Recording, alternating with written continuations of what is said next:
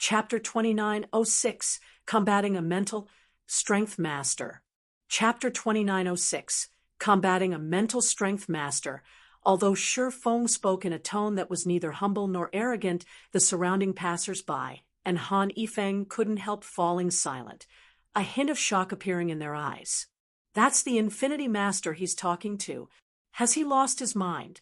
Han Yifeng felt his legs weaken when he saw Shi Feng's unyielding attitude. For longtime residents of the upper zone, mental strength masters were existences that shouldn't be provoked, all the more so a mental strength master with 2-star high-grade authority. Even the base layer's top-ranking organizations wouldn't dare to offend such an existence. Mental strength masters with 2-star authority could not only banish people from the upper zone for long periods, but also teach those who offended them a lesson with little to no repercussions. While the Green God Company might penalize the mental strength master by deducting their trade points and contribution points, such penalties were nothing for a mental strength master of such caliber. Although Shi Feng's words and manner of speaking couldn't be considered offensive to Fu Jiuzhong, it was still a slap to the face for the Infinity Master. Han Yifeng failed to understand why Shi Feng would step forward himself instead of letting Qin Bai cover for him. In his opinion, Shi Feng's action was simply insane. At this time, let alone Han Yifeng, even Han Rongrong, who had been quite courageous before and even dared to challenge Shi Feng, shuddered involuntarily in fear. This was because a bone-biting chill was enveloping her entire body right now. Killing intent. This was a frightening killing intent Han Rongrong had never experienced before.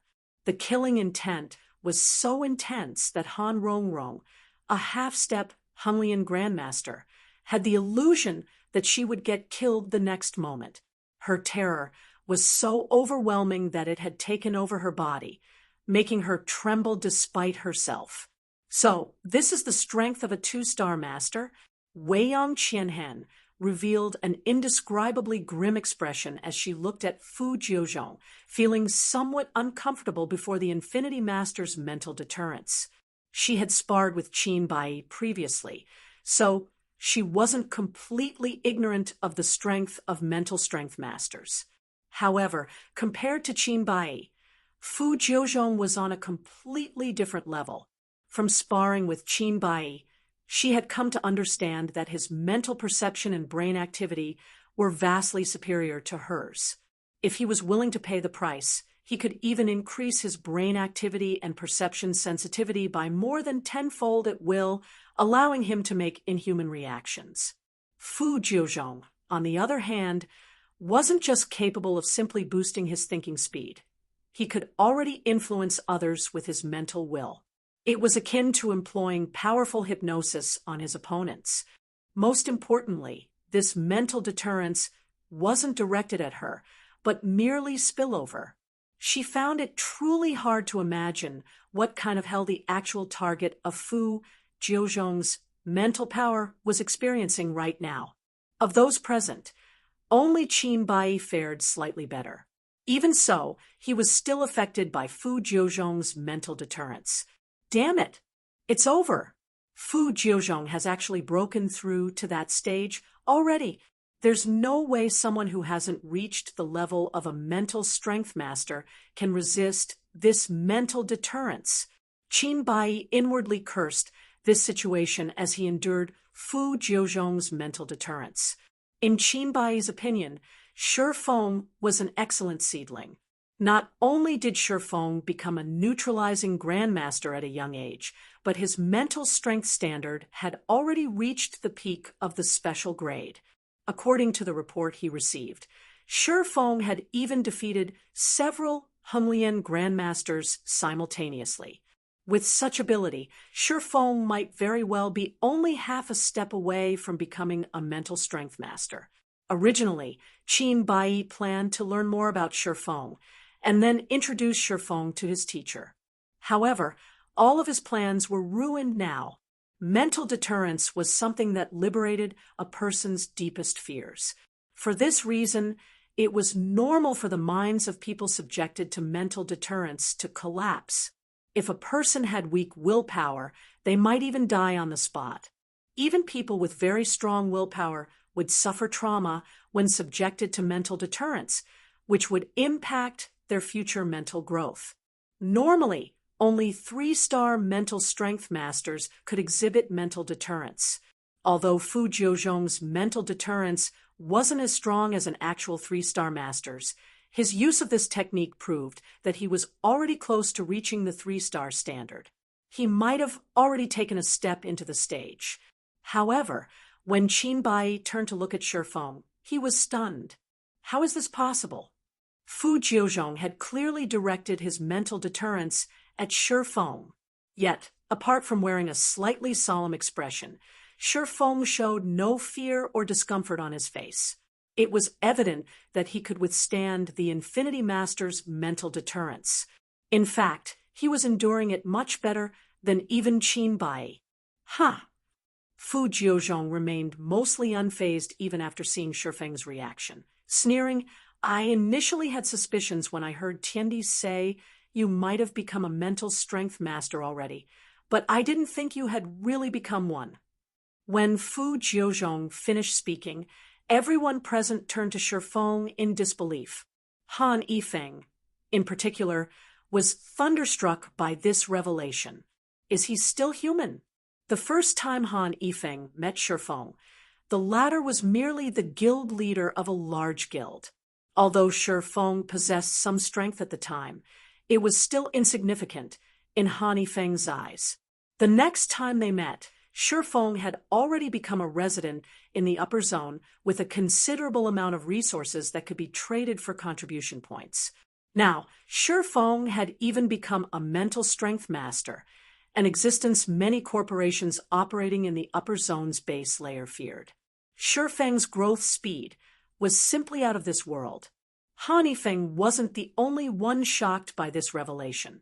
Qin Bai similarly felt his heart pounding madly.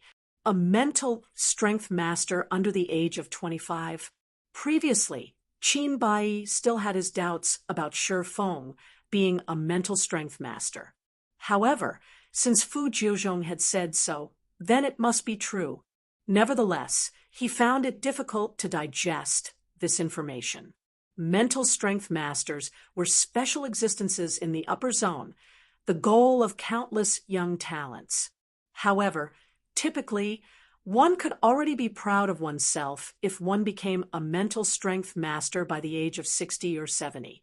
Qin Bai's achievement of becoming a mental strength master in his 30s already made him a rare talent that only appeared once every several decades in Yuantian City's upper zone.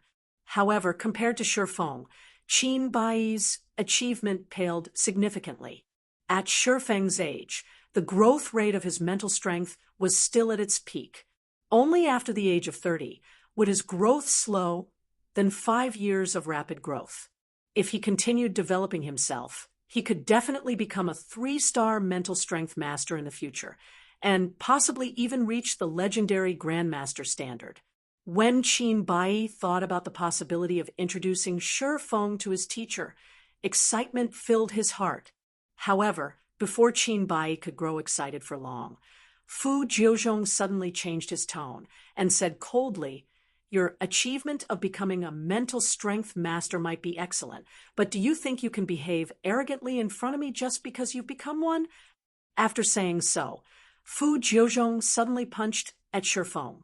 Although Fu Jiuzhong had only executed a textbook punch, in everyone's eyes, this punch seemed to carry the power of heaven and earth. The power of this punch was unstoppable, and everyone instinctively tried to run away. Not good. Qin Bai's expression immediately underwent a drastic change. Dodge it. Fu Jiuzhong's punch didn't just exude a mighty aura that daunted others' hearts. The Infinity Master had also removed the limiters on his body to exhibit 100% of his body's strength. Moreover, he had perfectly concentrated this strength into his fist. Even a bona fide 3-star master would have difficulty blocking this punch. It was evident that after seeing Shi Feng's true potential, Fu Jiuzhong intended to cripple Shi Feng to rid himself of a future threat. Shi Feng, the target of Fu Jiuzhong's punch, understood how powerful the oncoming attack was. Fu Jiuzhong's fist wasn't the only threat like most people thought. There was also the intent from the Infinity Master's fist. Although the fist intent didn't have a tangible form, it was by no means harmless. Moreover, even if Shi Feng could evade Fu Jiuzhong's fist intent, he couldn't dodge the punch itself. And although Shi Feng didn't know how powerful Fu Jiuzhong's punch was, he had a hunch that if he allowed the fist to connect, he would end up either crippled or dead. And worse, he couldn't stop the punch with his current strength utilization technique. This was because he was currently incapable of removing all of the limiters his brain placed on his body. Read latest chapters at Wuxia World. You know, I will not let things end like this. As Shi Feng watched Fu Jiuzhong's fist moving closer and closer to him, his brain raced, thinking of ways to block the punch. When Fu Jiuzhong's fist was only half a meter away, a potentially viable technique suddenly occurred to Shi Feng, a technique he had wanted to use in the real world all this time, but couldn't due to physical fitness and mental capacity limitations. Block it! With a shout, Shi Feng concentrated the strength of his body and removed the limiters on his two arms. He then brandished his arms as if he were brandishing swords and instantly executed the sword technique he had used thousands of times in God's domain.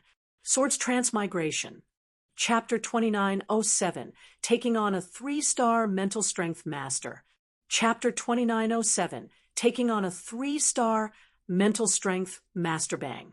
Along with the sound of an explosion, the ambient air fluctuated, and even those standing more than 10 meters away from Shi Feng and Fu Jiuzhong felt these shock waves.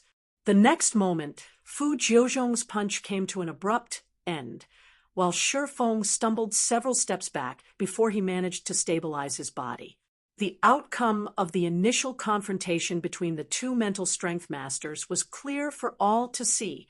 However, this result had Han Yifeng and the others looking at Shi Feng in shock and disbelief. He blocked it? How did he do it? Fu Jiuzhong's punch was akin to a behemoth's attack. One could tell how much power the punch carried just by looking at the shattered stone slabs under Fu Jiuzhong's feet. The upper zone's pavement was extraordinary, its hardness comparable to steel. Even a Henglian Grandmaster's full-powered attack would, at most, crack it. Yet, the stone slabs directly under Fu Jiuzhong's feet had basically disintegrated, while the adjacent slabs had web-like cracks spread across them. Fu Jiuzhong's punch could probably knock a car back over a dozen meters. The attack undoubtedly reached inhuman levels already. What did he do just now? Qin Bai stared at the uninjured Shi Feng in confusion. Compared to the other spectators, Qin Bai had a far better understanding of how much power Fu Jiuzhong's punch carried. An entry-level mental strength master would be fortunate to sustain only minor injuries from the punch, let alone emerge intact. Typically, if the average human removed all of the limiters restricting their body, they could lift an entire car. Meanwhile, Fu Jiuzhong was a mental strength master who had tempered his body over several decades. One could easily imagine how much power he could exert if he removed his limiters and concentrated all his strength into his fist. Of course, executing such a move would also place a huge burden on the body. If an ordinary person tried replicating Fu Jiuzhong's move without having absolute control over their physical body, they would most likely end up crippled afterward. This was because the limiters the brain placed was a form of protection for one's body. However, it was a different story for mental strength masters of Fu Jiuzhong's caliber. Currently, not only did Fu Jiuzhong have perfect control over his body's strength, but he could also freely turn his body's limiters on and off. So long as he turned off his limiters the moment he attacked and instantly turn them back on after executing his attack. He could minimize the damage to his body. He might even be able to offset the damage completely by using his body's resilience. And this was also what made 3-star mental strength masters so frightening. On the other hand, Shifeng was evidently incapable of removing all of his body's limiters right now. Yet, by relying on a strange technique and incredible speed, he had successfully blocked Fu Jiuzhong's punch. More precisely, he had deflected the power of the Infinity Master's punch and received only part of the attack's power and impact. This feat was simply incredible. In reality, Qin Bai wasn't the only one surprised by this outcome. Shifeng himself felt shocked and ecstatic. He never thought his plan would succeed. Although he had failed to fully replicate Sword's transmigration just now, the incomplete technique still allowed him to resist Fu Jiuzhong's full-powered blow. However, Shifeng now felt his mind stagnating slightly due to using Sword's transmigration with his mortal body. His brain had evidently overloaded itself to enable his body to execute the technique. He diverted my strength? Fu Jiuzhong eyed Shifeng in incomprehension. He couldn't understand how Shifeng's 2 strange chopping strikes had managed to scatter the power in his fist. At the moment of contact, he had felt some kind of power invade his body and deform his posture slightly. This, in turn, caused the power of his punch to plummet and allowed Shifeng to escape unscathed. Was it luck? Fu Jiuzhong shook his head, dismissing his thoughts. He promptly dashed toward Shifeng and executed a flurry of punches, giving him no time to catch a breather or create another miracle.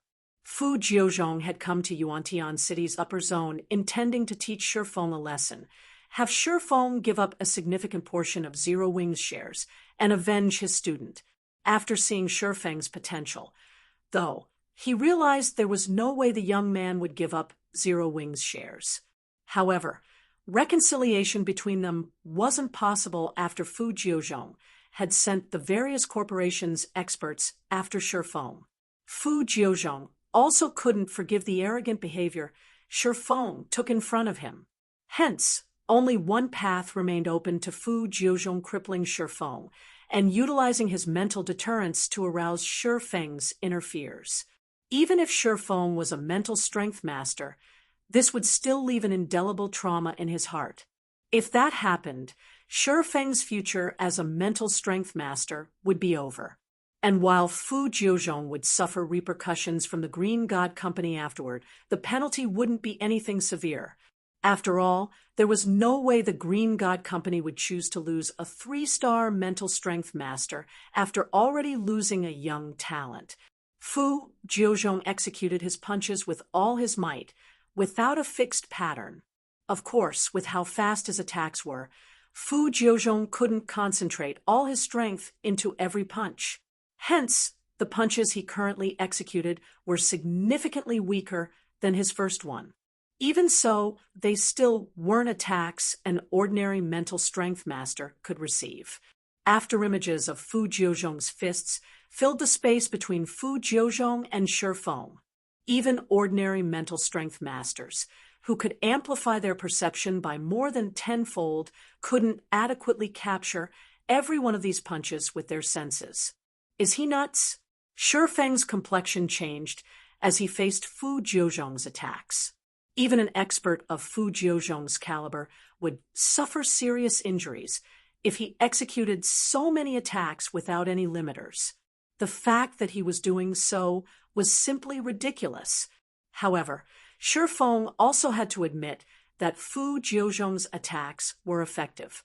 He could hardly keep up with the attacks, let alone execute Sword's transmigration to deflect them. When Fu Jiuzhong's punches were about to reach him, Shifeng gritted his teeth and liberated the limiters on his muscles once more. He then brandished his arms as if they were 2 long swords. Swords orbit. Bang, bang, bang. Less than 1 meter separated Fu Jiuzhong and Shifeng as they clashed in front of the Green God Tower.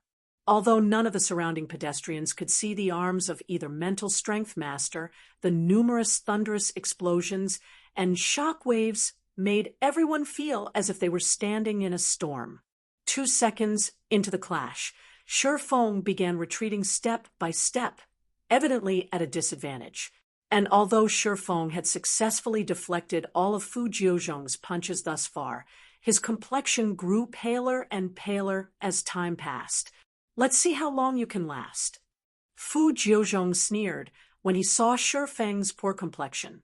Although Fu Jiuzhong was sustaining heavy damage by executing so many attacks with his limiters fully liberated, the damage wasn't unbearable.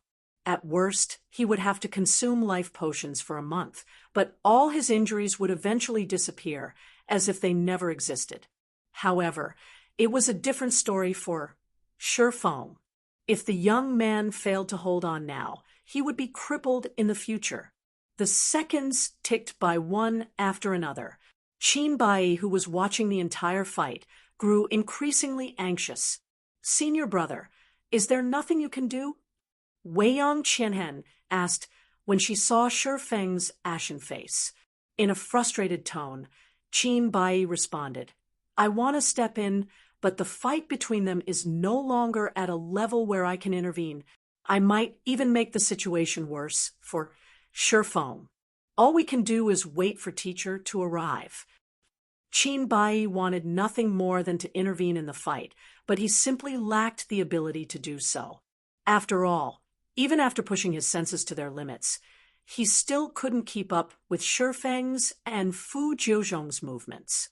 If he charged in recklessly, he might get sent flying by some random attack. 10 seconds into the fight, Fu Jiuzhong's complexion began turning red, while Shi Feng's turned deathly pale. A look of deep fatigue also surfaced in Shi Feng's eyes, and it was evident he could last only a few more seconds. "Die!" Fu Jiuzhong accelerated his punches when he noticed Shi Feng faltering. He planned to end the fight right here and now. Upon seeing this, Qin Bai reflexively closed his eyes, while Weiyang Qianhen's complexion turned grim. Just as Fu Jiuzhong's fists were about to overwhelm Shi Feng's defense, a rebuke suddenly echoed in everyone's ears. "Both of you, stop fighting this instant." Although this voice wasn't deafening, it still stimulated everyone's mind and compelled them to obedience. Among those present, only Fu Jiuzhong, Shi Feng, and Qin Bai remained mostly unaffected by the voice. However, immediately afterward, an incomparably powerful mental deterrence assaulted Fu Jiuzhong and Shi Feng, causing them to stumble back several steps. This scene amazed the surrounding spectators, and everyone couldn't help wondering about the identity of the voice's owner. When everyone turned toward the voice's origin, what they saw were two people walking out of the Green God Tower's entrance. One was a beautiful woman with her black hair tied into a ponytail, and the other was a white-clad old man walking with a hunched back and a cane. Most of the people present quickly recognized the woman. She was none other than Xia Qingying, the base layer's general manager. The old man Xia Qingying was supporting, though, was someone unfamiliar to them. Only Qin Bai recognized the old man, and he couldn't help a look of panic and disbelief at seeing the old man. Looking at the approaching old man, Fu Jiuzhong gnashed his teeth and yelled, "Wu Yuan, I'm only teaching an arrogant kid a lesson. Are you going to interfere in this as well?" The white-clad old man's name was Xia Wu Yuan. In addition to being the middle-layer general manager of Yuantian City's upper zone, he was also a bona fide 3-star mental strength master, someone with real authority in Yuantian City's upper zone. Rumor had it that he was only half a step away from becoming a mental strength grandmaster. However, for Fu Jiuzhong, who had just recently become a 3-star mental strength master, Xia Wu Yuan wasn't in existence to fear. "Jiuzhong, this is Yuantian City's upper zone. Do you take this place for a joke?" Xia Wu Yuan said as he glanced at Fu Jiuzhong. "This matter ends here. Shifeng is already a talent Yuantian City's upper zone has set its eyes on. I won't sit still if you persist in making a scene. Xia Wuyuan's words thundered in Fu Jiuzhong's ears, causing his expression to turn ugly. Fu Jiuzhong then glared at Shifeng and said coldly, "Consider yourself lucky today, kid. However, don't think you'll be as lucky next time." After saying so, Fu Jiuzhong got back into his maglev car together with Lu Qiandi and departed the area, disinclined to exchange any more words with Xia Wuyuan. "Teacher, are we going to let Shifeng go, just like that?" Lu Qiandi asked, with them having thoroughly offended Shifeng. If they didn't cripple Shifeng now, he would definitely become a thorn in their side with his extraordinary potential. After taking a deep breath, Fu Jiuzhong shook his head and said, "That old ghost is already close to crossing that threshold. I can't go up against him. However, that doesn't mean I'll let that kid off. After I apply for 3-star high-grade authority and get it approved, I'll have one chance to train in the core area and solidify my gains. Once that happens, that kid won't be able to stop me as easily as he did today." Lu Qiandi breathed out a sigh of relief at Fu Jiuzhong's words. If Fu Jiuzhong could train in the upper zone's core area even for a short period, he would definitely return stronger and would have a much easier time dealing with Shifeng. Most importantly, Fu Jiuzhong could afford to do a lot more things once he gained 3-star high-grade authority. Read latest chapters at Wuxia World. Meanwhile, after Fu Jiuzhong and Lu Qiandi left, Shifeng hurriedly approached Xia Qingying and Xia Wuyuan to thank them. If not for Xia Wuyuan's intervention, Shifeng really would have succumbed to Fu Jiuzhong's attacks. "This little fellow has quite the talent," Xia Wuyuan thought to himself as he scrutinized Shifeng. He then said, "Qingying mentioned you to me before. She said you were even more talented than Bai. I initially thought she was joking, so it is fortunate I had some business here today. Otherwise, Fu Jiuzhong would have crippled you. Thank you for helping me, Elder Xia." "Thank you as well, General Manager Xia," Shifeng said as he looked at Xia Wuyuan, and Xia Qingying nodding at Shifeng. Xia Qingying said, "You really surprised me. Although I've long since known you would become a mental strength master sooner or later, I didn't expect you to break through in such a short time. It seems I didn't invite my grandfather here in vain." Shifeng grew a little awkward after hearing Xia Qingying's words, unsure of how to explain himself. After all, his rapid growth was a complete accident. "Ahem, that's enough talking. You'll have plenty of chances to talk in the future," Xia Wuyuan said, faking a cough. He then looked at Shifeng and said, "Kid, now that you've become a mental strength master, come with me to the middle layer."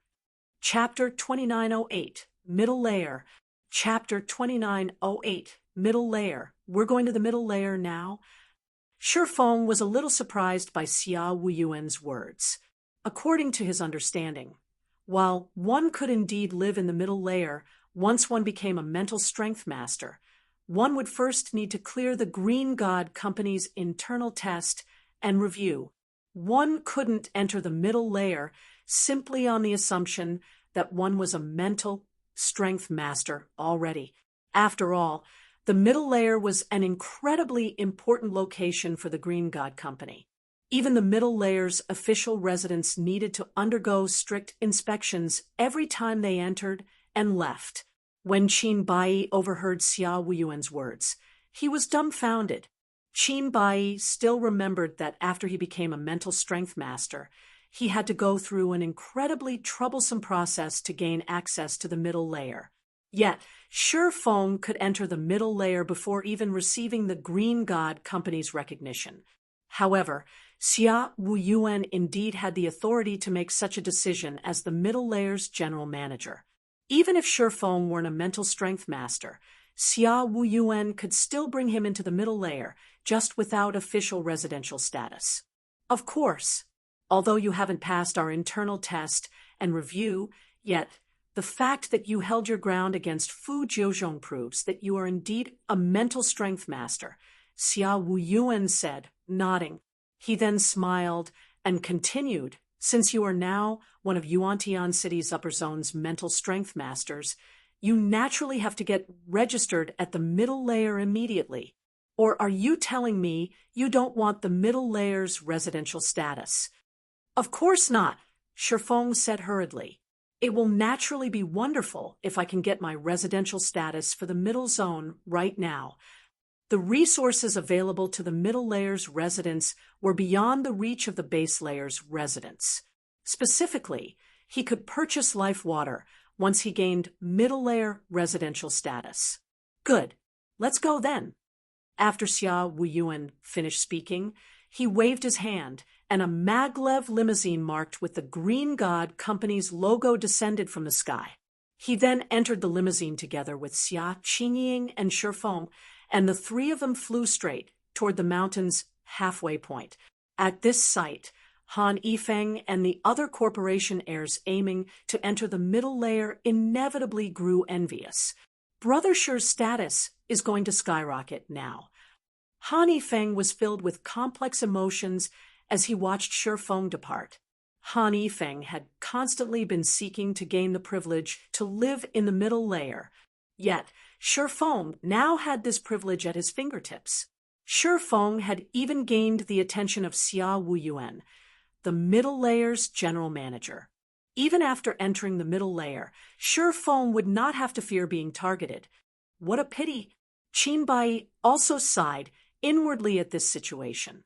If the middle layer's big shots found out about Shifeng's talent, they would desperately try to get him as their student. Qin Bai's teacher wouldn't be an exception.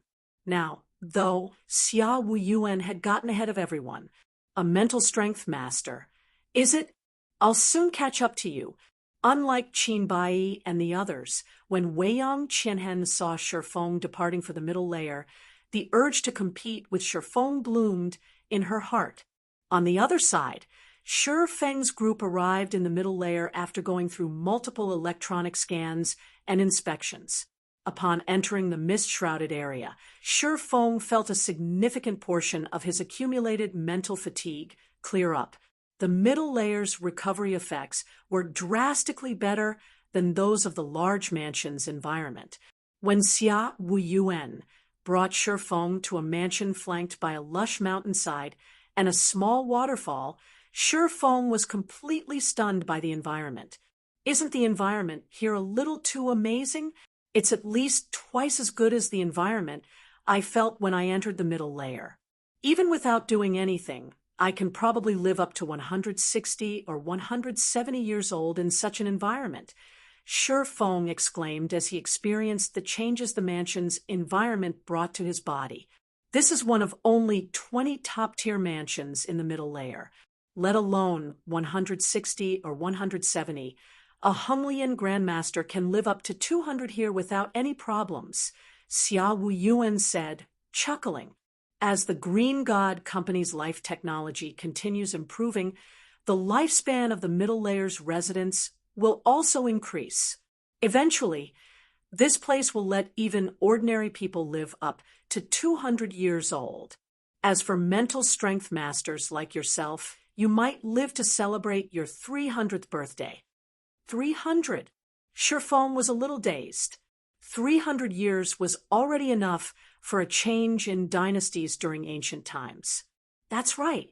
Although it is still somewhat difficult to reach such an age in the middle layer right now, the improvement is only a matter of time, Xia Wuyuan said, nodding. However, if you become a mental strength grandmaster, reaching 300 won't be difficult at all. Are mental strength grandmasters that strong? Shifeng asked in surprise. With his current physical fitness, even with the support of life potions and the middle layer's environment, he could, at most, live to around 200 years old. He dared not think about living up to 300, yet Xia Wuyuan stated that a mental strength grandmaster could currently live up to 3 centuries. This was incredible. Of course, mental strength grandmasters are much stronger than you think. They can exert 100% control over their brains. To ordinary people, they are no different from gods. The Green God Company's creator was also a mental strength grandmaster. Xia Wuyuan said, awe and envy appearing on his face. Shi Feng was stunned once more. The Green God Company was the most influential corporation in the world. The combined influence of every other corporation worldwide couldn't match the Green God Company's influence. Shi Feng never imagined that the founder of this corporation was a mental strength grandmaster. This was simply unbelievable. Seeing Shi Feng's dazed expression, Xia Wuyuan added, "You, too, have a small possibility of becoming a mental strength grandmaster. It is for this possibility that I brought you to the middle layer. Only by living here can you better develop your mental strength. Letting you remain in the base layer is simply a huge waste." Shi Feng immediately came to a realization when he heard Xia Wuyuan's words. It was no wonder Xia Wuyuan brought him straight to the middle layer without undergoing the Green God Company's test. When Xia Wuyuan saw Shi Feng's contemplative expression, he smiled faintly and asked, "You're thinking that with your potential, I'm underestimating you by saying that you only have a small possibility of becoming a mental strength grandmaster, right?" Shi Feng didn't deny Xia Wuyuan's guess. In his opinion, if the Tier 5 concentration standard of God's domain represented the master standard for mental strength in the real world, then the Tier 6 concentration standard should correspond to the mental strength grandmaster standard.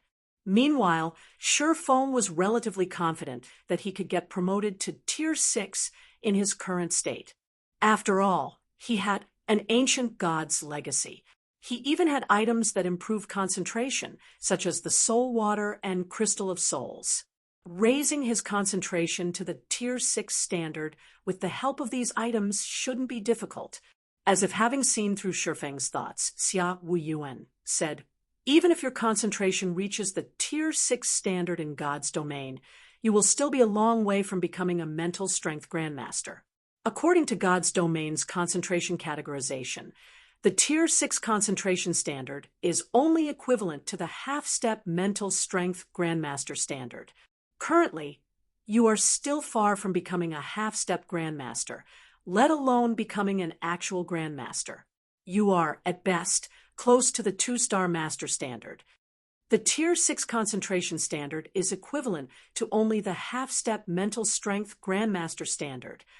Shi Feng was startled. Shi Feng had experienced what it was like to have Tier 6 concentration thanks to the light of 2 worlds, and the experience was amazing beyond imagination. With Tier 6 concentration, he could suppress even ordinary Tier 5 existences with his mental oppression. Tier 4 players that weren't at the peak of Tier 4 would even lose consciousness on the spot. In his opinion, this should already be equivalent to the rumored mental strength grandmaster standard. Yet, according to Xia Wuyuan, that wasn't the case at all. If Xia Wuyuan was telling the truth, then Shi Feng couldn't even begin to imagine how powerful a mental strength grandmaster's mind was. Can you not make it sound as if half-step mental strength grandmasters are very weak? I'll have you know that even Yuantian City's upper zone has only 3 half-step grandmasters, while some of the other upper zones have only 2. Our upper zone is considered above average already, Xia Wuyuan said, rolling his eyes at Shi Feng. Also, I managed to assign you this top-tier mansion only because of one other person's recommendation. Otherwise, even with your excellent talent, you'd only get to live in a basic mansion in the middle layer. You'd need first to become a 3-star master to live here. Another person's recommendation? Shi Feng grew curious. Most of his acquaintances in the upper zone lived in the base layer, and he knew none of the big shots living in the middle layer. You know this person. She's the person you've been secretly investigating. Her ID in God's domain is Phoenix Rain, Xia Wuyuan said. If not for this girl's recommendation, you would have received a similar treatment to the other mental strength masters. Phoenix Rain. Shifeng was surprised. She's also living in the middle layer? What is her current condition? Shifeng had conducted plenty of investigations into Phoenix Rain. After all, Ji Luorong was very concerned about her elder sister. However, he never managed to find any information. He never thought that he would receive news of Phoenix Rain from Xia Wuyuan. Moreover, it was even Phoenix Rain who had recommended him to the middle layer. I can only say that it isn't good. Apart from that, there is nothing else you should know right now, Xia Wuyuan replied, shaking his head. To be precise, you still don't have the qualifications to know. Her condition isn't good. Shifeng fell into deep thought. After a moment, he asked, Elder Xia, how do I get the qualifications you speak of? Originally, Shifeng didn't hold much hope of acquiring information about Phoenix Rain. This was because Phoenix Rain's situation definitely involved a huge secret. He was fortunate to obtain even this slight bit of information. But now that he was a mental strength master, if he could help Phoenix Rain, he would naturally do so. After all, Phoenix Rain had helped him a lot previously. Phoenix Rain's little sister, Ji Luorong, was now an important member of Zero Wing as well. There was no reason not to help. If you make a significant contribution to the Green God Company and elevate your authority to the 3-star high-grade status, you can know a little more, Xia Wuyuan said after giving the matter some thought. Significant contribution? Upon hearing that he had a chance, Shifeng asked hurriedly, May I know how many contribution points I will need for that? Significant contributions cannot be weighed using contribution points, Xia Wuyuan replied, shaking his head. If you want to make a significant contribution, the only available avenue for you right now is driving off the Outer World's NPC army in God's domain. If you can do that, you might even be able to meet with her. Repel the Outer World NPC army. Shifeng frowned slightly at Xia Wuyuan's answer. The Outer World's NPC army was different from the Outer World's player army. After all, the player army didn't even have a single Tier 5 player in its ranks. In contrast, the NPC army had Tier 5 NPCs, and might even have demigod-level NPCs. Just stopping the NPC army's advance was already a difficult feat, repelling. It was simply impossible for the Eastern Continent's native forces. Read latest chapters at Wuxia World. EU, you should stop thinking about this matter and focus on developing your mental strength, Xia Wuyuan said. Although you've become a mental strength master and entered the middle layer, Fu Jiuzhong has already become a 3-star master. If he's really intent on targeting you, you'll probably have to spend the rest of your life cooped up in here. Outside of the middle layer, he'll have plenty of ways to deal with you. Shifeng nodded in agreement. Currently, the Infinity Master indeed posed a significant threat to him. If Xia Wuyuan hadn't appeared today, Shifeng definitely would have suffered severe injuries. Moreover, he couldn't stay in the middle layer or upper zone forever, as he needed to manage Zero Wing's affairs in the outside world. Elder Xia, may I know how I can purchase life water? Shifeng asked. Shifeng might not be able to leave the upper zone right now, but with Fu Jiuzhong's status and pride, the latter definitely wouldn't stoop so low as to target Zero Wing's other members. After all, none of Zero Wing's other members could pose a threat to him. And if Fu Jiuzhong targeted Zero Wing's other members, the upper zone's other residents would look down upon him. However, Shifeng couldn't discount the possibility of Fu Jiuzhong having the upper zone's various corporations secretly target Zero Wing, either. Hence, the first thing Shifeng needed to do now was let Gentle Snow and Aqua Rose recover. With their strength, protecting Zero Wing from Fu Jiuzhong's henchmen wouldn't be difficult. Chapter 2909, Soul Improves. Chapter 2909, Soul Improves. Purchase life water. Looking at Shifeng's slightly pale complexion, Xia Wuyuan said in confusion, your current authority is 1-star high grade, so you're allowed to exchange for only 1 bottle per year. However, the main purpose of life water is to replenish life. With a mental strength master's regenerative abilities, you can just use the life potions or the meditation potions exclusive to the middle layer to repair minor physical or mental damages. Are you sure you want to exchange for life water? I can only exchange for 1 bottle per year. Shifeng frowned slightly at Xia Wuyuan's words. In Gentle Snow and Aqua Rose's current condition, they would easily survive for more than a year if they lived in the base layer's large mansion. However, Zero Wing couldn't afford to wait for a year. After all, Gentle Snow and Aqua Rose had many responsibilities they needed to handle. This was especially true for the management of the guild's headquarters in the real world. Fire Dance and Lei Bao couldn't manage the entire headquarters by themselves. Not to mention, Fire Dance and the others would be coming to the upper zone to train soon. There are alternatives available if you wish to exchange for more life water, Xia Qingying said when she saw Shifeng's disappointed look. Smiling faintly, she continued, as you managed to become a mental strength master before the age of 30, the Green God Company will be giving you a reward. A reward? Shifeng immediately grew interested. That's right. It is a reward for mental strength masters under the age of 30, Xia Wuyuan said, nodding in agreement. However, I do not recommend you use this reward to exchange for life water. This reward is something even 3-star masters desire greatly, as it can be used to redeem the privilege to enter and train in the core area, which is the top layer of this mountain. This privilege is for 1 month, and it will greatly help in the development of your mental strength. Normally, only after a person becomes a 3-star master would they get an opportunity to exchange for this privilege, and it's for only 10 days. Compared to this privilege, life water is something you can redeem any time. Are you certain you want to exchange for life water? Yes. Shifeng answered without hesitation. All right, then. I really don't know what's going through the minds of you young people these days.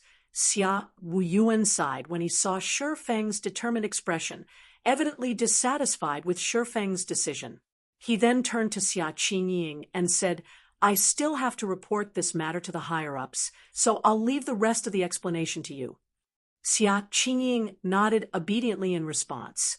After Xia Wuyuan finished speaking, he turned away and left the mansion, having no intention of continuing his conversation with Shifeng. Shifeng smiled bitterly at the old man's reaction. Don't mind it too much. Grandpa is just grumpy that you failed to meet his expectations. He doesn't know your circumstances. Xia Qingying consoled Shifeng after seeing Xia Wuyuan leave. Since you wish to exchange for life water, you need only 2 bottles, correct? I can exchange for 2 bottles? Shifeng was stunned. Originally, he thought that he could obtain only 1 bottle of life water as his reward, and that he would have to spend trade points and contribution points to exchange for the other one. However, based on Xia Qingying's tone, it appeared that he could receive more than just 1 bottle of life water as his reward.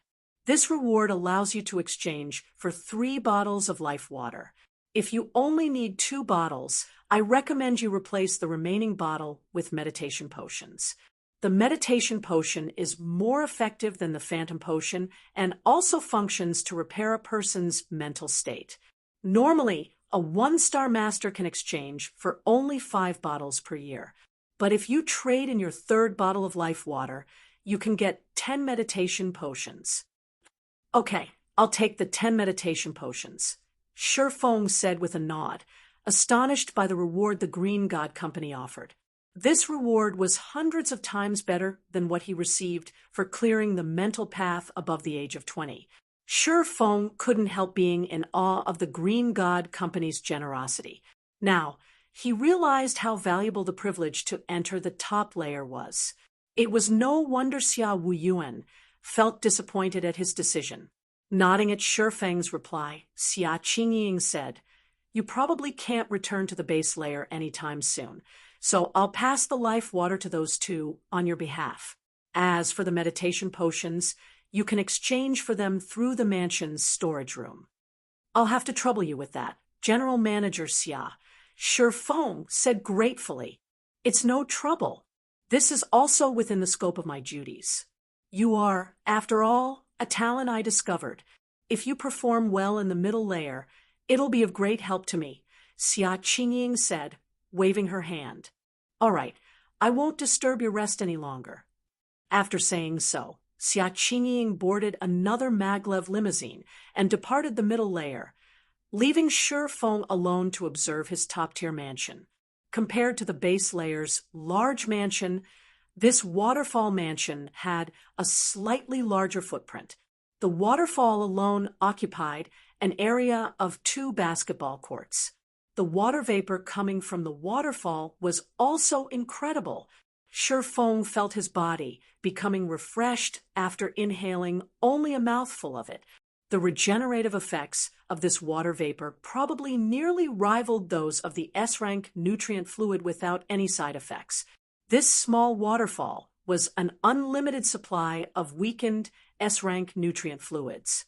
If sold to the outside world, it could definitely fetch an astronomical price. Probably no corporation in the outside world would ever dream that something like this waterfall could exist. After all, S-rank nutrient fluids were incomparably precious to the outside world's corporations, with only a very limited amount available each year.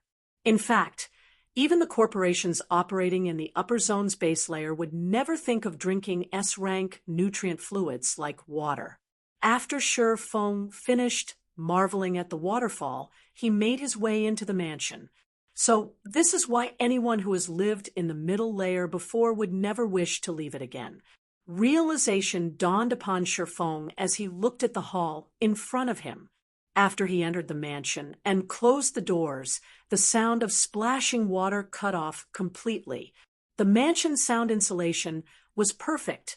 In addition, the special energy flowing inside the mansion was twice as strong as outside. If ordinary people lived in such an environment, even if they did nothing but lie on the ground, their physical fitness would still reach the half-step Humlian Grandmaster standard. If they trained their bodies a little, developing their physical fitness to the standard of Humlian Grandmasters would be no trouble at all.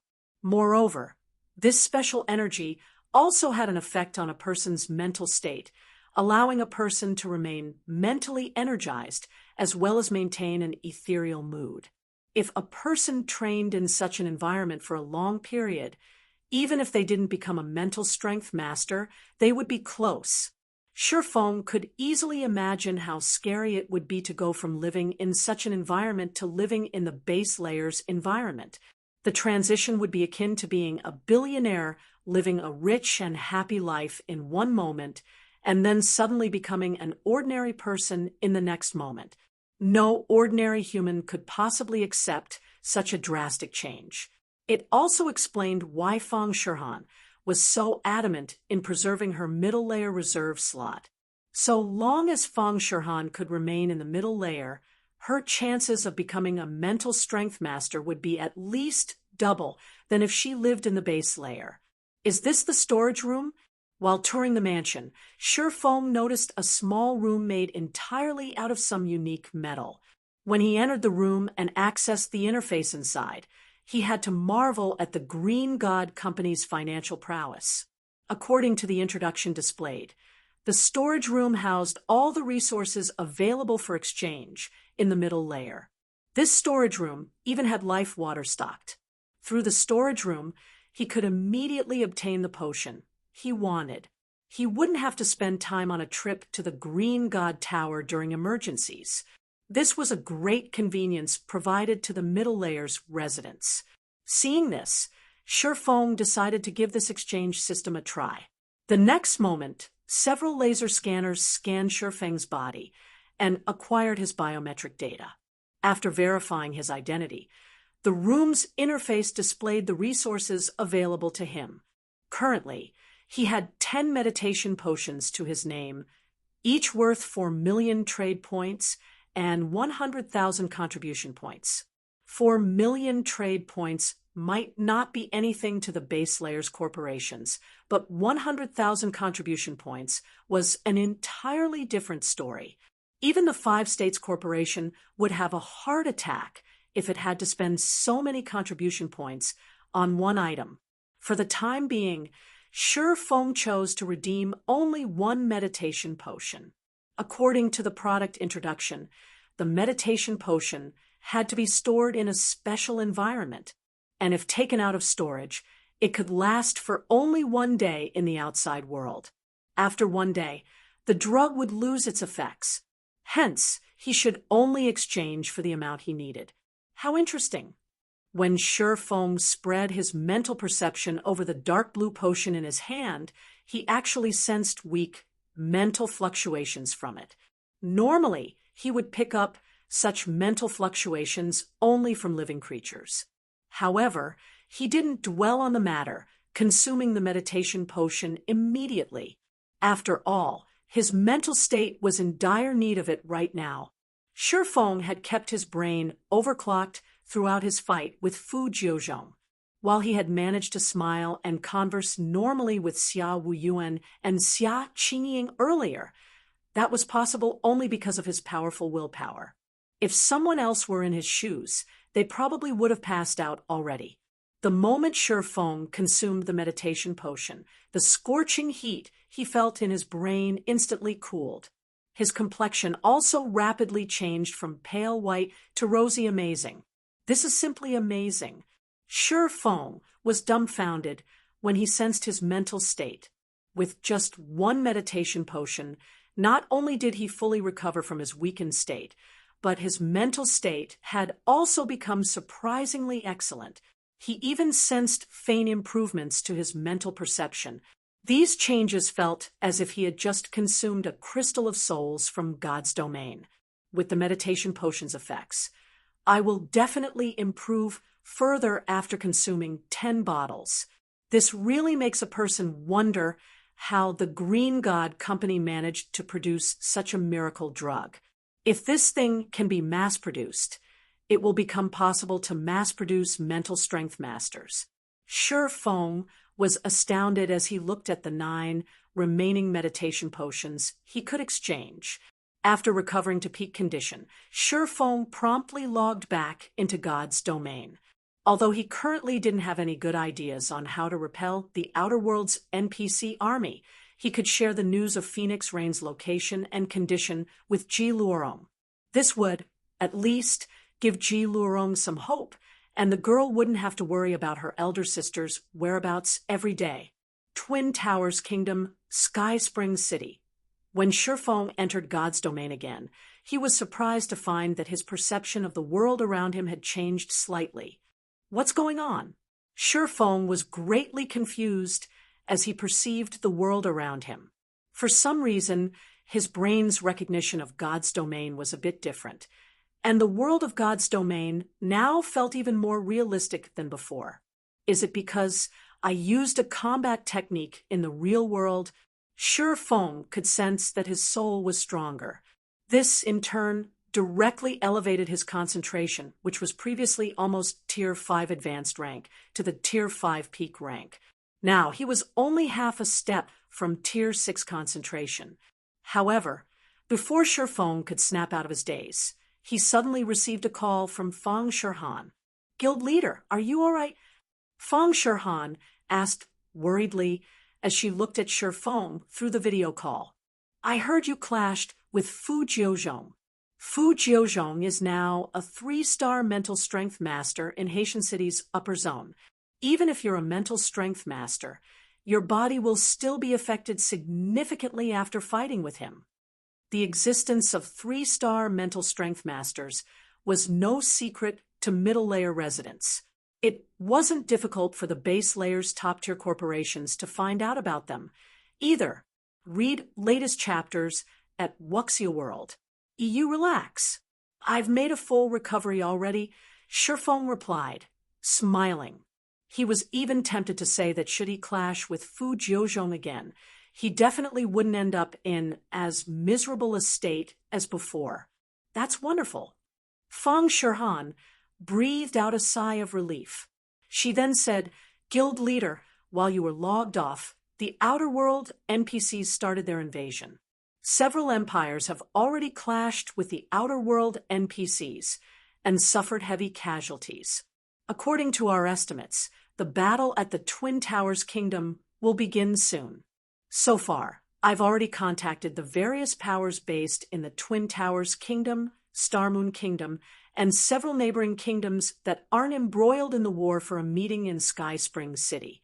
However, I'm not particularly confident we can get the neighboring kingdoms' player forces to cooperate with us, since the superpowers based in the engaged empires are doing their best to recruit them.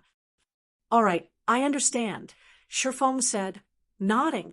Also, tell them that our meeting venue will be changed to Starmoon City. Change the venue to Starmoon City? Feng Shirhan was a little confused.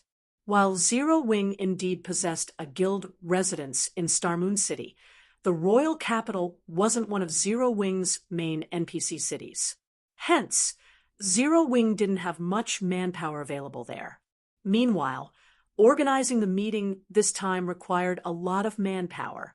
Not to mention, in terms of quality and quantity, Zero Wing's members in Sky Spring City were far superior to those in Starmoon City.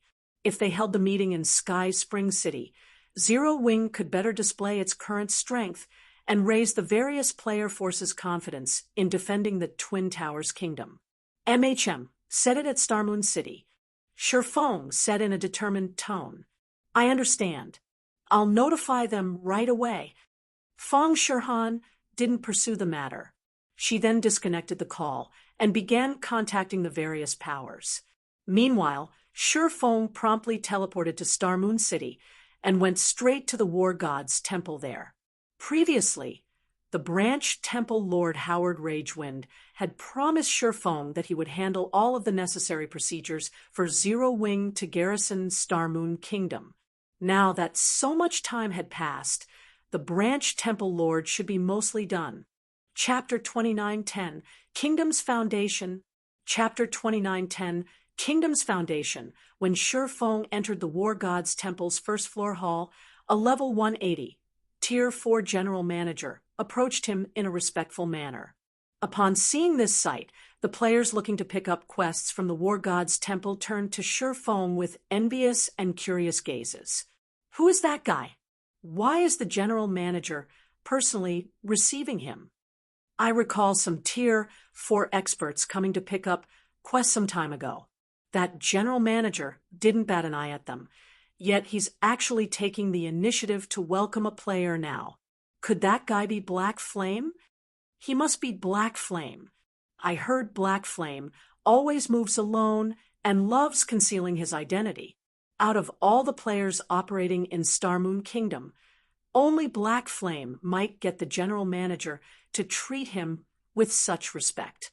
Shortly after the players in the hall observed Shifeng's cloaked figure, passionate flames flared up in their eyes.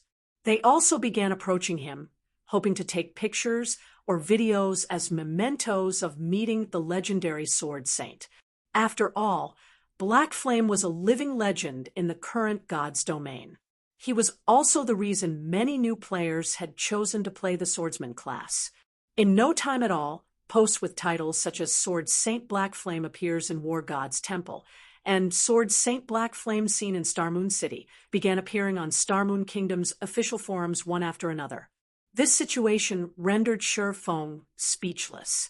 He had initially used the Nightwalker's cape to conceal his identity. Nevertheless, these cunning players still managed to identify him almost immediately. Lord Sword Saint, the Temple Lord instructed me to give you this should you visit us, the general manager said respectfully as he proffered a rolled-up parchment. The contract's contents will take effect as soon as you sign it.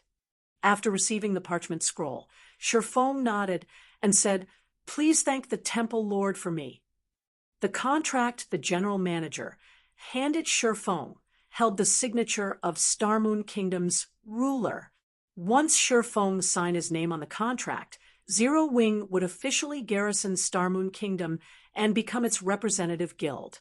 At that time, Zero Wing would be able to dictate the kingdom's development and even mobilize the kingdom's army. After reading the contract's contents, Shi Feng signed it without hesitation.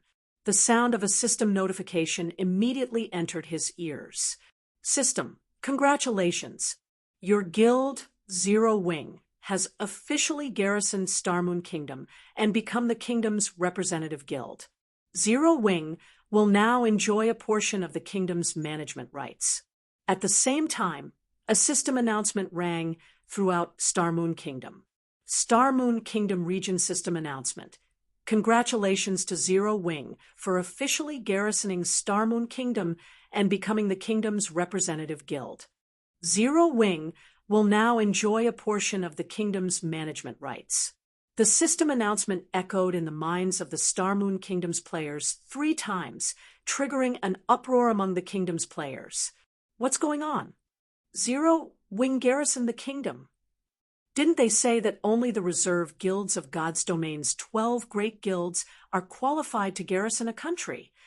The sudden system announcement confused many players.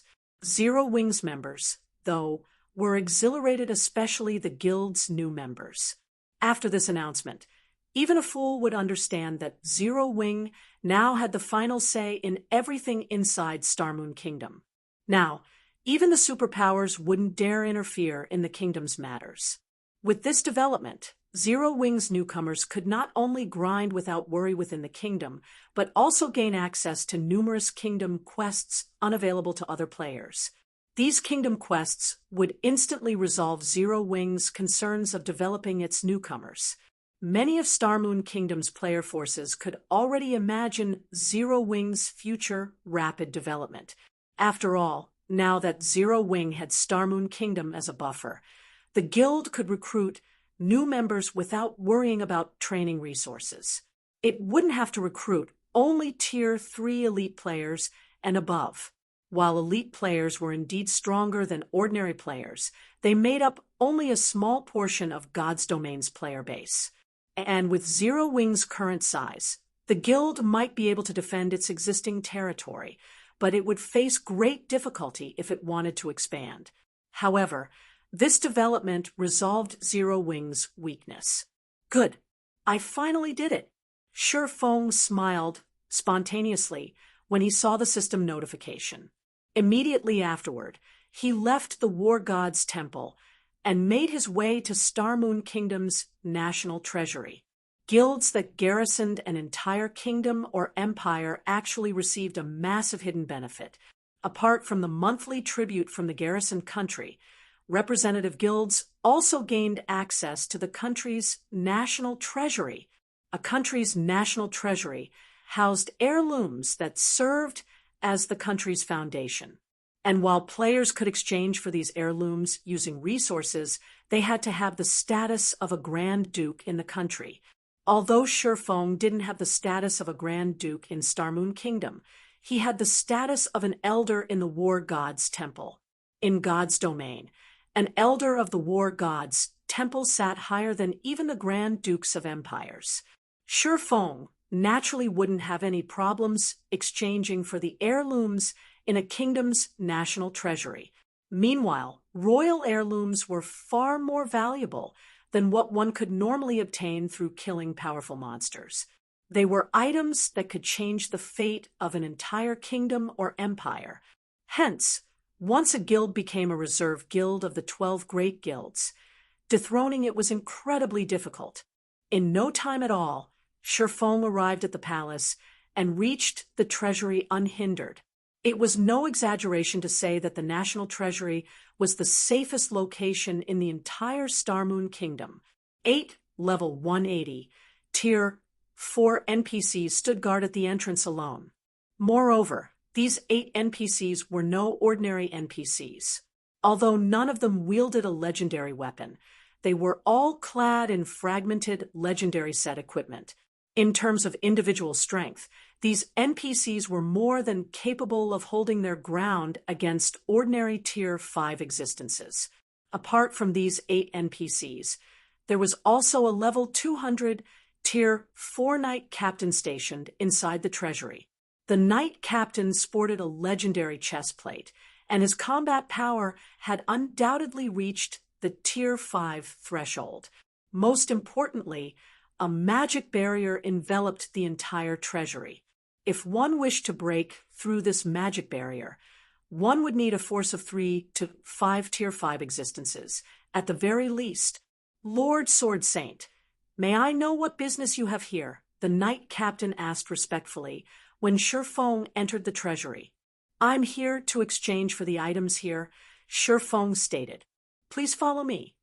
The Knight Captain then led Shifeng to the after descending 4 floors and walking for around half an hour. Shifeng arrived in front of a secret room enclosed by a magic barrier. Sitting quietly inside the room was an old man who made Shifeng feel pressured. A Tier 5 Grand Wizard, Shifeng was a little surprised when he saw the old man. Star Moon Kingdom's foundation was far stronger than he expected. After all, apart from being a Tier 5 existence, the old man in front of him also wore a legendary hat. Ordinary Tier 5 existences who tried to invade the treasury would only get roundly thrashed by this old man. Lord Sword Saint, please enter, the Knight Captain said while respectfully gesturing for Shifeng to enter the secret room. From the Knight Captain's actions, Shifeng guessed that the other party could go only as far as the secret room's entrance. After giving the Knight Captain a nod, Shifeng stepped into the room. Shifeng immediately noticed the room's uniqueness. The environment here resembled the ancient era's environment, which was already rare in the current god's domain. Lord Sword Saint, since you have already signed a contract with His Majesty, according to the contract, you are qualified to exchange for one of the items here, the old man said as he looked at Shifeng. He then waved his hand, summoning 3 items in front of Shifeng. The founding king left behind these 3 items. These items are why our Star Moon Kingdom was able to rise up in the main continent.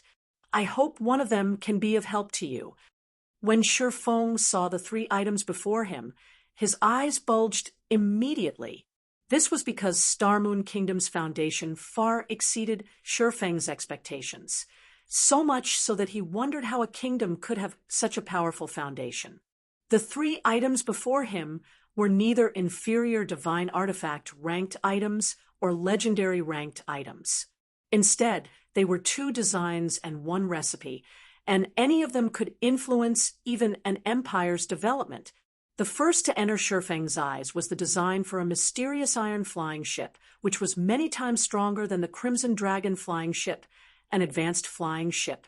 Not only was it capable of going up against Tier 4 superior mythic monsters, but its strongest attack even reached the Tier 5 intermediate standard. It could tear through the defensive magic arrays of cities like paper. Moreover, it had a maximum carrying capacity of 300 people. However, it cost a mind-blowing one: 5 million gold coins and 1 million magic crystals to exchange for the mysterious iron flying ship's design. The second item that drew Shifeng's eyes was the recipe of the Divine Power Potion, a Grandmaster Potion. As the potion's name suggested, players would gain divine power when they consumed the potion. For half an hour, players would have their tier elevated by 1, up to a maximum of Tier 4. Although Shifeng had heard of potions that raised a player's tier by 1, he had never heard of any that could raise a player's tier to Tier 4. Moreover, the potion even had a long duration of 30 minutes. In the current era, where Tier 4 players were still as rare as a phoenix's feather, the recipe for the Divine Power Potion was priceless. Even an ordinary first-rate guild would become an existence feared by the 5 great super guilds should it get its hands on this recipe. Read latest chapters at Wuxia World. Meanwhile, this recipe cost 1 million gold coins and 5 million magic crystals. The last item to enter Shifeng's eyes was the design for a combat puppet, a secret silver combat puppet. Throughout both his lives, Shi Feng had seen a secret silver combat puppet only once. In God's domain, bronze combat puppets possessed power at the Tier 3 peak standard. Even in the current God's domain, a bronze combat puppet was an incredibly powerful existence. Unless a Tier 4 existence appeared, a bronze combat puppet was unlikely to get destroyed. Above bronze combat puppets were mysterious iron combat puppets, which possessed combat power at the Tier 4 peak standard. They could go toe-to-toe against bona fide Tier 4 players. As for secret silver combat puppets, they possessed strength at the Tier 5 basic standard. Tier 4 existences would have a very difficult time destroying a secret silver combat puppet, and normally only Tier 5 existences could damage one. Meanwhile, the design for the secret silver combat puppet cost 2 million gold coins and 1 million magic crystals. Chapter 2911, Heirlooms Secured.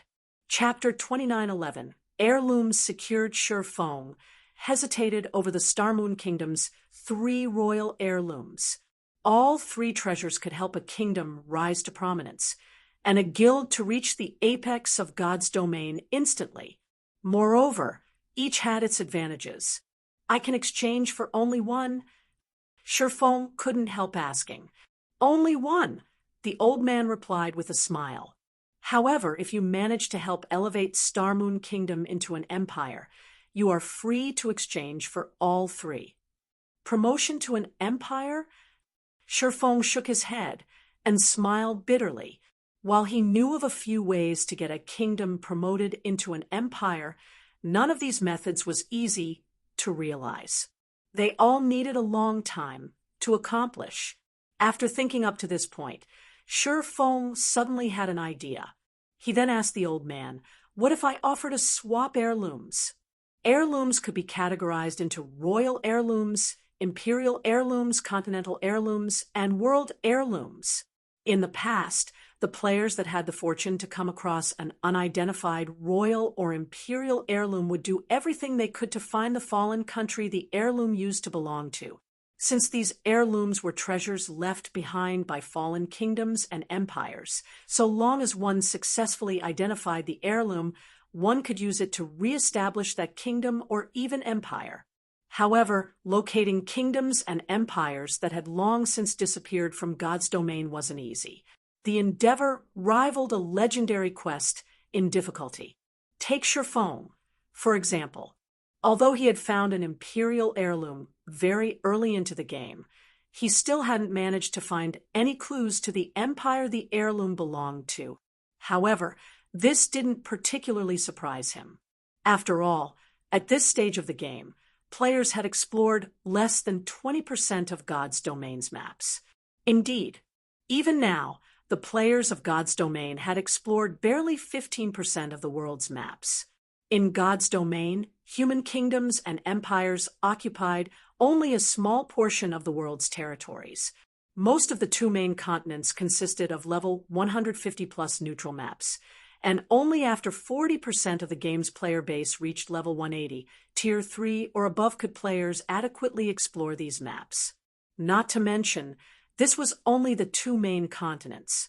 There was still the vast ocean in God's domain, which held innumerable islands, some as large as kingdoms and empires. Hence, finding a fallen empire in God's domain was unbelievably difficult. This was why one of the top 10 rookie guilds in the past, which had acquired an unidentified imperial heirloom through an auction, had used this imperial heirloom to exchange for an identified royal heirloom from a kingdom. Afterward, the guild saw explosive growth and quickly became one of the reserve guilds of God's domain's 12 great guilds at the time. Although Shi Feng wasn't sure how that guild had conducted the exchange, it would be a huge waste if he didn't ask if he could conduct a similar exchange. Swap heirlooms. The old man was a little stunned by Shi Feng's question. After pondering for some time, he said, "That's possible, but are you willing to pay such a huge price?" "What is the price?" Shi Feng asked. "Firstly, you'd need to find an unidentified imperial heirloom. Secondly, you'd need to pay double the price for a royal heirloom." The old man answered, Double. Shi Feng was flabbergasted. A royal heirloom was by no means cheap, and all three of the royal heirlooms before him cost upwards of 1 million gold coins and 1 million magic crystals. If this price were doubled, even superpowers couldn't afford them. That's right. However, the most important part is still the imperial heirloom. Without it, it won't matter how many resources you offer, the old man said, nodding. Deal. I'll trade an unidentified imperial heirloom for the mysterious iron flying ship. I'll also use my exchange opportunity for the secret silver combat puppet.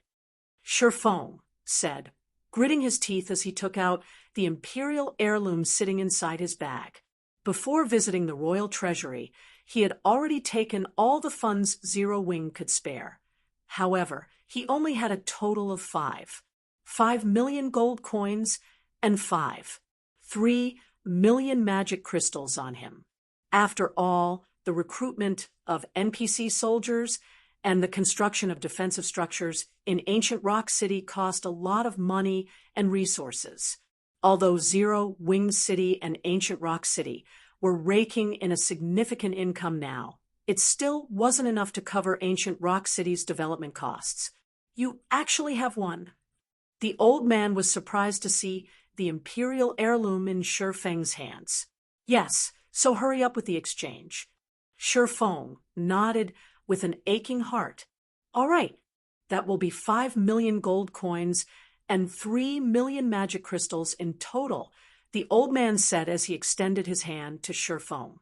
Verify the amount, Shi Feng said as he transferred the necessary amount of coins and magic crystals to the old man's spatial bag. After verifying that the amount was correct, the old man waved his hand, and 2 ancient designs flew to Shi Feng. When Shi Feng saw these 2 designs, his heart pounded with excitement.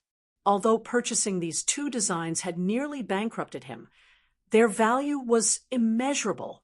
Now, all he needed to do was gather the necessary materials and begin mass production. The materials needed are certainly extraordinary.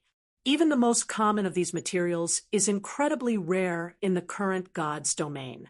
Producing both of these items will also require a ton of Titan gold and magic elven stones. Veins of Titan gold, or were considered grade 2 veins in God's domain, and incredibly rare, but they were the only way players could acquire Titan gold or in large quantities. Other types of grade 2 veins produce Titan gold or only occasionally. Overall, Titan gold was super rare, and just 1 ingot could sell for over a dozen gold coins.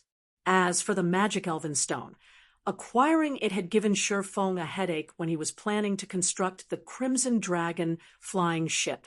However, the Crimson Dragon flying ship's construction cost was nothing compared to the mysterious iron ranked Blue Thunder flying ship.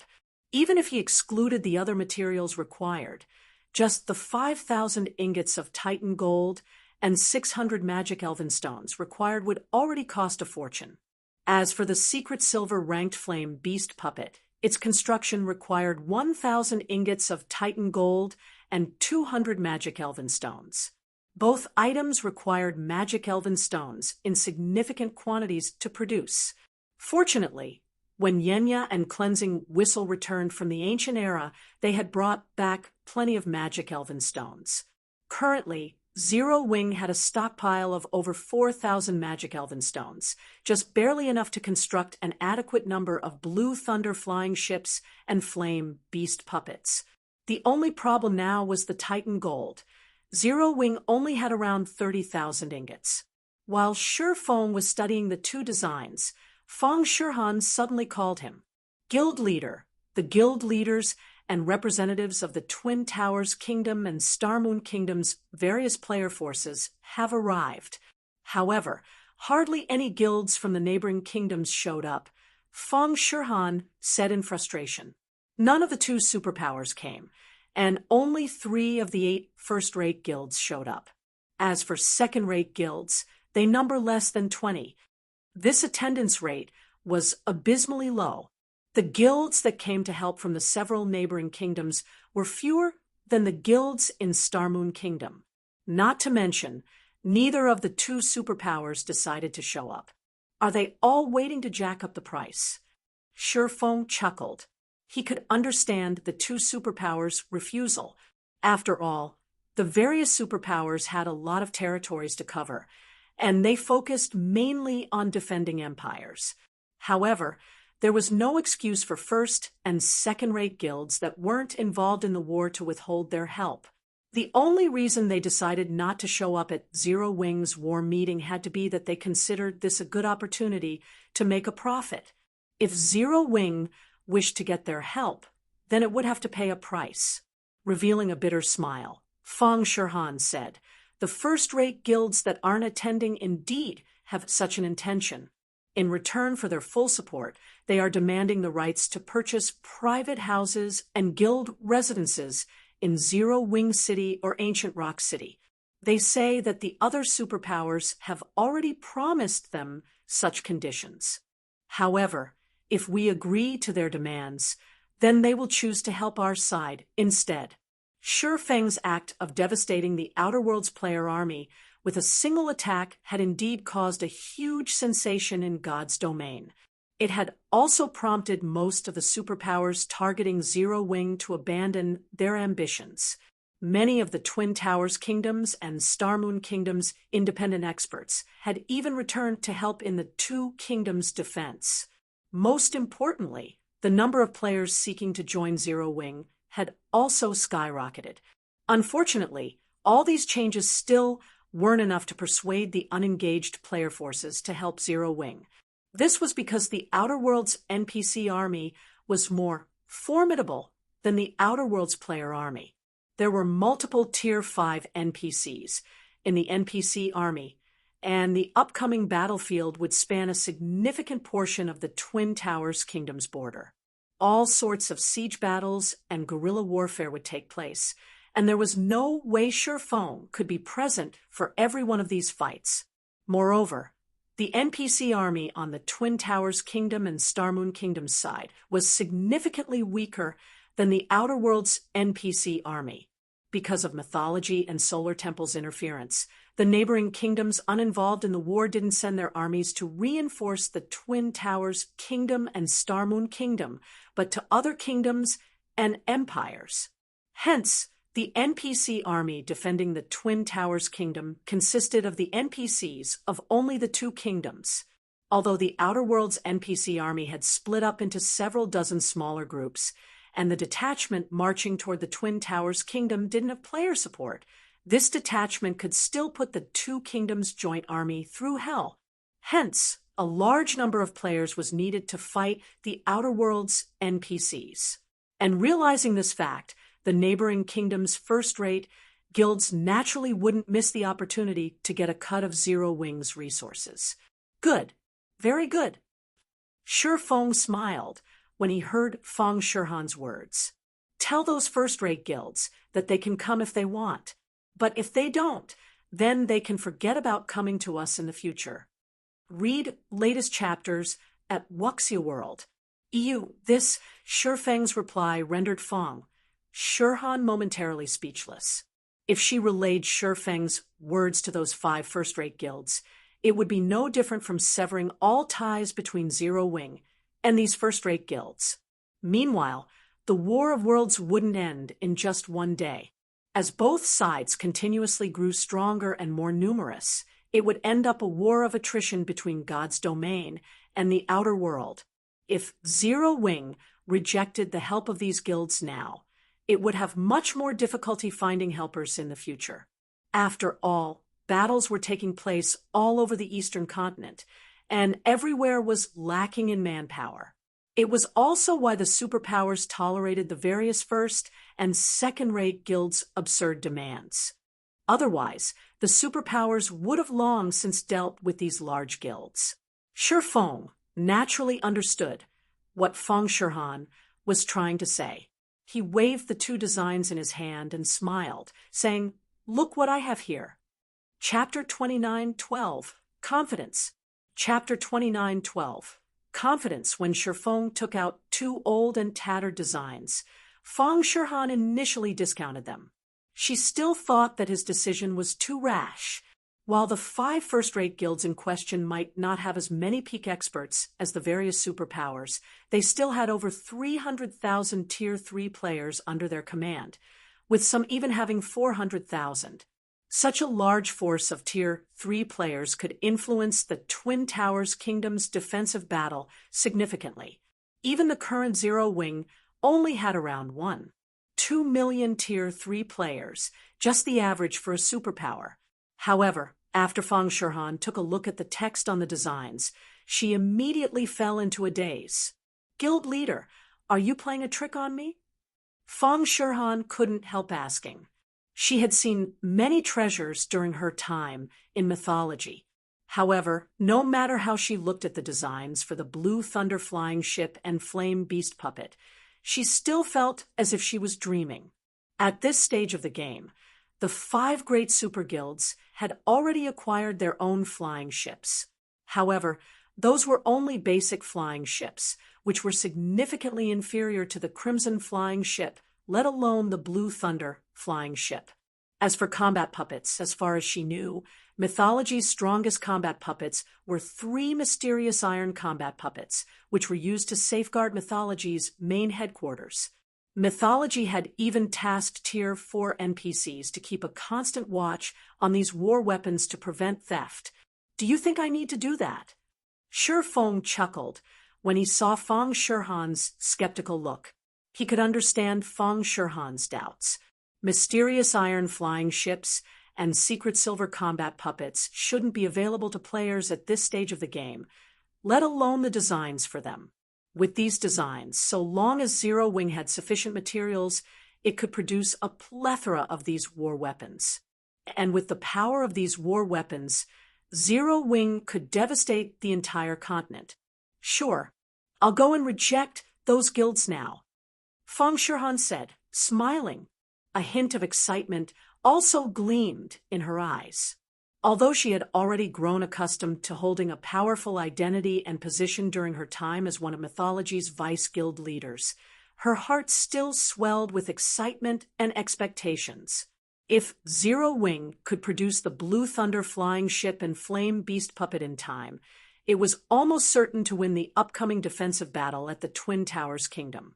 Afterward, the 5 first-rate guilds and numerous second-rate guilds peacefully developing in the kingdoms neighboring the Twin Towers Kingdom received Feng Shirhan's overbearing response. Feng Shirhan did not embellish her message with any redundant words. Instead, her reply contained only one word: scram. The 5 first-rate guilds and many second-rate guilds were dumbfounded upon seeing this response. What arrogance! Zero Wing is simply too arrogant. Zero Wing isn't taking our 5 guilds seriously at all.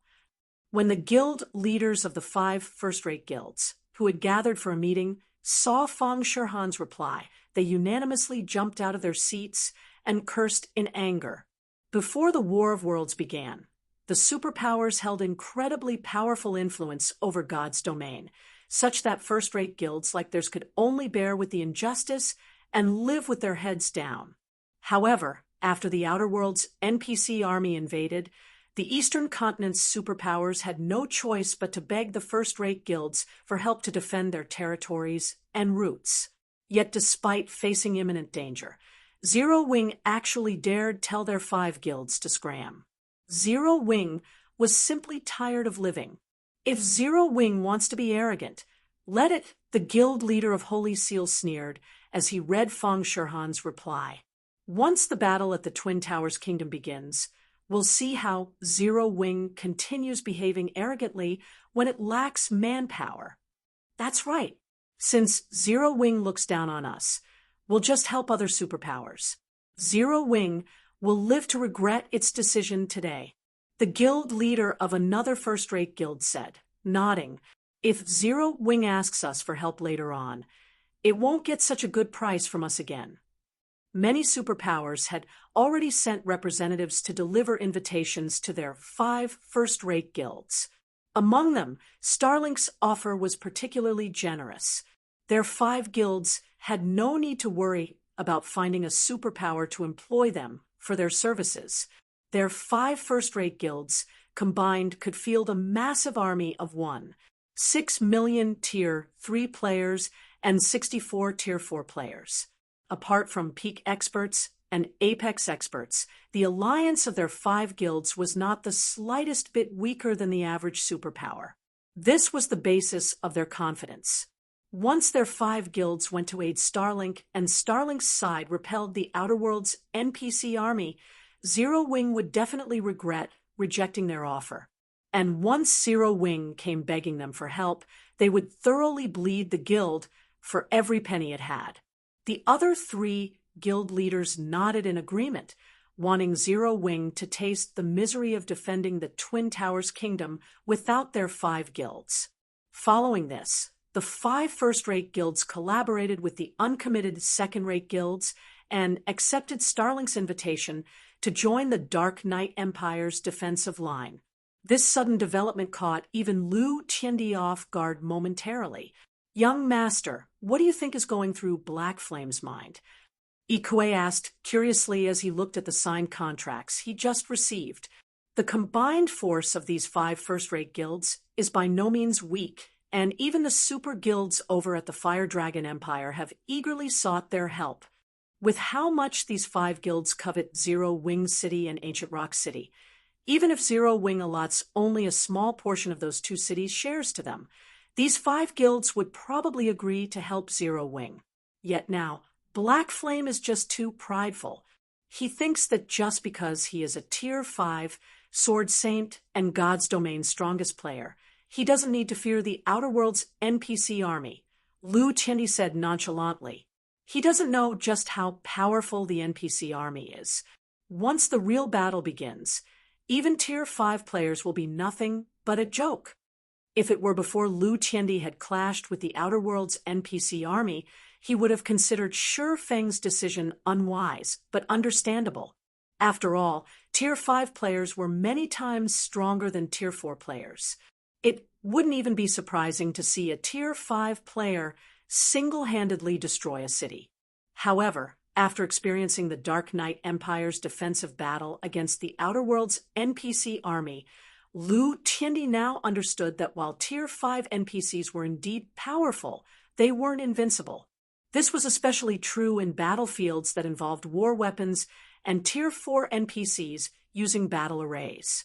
Every targeted city in the Dark Knight Empire would face at least 10 battle arrays formed by Tier 4 NPCs and around 500 Tier 4 NPCs. Even if a superpower dispatched all its Tier 4 players, it wouldn't be able to do a thing against such a force. Not to mention, Zero Wing was going to defend an entire kingdom by itself, so there was no way it could afford to concentrate all its Tier 4 players in one battlefield. Moreover, unlike the previous War of Worlds, the Outer Worlds' NPC army had many more Tier 5 NPCs in its ranks this time. Just one Tier 5 player couldn't do anything against the Outer Worlds' NPC army. A large number of Tier 3 and Tier 4 players was necessary to whittle down the NPC army and achieve victory. Otherwise, the Outer Worlds' NPC army would simply trample over the Twin Towers Kingdom's cities and fortresses. But this is good for us, if not for Black Flame's arrogance. These 5 first-rate guilds wouldn't have joined us, Lu Tiandi said, smiling. Starlink wasn't the only superpower defending the Dark Knight Empire. There were also Crimson Emperor and Unyielding Soul. Only, the 3 guilds were separately defending their respective territories. If Crimson Emperor and Unyielding Soul failed to defend the NPC cities and fortresses they operated, both guilds would suffer a major setback. After all, both guilds had their headquarters in the Dark Knight Empire. However, while the Eastern Continent's various superpowers were discussing Zero Wing's unwise decision, Zero Wing continued operating as usual. The guild frenziedly recruited God's Domain's newcomers and sequentially developed Zero Wing City and Ancient Rock City. It also relied on the Tier 3 legacies from the Secret Covenant Tower to steadily increase its Tier 3 population. The 5 first-rate guilds' partnership with Starlink did not affect Zero Wing's operations at all. On the contrary, the number of independent experts coming to help defend the Twin Towers kingdom even skyrocketed. This was because after Zero Wing garrisoned Starmoon Kingdom's NPC cities established direct teleportation links to Zero Wing's guild cities. This was a great convenience for players seeking to travel to Zero Wing's guild cities. The ability to teleport straight to Ancient Rock City was especially welcomed by players seeking to explore and raid the Orc capital city. Because of the popularity of this new teleportation service, Feng Shirhan created a bounty system for Outer World NPCs. Under this bounty system, players would receive 5 points for killing a Tier 3 NPC, 500 points for killing a Tier 4 NPC, and 100,000 points for killing a Tier 5 NPC. Players would also receive ranks according to the points they accumulated. Players that accumulated 100,000 bounty points would receive the bronze rank, which would entitle them to a lifetime discount of 5% on entrance fees and accommodation fees for all of Zero Wing's guild cities. At 1 million points, players would receive the silver rank and enjoy a 10% discount. At 10 million points, players would receive the gold rank and enjoy a 20% discount. After the announcement of this bounty system, over 1 million Tier 3 independent experts and 200 Tier 4 independent experts flooded into the Twin Towers kingdom's border cities and fortresses from other kingdoms in just one day. All of them sought to accumulate Zero Wing's bounty points to reduce their expenditure in Ancient Rock City and Zero Wing City. The various superpowers grew envious over the situation and promptly adopted Zero Wing's ranking system. Only, the results weren't as effective. While independent players were flooding the Twin Towers kingdom, Shifeng gathered the Candlelight trading firm's elites and began frantically researching, then manufacturing the Blue Thunder flying ship and flame beast puppet. Manufacturing these two war weapons didn't require just precious materials, but also high-level forging techniques, alchemy techniques, enchanting techniques, and knowledge of magic arrays. Grandmaster-level lifestyle players had to take charge of the process. The Blue Thunder flying ship, in particular, required the cooperation of 3 Grandmaster forgers. Read latest chapters at Wuxia World. EU in the current God's domain. Only the Candlelight trading firm could provide such manpower. Even after researching for an entire day, Shifeng and the others only managed to scratch the surface of the design. It would take several more days to construct a Blue Thunder flying ship. On the other hand, to Shifeng's joy, both Gentle Snow and Aqua Rose finally made a full recovery. Apart from losing some of their combat memories and having their combat standards weaken slightly, they experienced no other side effects after taking life water. Moreover, the two of them also succeeded in creating their Tier 5 mana bodies and got promoted to Tier 5. This increased Zero Wing's overall combat power by a large margin. On the 5th day, Shifeng and Candlelight's members were working on the Blue Thunder flying ship. Feng Shirhan, who was responsible for the Twin Towers Kingdom's defensive preparations, suddenly contacted Shifeng. Guild leader, the Outer World's NPC army has started moving. Chapter 29:13, Blue Thunder flying ship.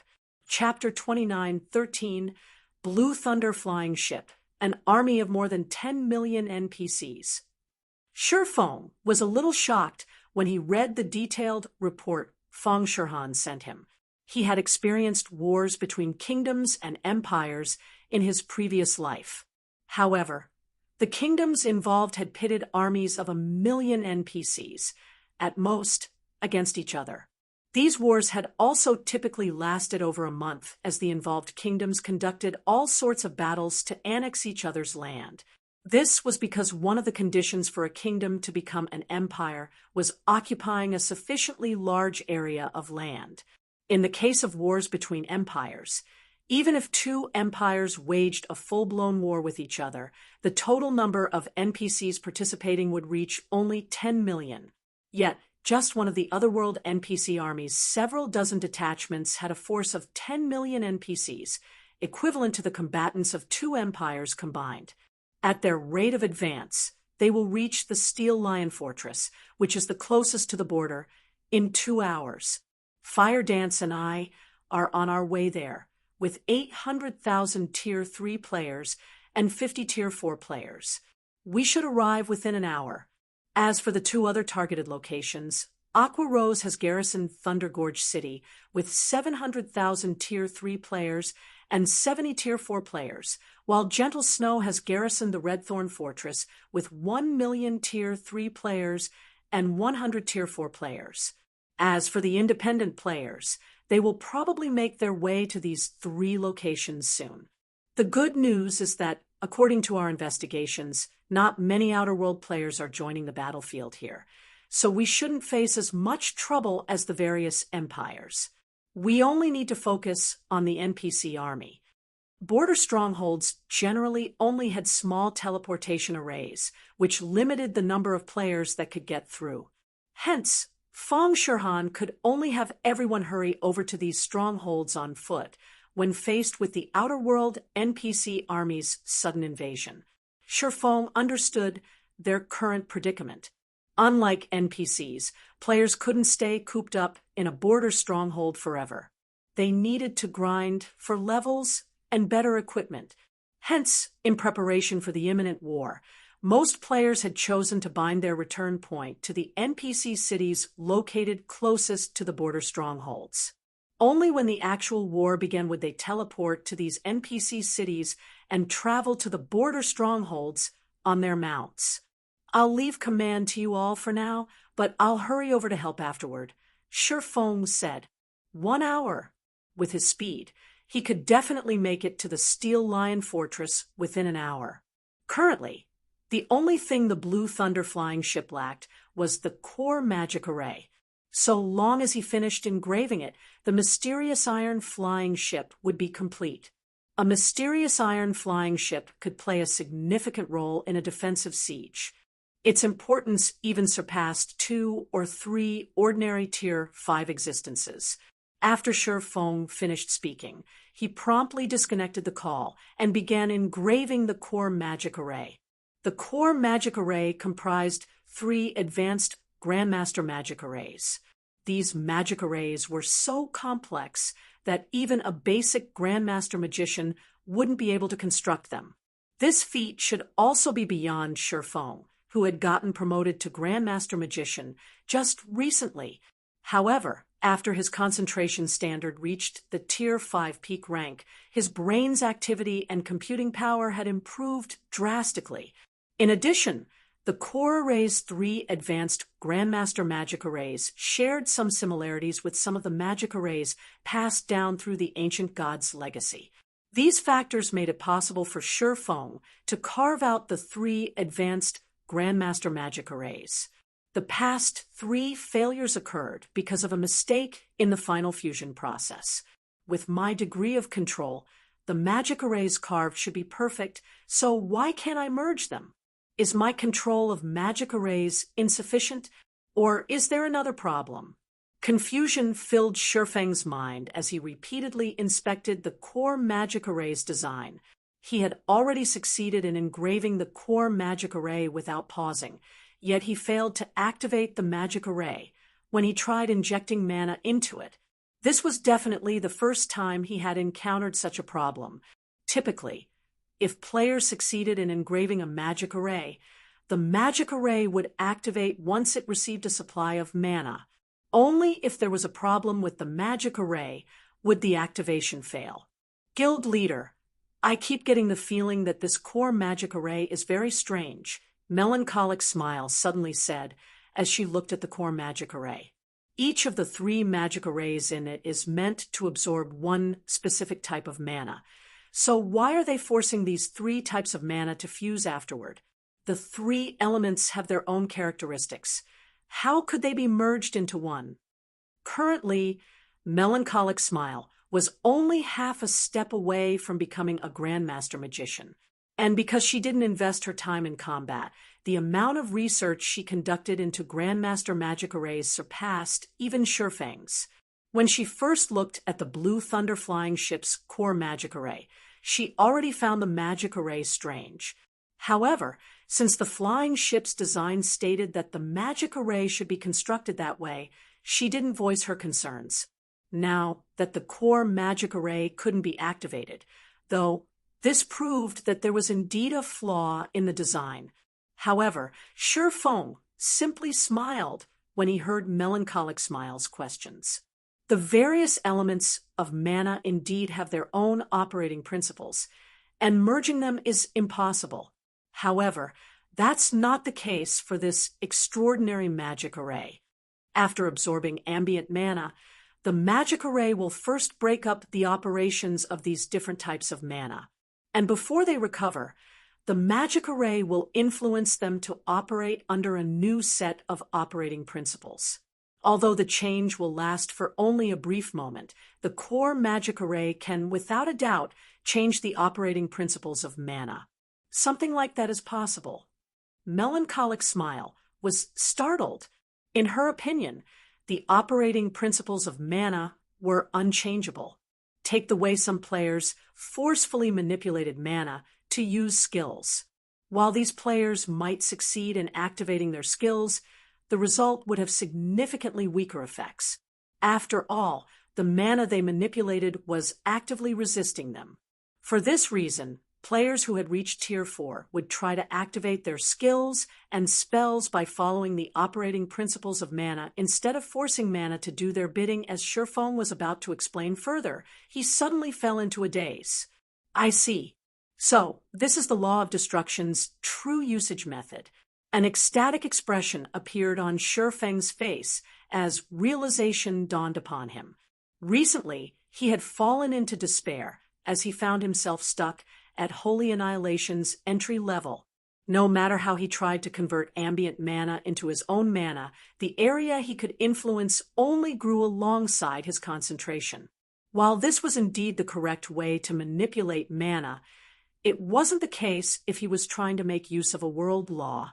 The reason Holy Annihilation could exhibit such devastating power was a complex destruction magic array designed for the mana technique. The fact that he could utilize the Heavenly Blue Saint's destruction magic array and merge it into various combat techniques and mana manipulation methods proved that he was starting to master the law of destruction. However, he still didn't truly understand how the destruction magic array operated. But Shi Feng understood everything now.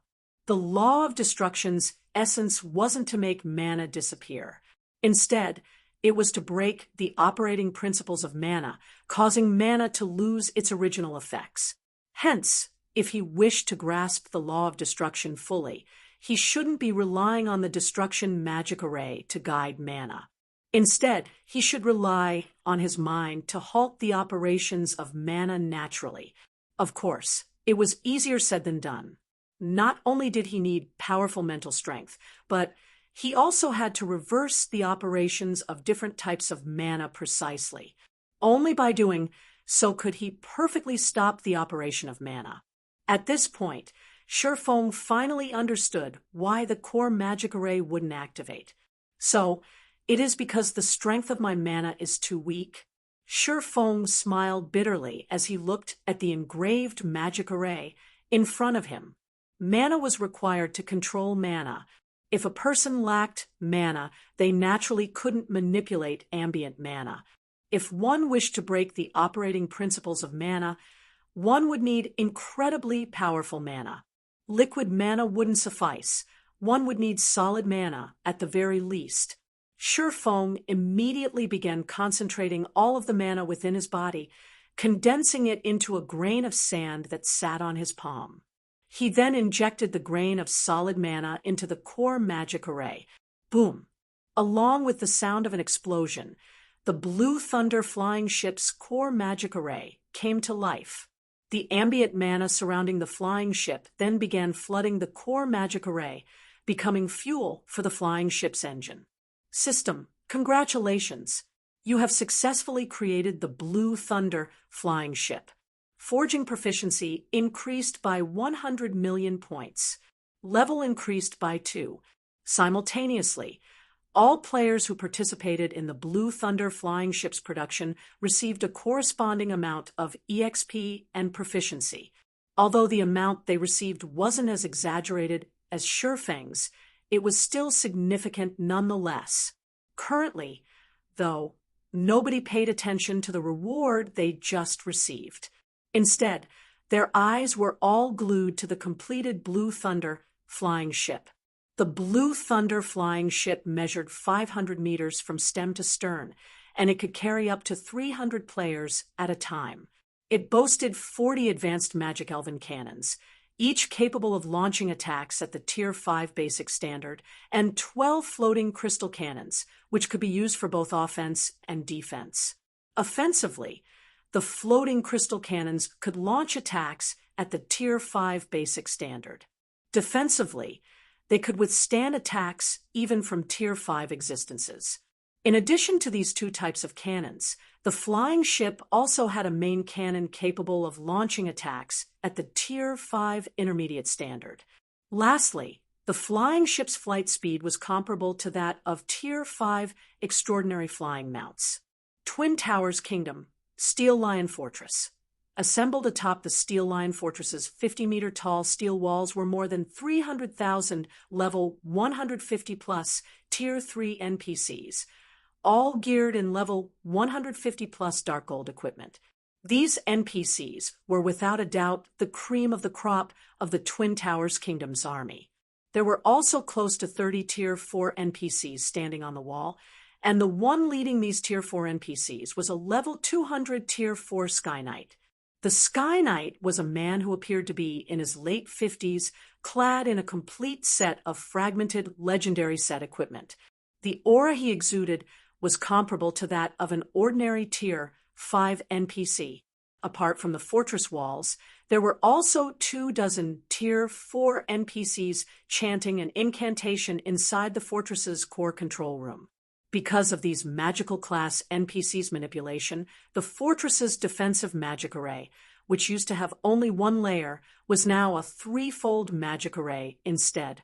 Even a Tier 5 existence on a rampage wouldn't be able to destroy it. At most, the other party would merely expend some of the fortress's energy supply. A total of 30 magic cannon towers rose above the fortress, and more than 600 large destruction ballistas were set up on the fortress walls. In the sky, 10 flying ships hovered over the fortress, 9 advanced rank and 1 bronze rank. Alongside these flying ships were over 100 Tier 3 and Tier 4 flying mounts. The sight was simply spectacular, and absolutely not something anyone would get to see very often. More than 2 million players gathered in the fortress, making the Steel Lion Fortress incredibly crowded. At this moment, though, none of the players inside the Steel Lion Fortress felt relaxed or excited. This was because some distance from the Steel Lion Fortress was an army of over 3 million NPCs, and the number of Tier 4 NPCs in that army exceeded 500. It came bearing various siege weapons, large catapults, and advanced mana pulse cannons, which easily numbered more than 1,000. Meanwhile, hovering above this outer world NPC army were more than 50 flying ships. 6 of them were bronze flying ships, while the rest were advanced flying ships. In combination with the 500-plus Tier 3 and Tier 4 flying mounts, they practically blotted out the entire sky.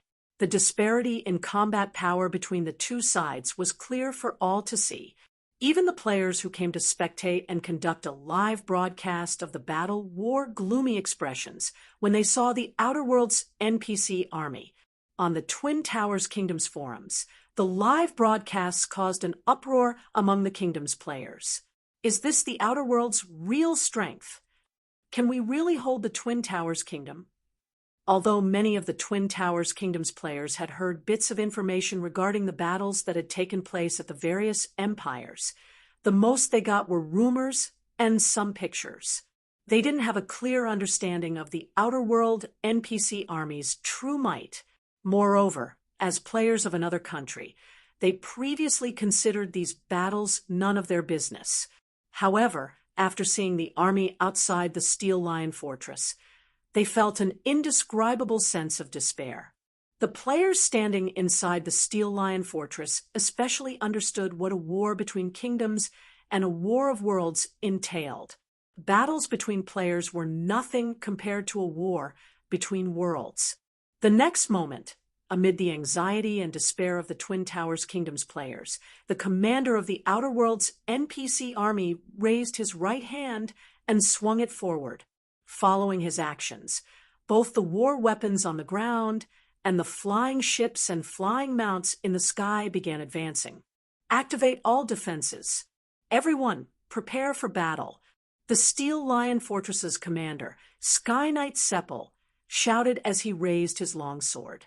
In response to Sepul's command, the NPCs within the fortress armed the magic cannon towers and large destruction ballistas, knocked their bows, and chanted incantations. Shortly afterward, the first exchange between the two sides took place. The sky instantly turned into a sea of flames as explosions of varying degrees shook the sky and the ground. The explosions were so deafening that all of the players inside the fortress felt their heads ring.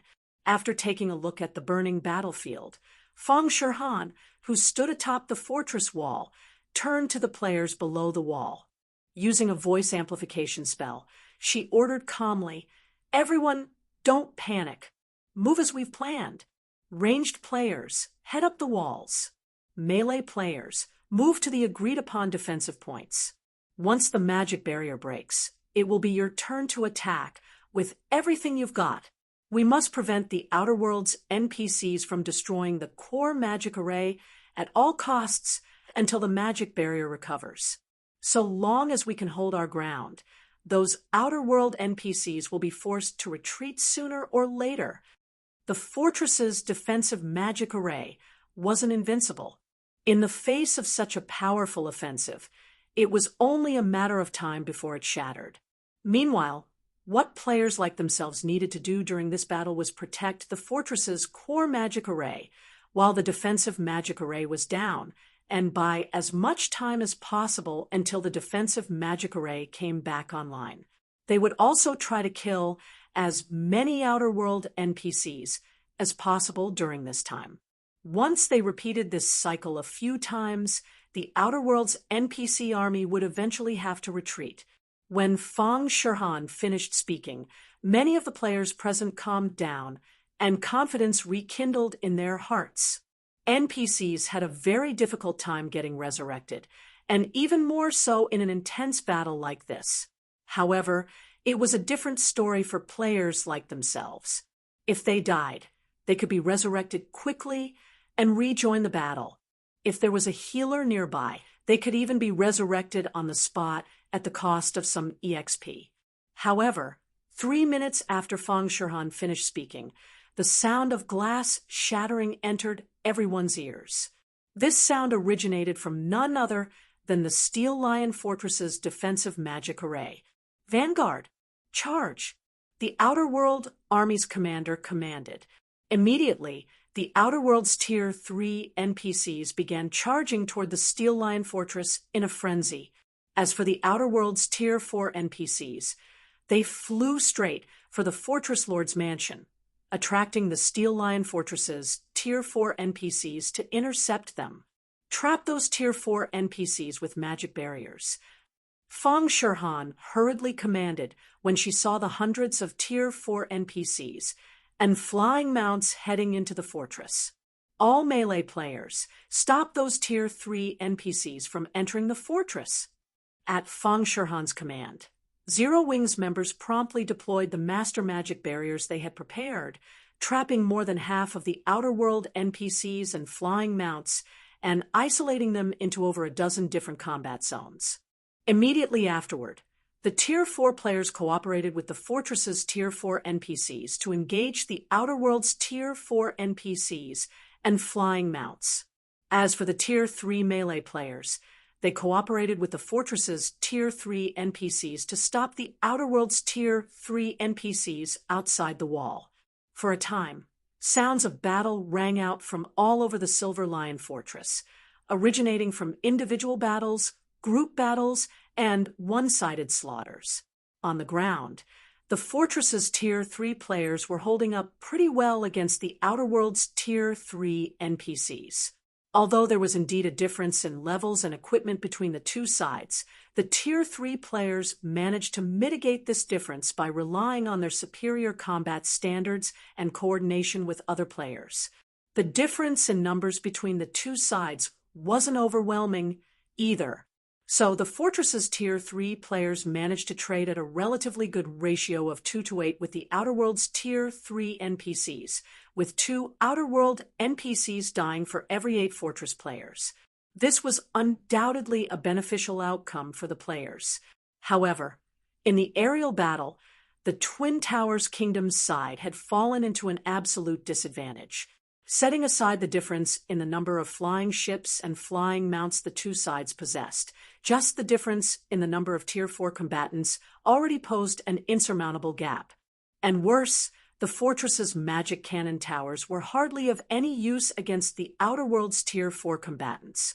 Moreover, if not for Fire Dance, Violet Cloud, and Yen Tianxing working together to hold off the leader of the Outer World Army's vanguard, a level 180 Tier 5 NPC, the advanced master barriers trapping and suppressing more than half of the Outer World's Tier 4 NPCs would have long since been shattered. As for the other Tier 4 experts, apart from those at the Void Realm standard or above, everyone else couldn't even put up a fight against the Outer World's Tier 4 NPCs.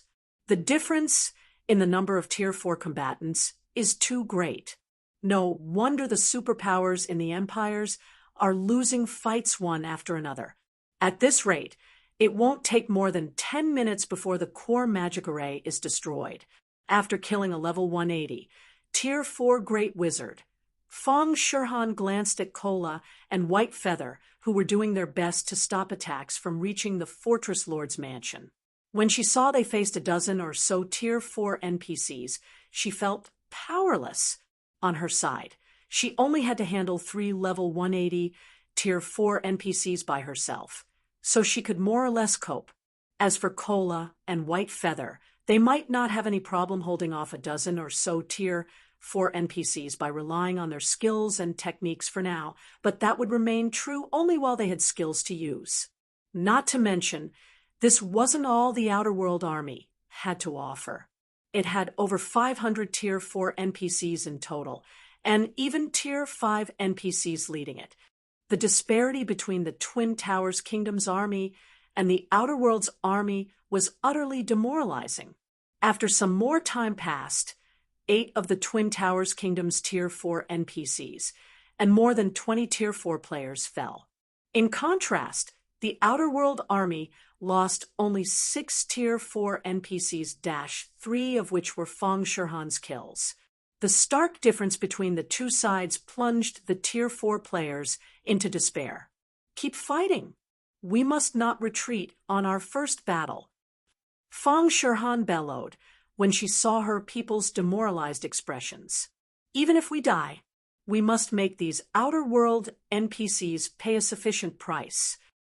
Fong Shirhan wasn't too surprised that the Steel Iron Fortress's defenses were crumbling. The disparity between the Outer World's army and the Twin Towers Kingdom's army was simply too immense. The only way the Twin Towers Kingdom could emerge victorious was by whittling down the Outer World's army through multiple battles at multiple strongholds. However, the first battle was also when the Twin Towers Kingdom's combat power was at its peak. If the Twin Towers Kingdom failed to deplete a significant portion of the Outer World's army's forces, the subsequent battles would be even more difficult. As soon as Fong Shirhan finished speaking, however, the Outer World army's commander, who rode on one of the bronze flying ships, stood up and suddenly released a frightening aura that enveloped the Steel Lion Fortress. Upon coming into contact with this aura, all the players within the fortress felt their heartbeats accelerate and their bodies grow heavier. It was evident that the Outer World army's commander no longer intended to watch from the sidelines and would now enter the battlefield. A level 200, Tier 5 Holy Grail Knight, A solemn expression appeared on Fang Shihan's face when she saw the enemy commander walking step by step in the air. The aura of the enemy commander radiated was significantly stronger than what the enemy's vanguard leader radiated. Moreover, he even wielded a legendary greatsword. The enemy commander probably stood at the top even among Tier 5 existences. If the Steel Lion Fortress's defenders had to clash against such an existence, their defensive line would probably crumble in an instant. When the other players saw the enemy commander taking the field himself, none of them had any doubts that this siege battle was over. However, just as the enemy Holy Grail Knight arrived above the Steel Lion Fortress and was about to take action, a deafening roar suddenly came from the distant sky. Before anyone could turn toward the source of the noise, a dark blue behemoth arrived in the airspace above the fortress like a lightning bolt. Both players and NPCs present were startled by the dark blue behemoth's sudden appearance. A flying ship. Is that really a flying ship? Read latest chapters at Wuxia World. The flying ship above them was simply massive. Even the bronze flying ships, which measured close to 200 meters in length, looked like infants beside the dark blue behemoth.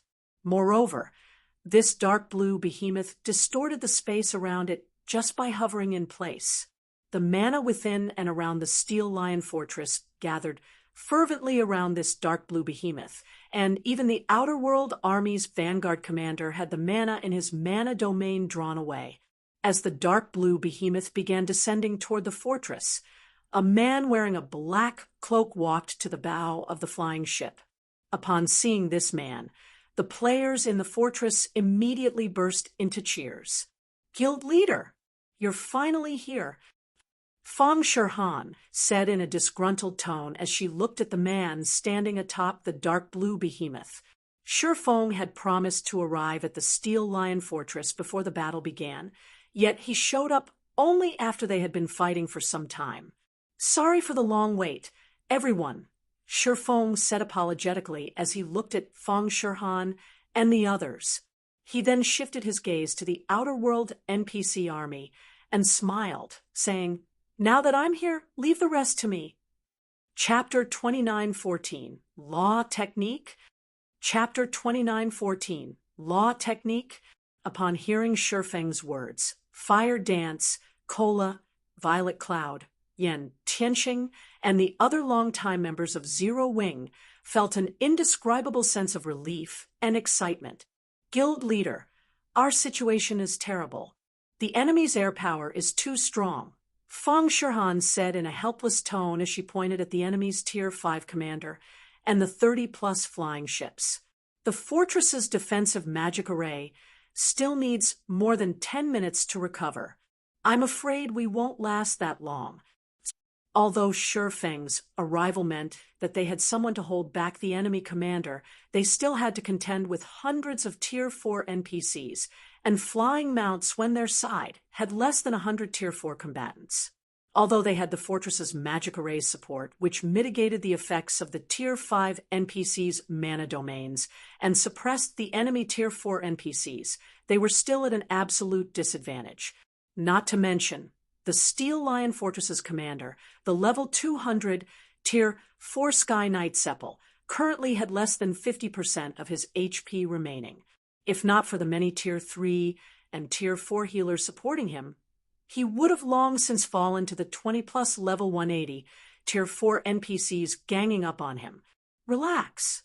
After looking at Fang Shihan, Shifeng turned to the Blue Thunder flying ship and smiled, saying, "If it's air power, we don't lack any either." "We don't lack any?" Fang Shihan glanced at the Blue Thunder flying ship and then turned to survey the enemy's fleet of flying ships, her worries not easing in the slightest. Naturally, she knew that a mysterious iron flying ship was powerful and that it could go up against Tier 5 combatants. However, the enemy's Tier 5 combatants were by no means weak. Moreover, several dozen Tier 4 NPCs had constructed a summoning array some distance behind the enemy's commander. A monster summoned by several dozen Tier 4 NPCs definitely wouldn't be weak. There was even a high possibility it would be a Tier 5 legendary monster. No sooner had Fang Shirhan finished speaking than those several dozen Tier 4 NPCs completed their incantations. A gigantic bone dragon then emerged from the summoning array, its 500-meter-long body matching the Blue Thunder flying ship in size. The bone dragon also had a wingspan of 1,000 meters. When this bone dragon appeared and let loose a roar, the intense shockwave it generated made all the Tier 3 combatants on the battlefield feel lightheaded. Ancient Bone Dragon. Undead, Legendary. Level 180 HP, 200 billion. Upon seeing the Ancient Bone Dragon statistics, the players inside the Steel Lion Fortress gasped reflexively. Even the players spectating the battle through the Twin Towers Kingdoms forums were dumbfounded, many people spitting out the drink in their mouth. This was the first time any of the Twin Towers Kingdoms players saw a legendary monster statistics, and they all couldn't help despairing. Even the Tier 4 players in the fortress revealed a bitter smile. Setting aside the wide-range attacks the Bone Dragon could execute with its massive body, just its 200 billion HP was more than enough to make any Tier 4 player lose hope. After all, the Ancient Bone Dragon could recover 2% of its HP every 5 seconds due to its battle recovery. In other words, it could regenerate 4 billion HP every 5 seconds. Combined with its Tier 5 defense, even 100 Tier 4 players attacking with everything they had wouldn't be enough to kill it. It's over, we're dead for sure this time. Many of the Tier 3 players in the Steel Lion Fortress lost their fighting spirit as they looked at the Ancient Bone Dragon in the sky. Shifang's arrival was indeed a huge help to them. However, along with his arrival, the enemy forces had become even stronger. Although Shifang was a Tier 5 Sword Saint, he couldn't go up against one Tier 5 NPC and one Tier 5 legendary monster simultaneously. Not to mention, the enemy's Tier 5 commander was far from ordinary, clad in a complete set of fragmented legendary set equipment, and even wielding a legendary greatsword. He was a top-ranking existence even among Tier 5 existences, and definitely not someone current Tier 5 players could contend with. When Fang Shirhan saw the Ancient Bone Dragon, her complexion also turned very ugly. She had never imagined that the Outer World NPCs could summon an actual Tier 5 legendary monster. This Ancient Bone Dragon was much stronger than the 9-headed world snake the Outer World players summoned previously. The summoning array the Outer World players had used was something similar to the Divine Beast's Descent magic array. The monster summoned wasn't an actual monster, but a magical illusion. So long as one heavily damaged the summoning array, one would dispel the illusion. It was a different story for actual summon monsters. The only way to get rid of a summon monster was by killing either the monster or the monster's summoner.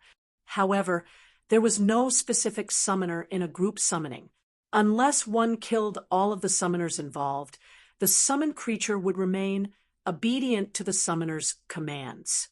Before the Steel Lion Fortress's players could overcome their despair, the Outer World's Tier 5 commander, Los Ferret, pointed at the Steel Lion Fortress and ordered, "Attack! Kill all of the natives." At Los Ferret's command, the Ancient Bone Dragon, along with the 30-plus advanced flying ships and 6 bronze flying ships, began bombarding the Steel Lion Fortress. The Ancient Bone Dragon used the Tier 5 spell Hell Lotus and showered the Steel Lion Fortress with crimson flames so hot that they incinerated space itself. Meanwhile, the flying ships fired all their cannons, raining hundreds of destructive beams on the fortress. Boom! The resulting explosion was so devastating that it was audible even tens of thousands of yards away. The consequent shockwave ravaged the area within 3,000 yards of the fortress. Upon seeing this attack, the Outer World NPCs charging at the Steel Lion Fortress revealed joyous expressions. If the Steel Lion Fortress received such an attack without its defensive magic array, all of the fortress's inhabitants would disappear without a trace. However, when the smoke enveloping the fortress dissipated, the outer world NPCs suddenly fell silent. How is this possible? The Outer World's Tier 3 NPCs stared at the sight before them with dumbfounded expressions. In fact, even the people inside the Steel Lion Fortress were stunned by this situation. Their minds boggled. Before anyone realized it, a gigantic magic barrier had formed around the Steel Lion Fortress and blocked all the attacks from the flying ships and the ancient bone dragon. Let alone annihilating the fortress's inhabitants, the flying ships and the ancient bone dragon had even failed to scratch the fortress walls. However, before anyone could snap out of their daze, the barrier enveloping the fortress suddenly disappeared. 6 crystalline spheres the size of a small house then flew toward the Blue Thunder flying ship and hovered around it. That flying ship created that barrier just now? Are you kidding me? Is that really a flying ship? How can it stop a legendary monster's Tier 5 spell? Be it the players or NPCs inside the Steel Lion Fortress, all of them currently had their mouths hanging wide open as they stared at the Blue Thunder flying ship. After all, the flying ship's performance had shattered their notions of flying ships. The Blue Thunder flying ship's defensive capabilities practically rivaled a mobile fortress's. At this time, even Feng Shirhan, who knew the specifics of the situation, was rendered speechless. She had no idea that a mysterious iron flying ship could be that strong. Of those present, only Shirfeng found this situation normal. The Gray Thunder flying ship might only be a mysterious iron flying ship, but its technological content exceeded that of the average mysterious iron flying ship. Its usage of mana was particularly exceptional. If not for its inadequate materials and power source, it could easily become a secret silver flying ship. Now that you're done attacking, it's our turn now. Pointing at the Outer World's NPC army, Shirfeng commanded, "Beat them up!" Along with Shirfeng's command, the Zero Wing members seated on the Blue Thunder flying ship eagerly revved up the engine's output to maximum. Subsequently, the flying ship's 40 advanced magic elven cannons, 12 floating crystal cannons, and Thunder of Destruction main cannon fired at the enemy flying ships and flying mounts and the ancient bone dragon simultaneously. Boom, boom, boom. For a moment, countless lightning arcs and beams of light filled the battlefield, making it seem as if the heavens were doling out divine retribution. The ancient bone dragon and outer world NPCs reacted quickly and activated defensive spells to protect themselves. However, apart from the ancient bone dragon's defensive barrier, the defensive barriers conjured for the flying ships and flying mounts all shattered without exception. When the barrage ended, several dozen flying mounts crashed to the ground. The advanced flying ships also suffered severe damage, their mobility plummeting significantly. With how much damage they took from just one bombardment, they would probably fall after another 3 or 4. As for the bronze flying ships, although they didn't take any serious damage, their armor's durability still plummeted by a significant margin. After the Blue Thunder flying ship ended its barrage, everyone on the battlefield turned to stare at it, petrified. Isn't this thing a little too strong? So, this is Zero Wing's trump card. The Steel Lion Fortresses players found their minds stagnating as they took in the tattered state of the Outer World Army's air units. Just a moment ago, they were clearly at an overwhelming disadvantage in air power. However, the Blue Thunder flying ship had instantly turned the tables with its arrival. This situation was simply unbelievable. When Kola looked at the distant Blue Thunder flying ship, his eyes glowed and his mouth watered. He then turned to Shirfeng and asked, "Guild leader, when can I buy one?" Compared to flying mounts, traveling across the continent in the Blue Thunder flying ship would be a much more wonderful experience. You'll get your chance eventually, Shi Feng said, chuckling when he saw Cola's excitement. However, this thing needs 10 people to pilot. It's not something you can pilot alone. When Shi Feng finished speaking, the Zero Wing members present were all thrilled. After all, based on Shi Feng's words, the guild would eventually sell the Blue Thunder flying ship to its members once the flying ship was available in larger numbers. This meant that all of them had an opportunity to own this steel behemoth. And even if they couldn't ride it alone, they could simply form a team to do so. However, shortly after Shi Feng finished speaking, the enemy commander, who had not taken any action thus far, suddenly turned to Shi Feng. At this time, though, the contempt in Los Ferret's eyes had disappeared. There was even a faint smile on his face. "You are an exceptional, heaven-blessed individual," Los Ferret said as he lifted his greatsword and rested it on his shoulder. Smiling, he asked, "May I know your name?" "Black Flame," Shi Feng replied calmly. Although Black Flame wasn't his real ID, he had long since gotten accustomed to using it. Moreover, the outer world knew of only Black Flame, and not Yifeng. Black Flame. Los Ferret, who appeared to be in his 50s, nodded. He then earnestly introduced himself. "I am Los Ferret, the Commander-in-Chief of the God's Domain Crusade Army's 19th Corps, and one of the 17 stars of the Holy Grail. You are qualified to be my enemy." After Los Ferret finished speaking, the strength of his mana domain suddenly increased. Now, even the fortress's magic arrays couldn't nullify it. The instant Los Ferret's mana domain enveloped the Steel Lion Fortress, everyone inside the fortress felt their bodies become significantly heavier. Now, the fortress's Tier 3 combatants even had difficulty lifting their heads. A scorching heat also blanketed their bodies, as if they were standing in a burning hell. Even Fire Dance, who had an 8-piece epic set equipment equipped and wielded a legendary weapon, felt immense pressure on her body. She would be fortunate to exhibit even 60% of her usual combat power. And as a result of this suppression, she became even less of an opponent for the enemy's level 180 Tier 5 Vanguard leader in front of her. One of the 17 stars of the Holy Grail, Shi Feng grew more cautious after hearing Los Ferret's introduction. Although he had never heard of the 17 stars of the Holy Grail, God's Domain had an official ranking list known as the 10 Saints, which represented the 10 strongest combatants recognized by the War God's Temple. Every one of these 10 saints was rumored to have demigod-level combat power. Shi Feng guessed that Los Ferret was probably on par with the 10 saints. Based on his observation of Los Ferret's mana domain, he could tell that the other party had already mastered a world law. The only thing holding the NPC back from reaching Tier 6 was his concentration. Nevertheless, with a legendary weapon in hand, Los Ferret should be a powerhouse even among demigods. However, although Los Ferret possessed a powerful mana domain, it had no effect on Shi Feng whatsoever.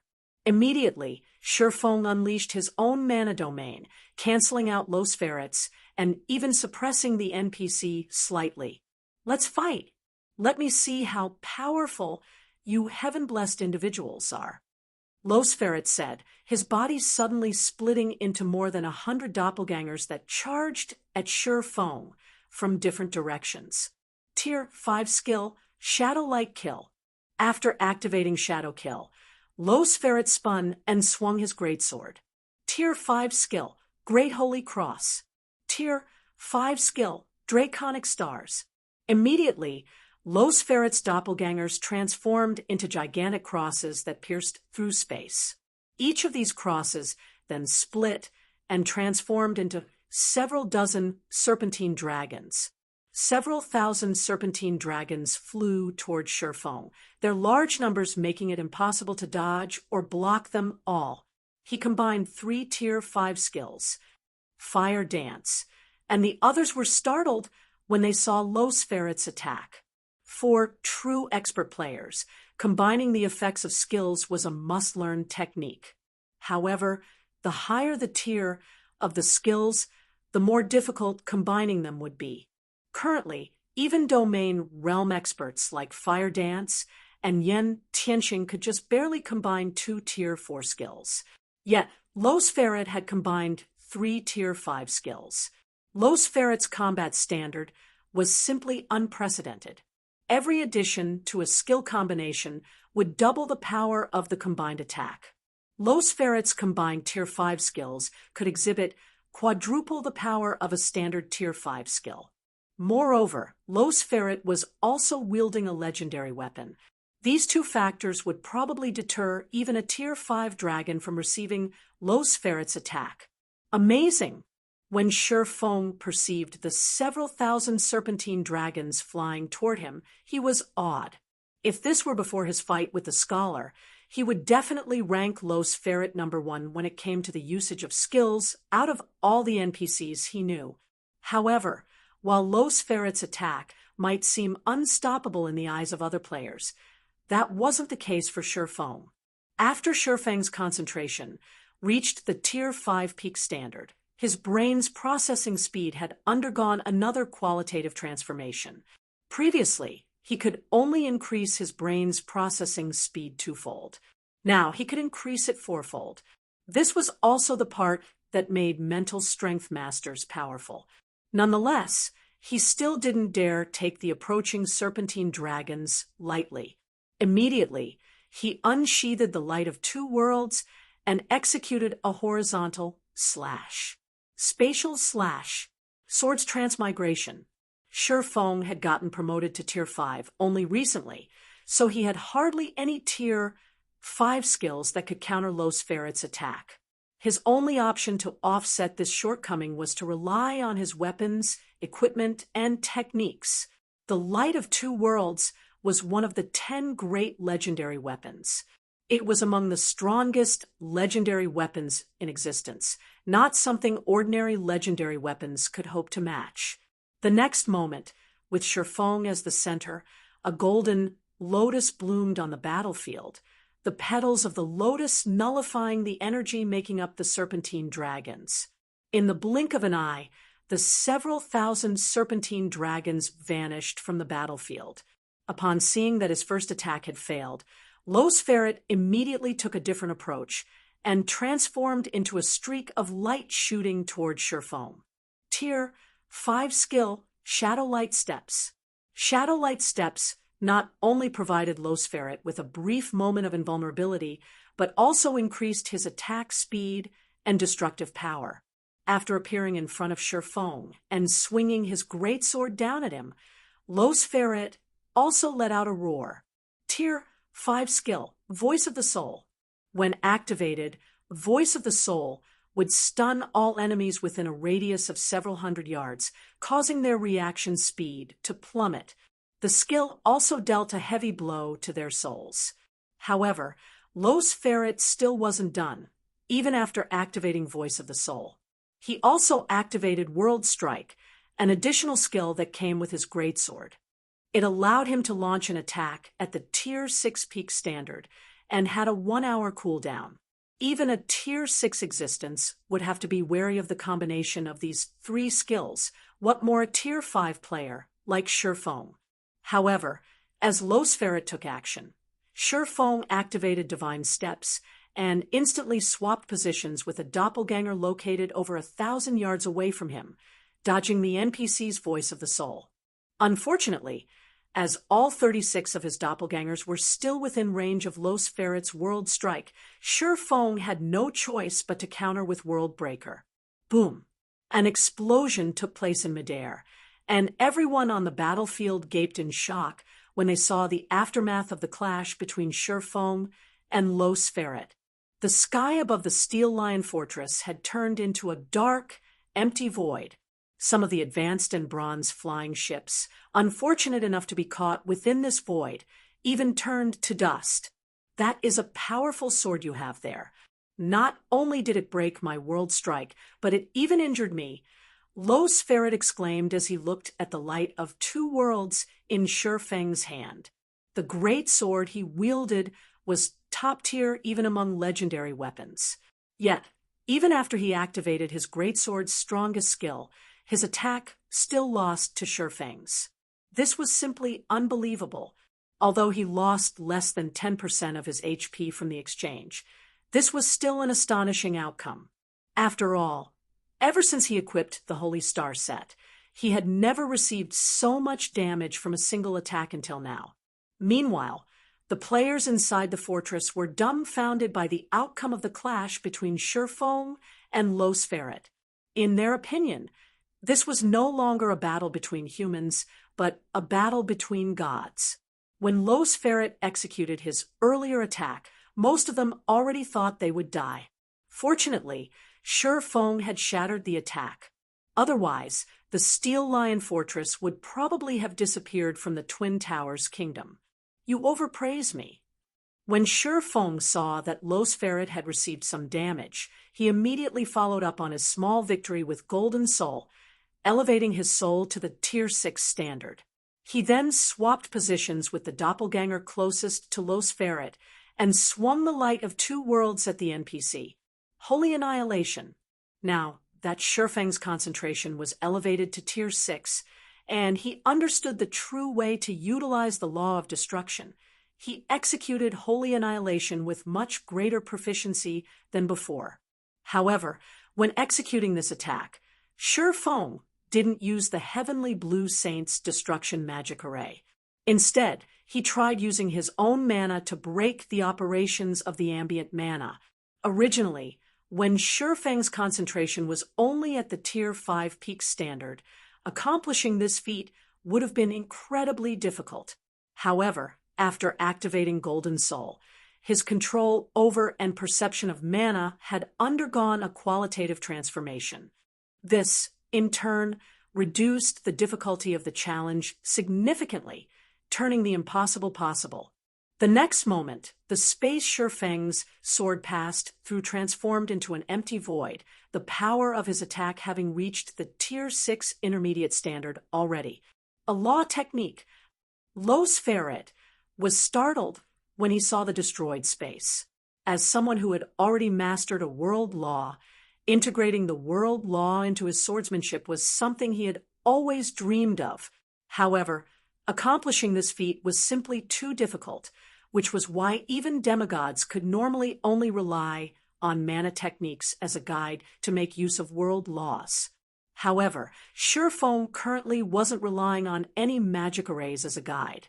He was making use of a world law purely with his own strength.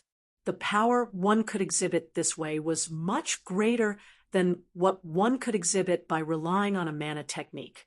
This was because a mana technique was a fixed sword technique.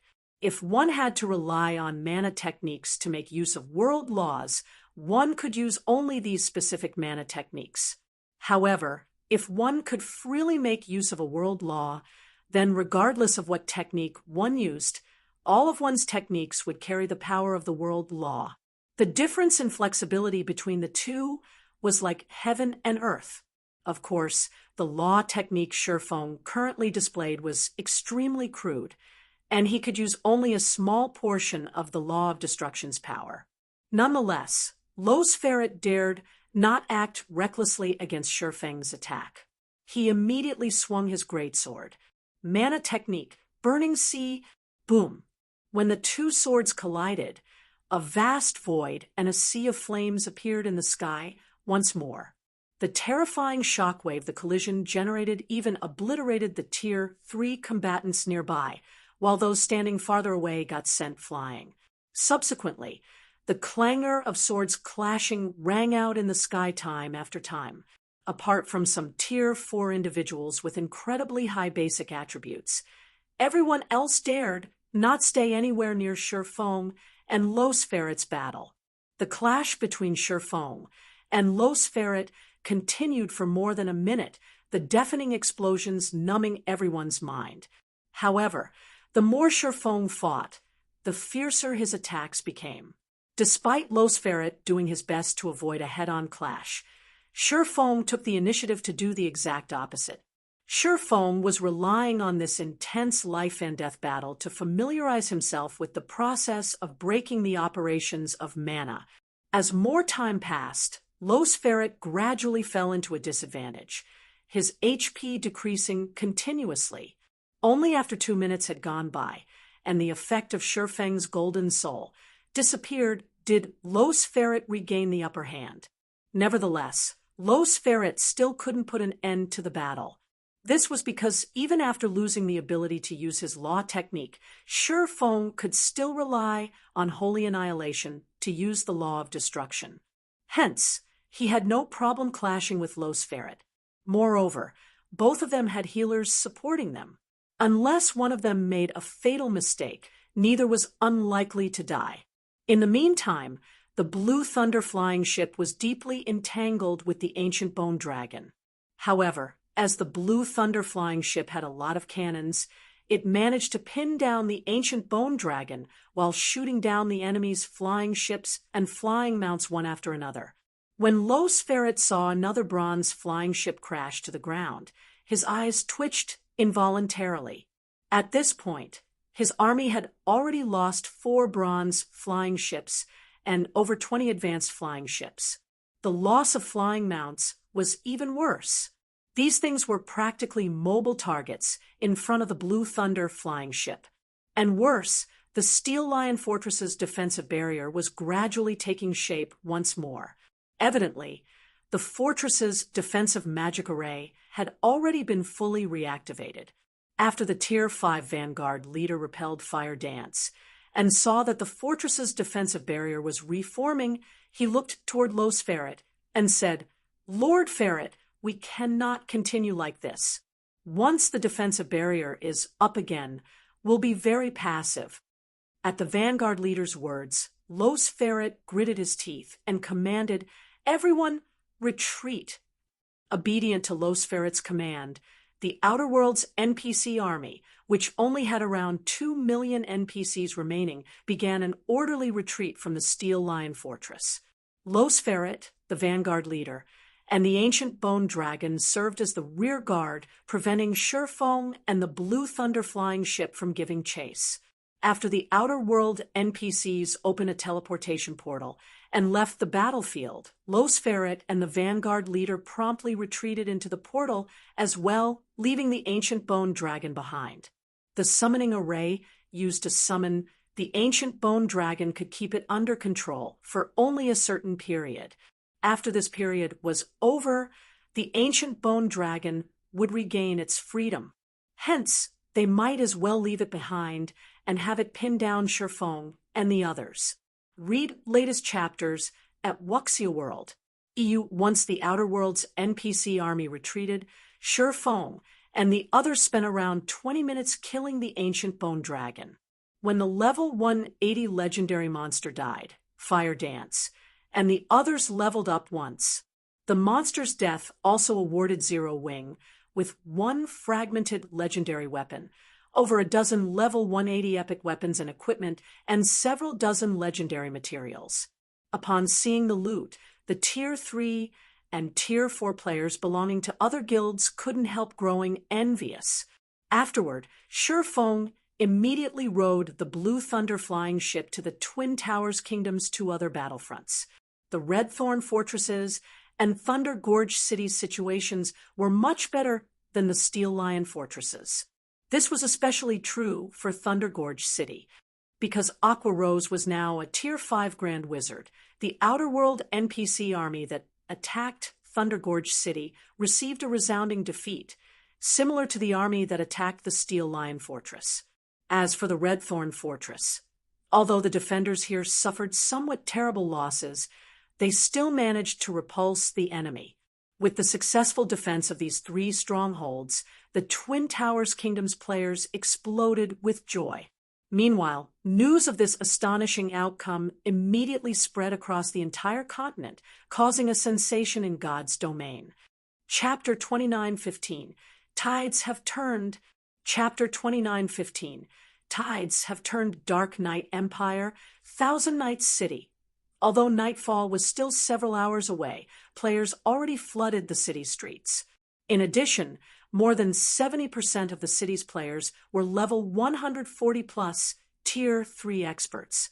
At this time, though, all of these experts had nervous and solemn expressions on their faces.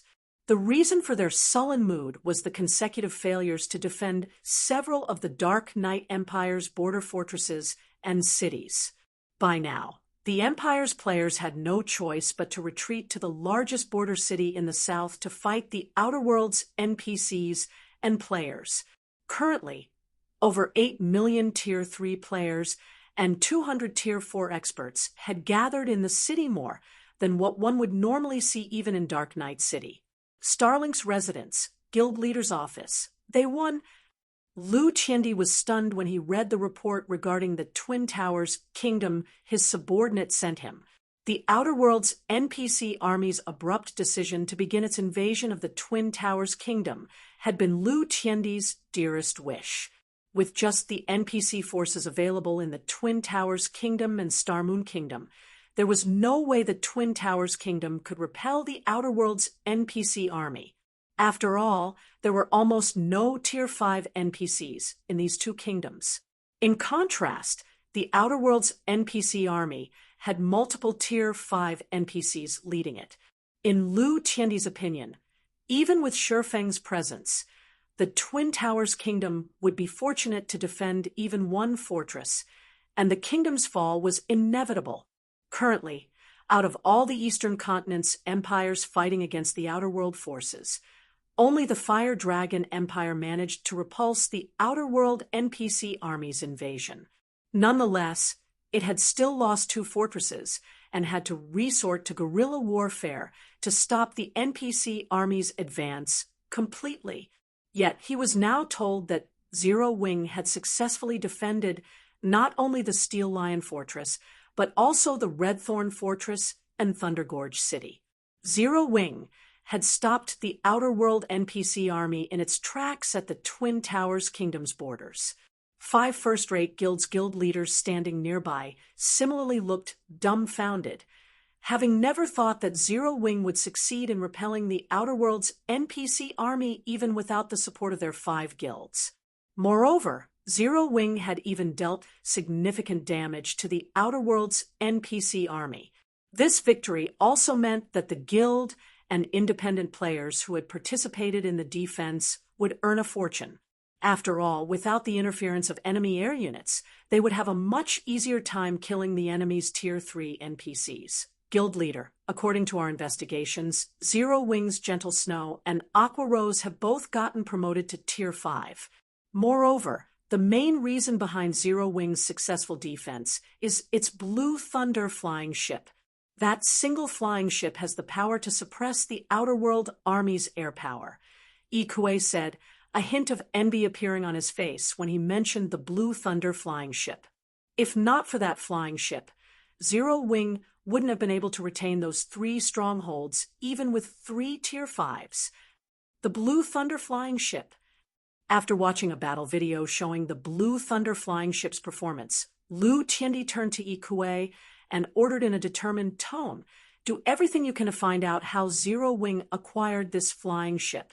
So long as we can get one ourselves, resisting the Outer World's NPC army will no longer be a problem. The main reason why the Dark Knight Empire failed to defend its border fortresses and cities was its inadequate air power.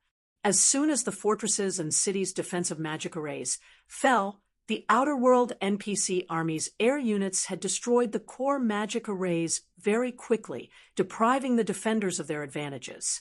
However, the Blue Thunder flying ship had easily solved this problem. Not only did the flying ship have the power to pin down a legendary monster, but it even pummeled the Outer World's air fleet to the ground. While doing so, it was basically a tyrant of the skies. Lu Qiandi wasn't the only one with designs on the Blue Thunder flying ship. After seeing its performance, the various superpowers and even the Outer World's player forces began looking into how Zero Wing acquired this flying behemoth. Countless spies began sneaking into Starmoon Kingdom and Zero Wing. Lu Qiandi had gone the extra mile, offering 100 million credits to anyone who could provide detailed information and the source of the flying ship. He had even offered 100 billion credits to anyone who could get a complete Blue Thunder flying ship for Starlink. The bounty Lu Tiandi offered instantly caused an uproar among God's Domains players. After all, the average person wouldn't even see 10 million credits in their lifetime. Starmoon Kingdom, Starmoon City. Guild leader. Many of our trading firm's core members fell for Starlink's temptations and sold all information regarding the Blue Thunder flying ship to Starlink. Melancholic smile said in an embarrassed tone as she handed a list of names to Sherfone. Many of these people are even old members who have been with Candlelight since its establishment. Yet, this time, the Blue Thunder flying ship's construction required a lot of manpower. Although all the participants had been required to sign a confidentiality agreement and given a significant amount of remuneration for silence, some people still fell for Starlink's inducement. Now, everyone knew of the Blue Thunder flying ship specifications and that the flying ship's design originated from Sherfone. At Melancholic Smile's words, Fire Dance, who stood beside Sherfone, chuckled and said, "That's nothing." Quite a few of Zero Wing's members even tried to steal the flying ship itself when it was getting repaired in the Sky Spring City residence. If not for Blackie and the others taking turns guarding it, these people might have even succeeded. The Blue Thunder flying ship wasn't bound to any specific player. Although its activation required a key, storing it into an epic spatial bag didn't. It's 100 billion credits, after all. Even I'm tempted to sell the flying ship, let alone them, Sherfone said, chuckling. It's impossible to stop others from targeting the flying ship. Letting someone carry it isn't an option either. The only thing we can do is strengthen the security around it. Piloting the Blue Thunder flying ship required a minimum of 10 people. While having someone carry it in their bag might prevent theft to a certain degree, nobody knew when the Outer Worlds NPC army would strike again. Should the Outer Worlds NPC army return, and the person holding the flying ship just so happen to be preoccupied with something, Zero Wing would be put into a very awkward situation. I've already stationed 4 Tier 4 Fine Gold guards inside the flying ship's control room. Without orders from you or one of the Vice Guild leaders, they will not allow anyone to pilot it, Feng Shirhan said, nodding in agreement with Shifeng's words. Even if someone inside the guild plans to steal the flying ship, they will need to deal with those 4 guards first. The Tier 4 Fine Gold guards possessed combat power at the Tier 4 peak standard. Each of them could take on 2 or 3 ordinary Tier 4 players easily.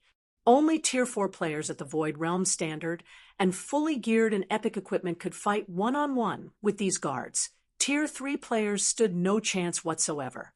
By the way, how's the production of the Blue Thunder flying ships and Flame Beast puppets coming along? Sherfone asked Melancholic Smile. Even Tier 5 combatants could do very little to affect the state of the current War of Worlds.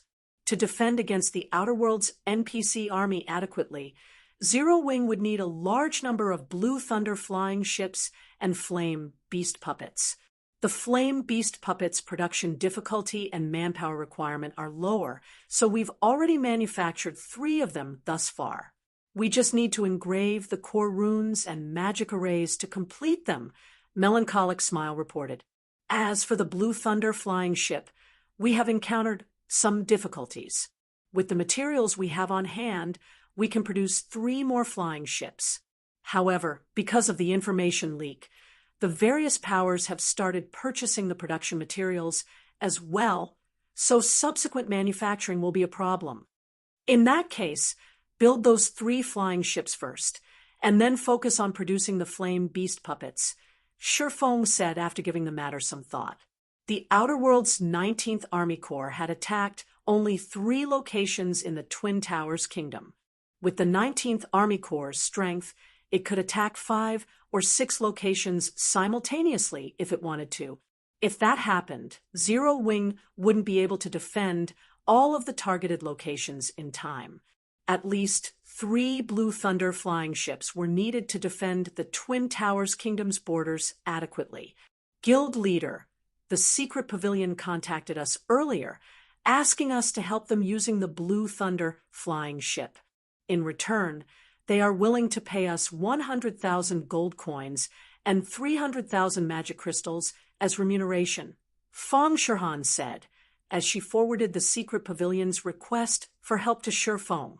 She then added, "Because of the rewards we gave out to players who managed to kill the Outer World NPCs, Zero Wing Cities and Ancient Rock Cities' incomes have been greatly reduced. If we help the Secret Pavilion a few times, it will relieve a lot of the financial pressure on the guild." Previously, Shifeng had basically wiped out all of Zero Wing's liquid funds to obtain the 2 designs. The guild was also spending a lot of money to strengthen Ancient Rock City and recruit more members. After pondering on the matter for a moment, Shifeng said, "We can help them, but we currently cannot afford to mobilize the Blue Thunder flying ship.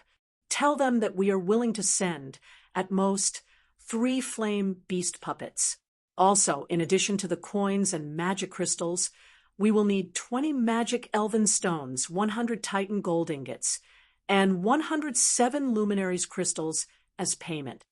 The Blue Thunder flying ship was of utmost importance to the Twin Towers Kingdom's defense right now, so it definitely couldn't be sent outside the kingdom's borders. However, if the Secret Pavilion was only looking to defend a fortress or city, 3 flame beast puppets would more than suffice as reinforcements. After all, Tier 5 combatants were rare even among the Outer World's NPC army. Although the addition of 3 Tier 5 combatants might not let the Secret Pavilion achieve a landslide victory, the Secret Pavilion wouldn't have any trouble defending its fortresses and cities. "I'll notify them right away," Feng Shirhan said, nodding. Although Shifeng's conditions were slightly more demanding, they were preferable to losing a fortress or city. After all, losing an area's stronghold to the Outer World NPCs also meant losing access to the area's resources. Once the Outer World NPCs captured an area, no native player would dare set foot there to harvest resources anymore. Just as Feng Shirhan expected, the Secret Pavilion agreed to Shifeng's conditions without hesitation. The Secret Pavilion also asked that Zero Wing come over as soon as possible, as the Outer World's NPC army had already started moving. The NPC army would take another 1 or 2 days, at most, before it began its assault on another one of the Fire Wing Empire's NPC cities. In response to the Secret Pavilion's request, Shifeng immediately started engraving the core magic arrays of the 3 flame beast puppets. A few hours later, he completed the engravings and had Feng Shirhan bring the 3 50-meter-tall combat puppets to East Lake City, one of the Fire Wing Empire's border cities. When the battle at East Lake City took place, the difference between the 2 sides was significant. Although the Fire Wing Empire had dispatched 2 Tier 5 NPCs and over 500 Tier 4 NPCs to defend the city, the Outer World's NPC army had dispatched an even stronger force of 4 Tier 5 NPCs, over 1,000 Tier 4 NPCs, and 6 million Tier 3 NPCs.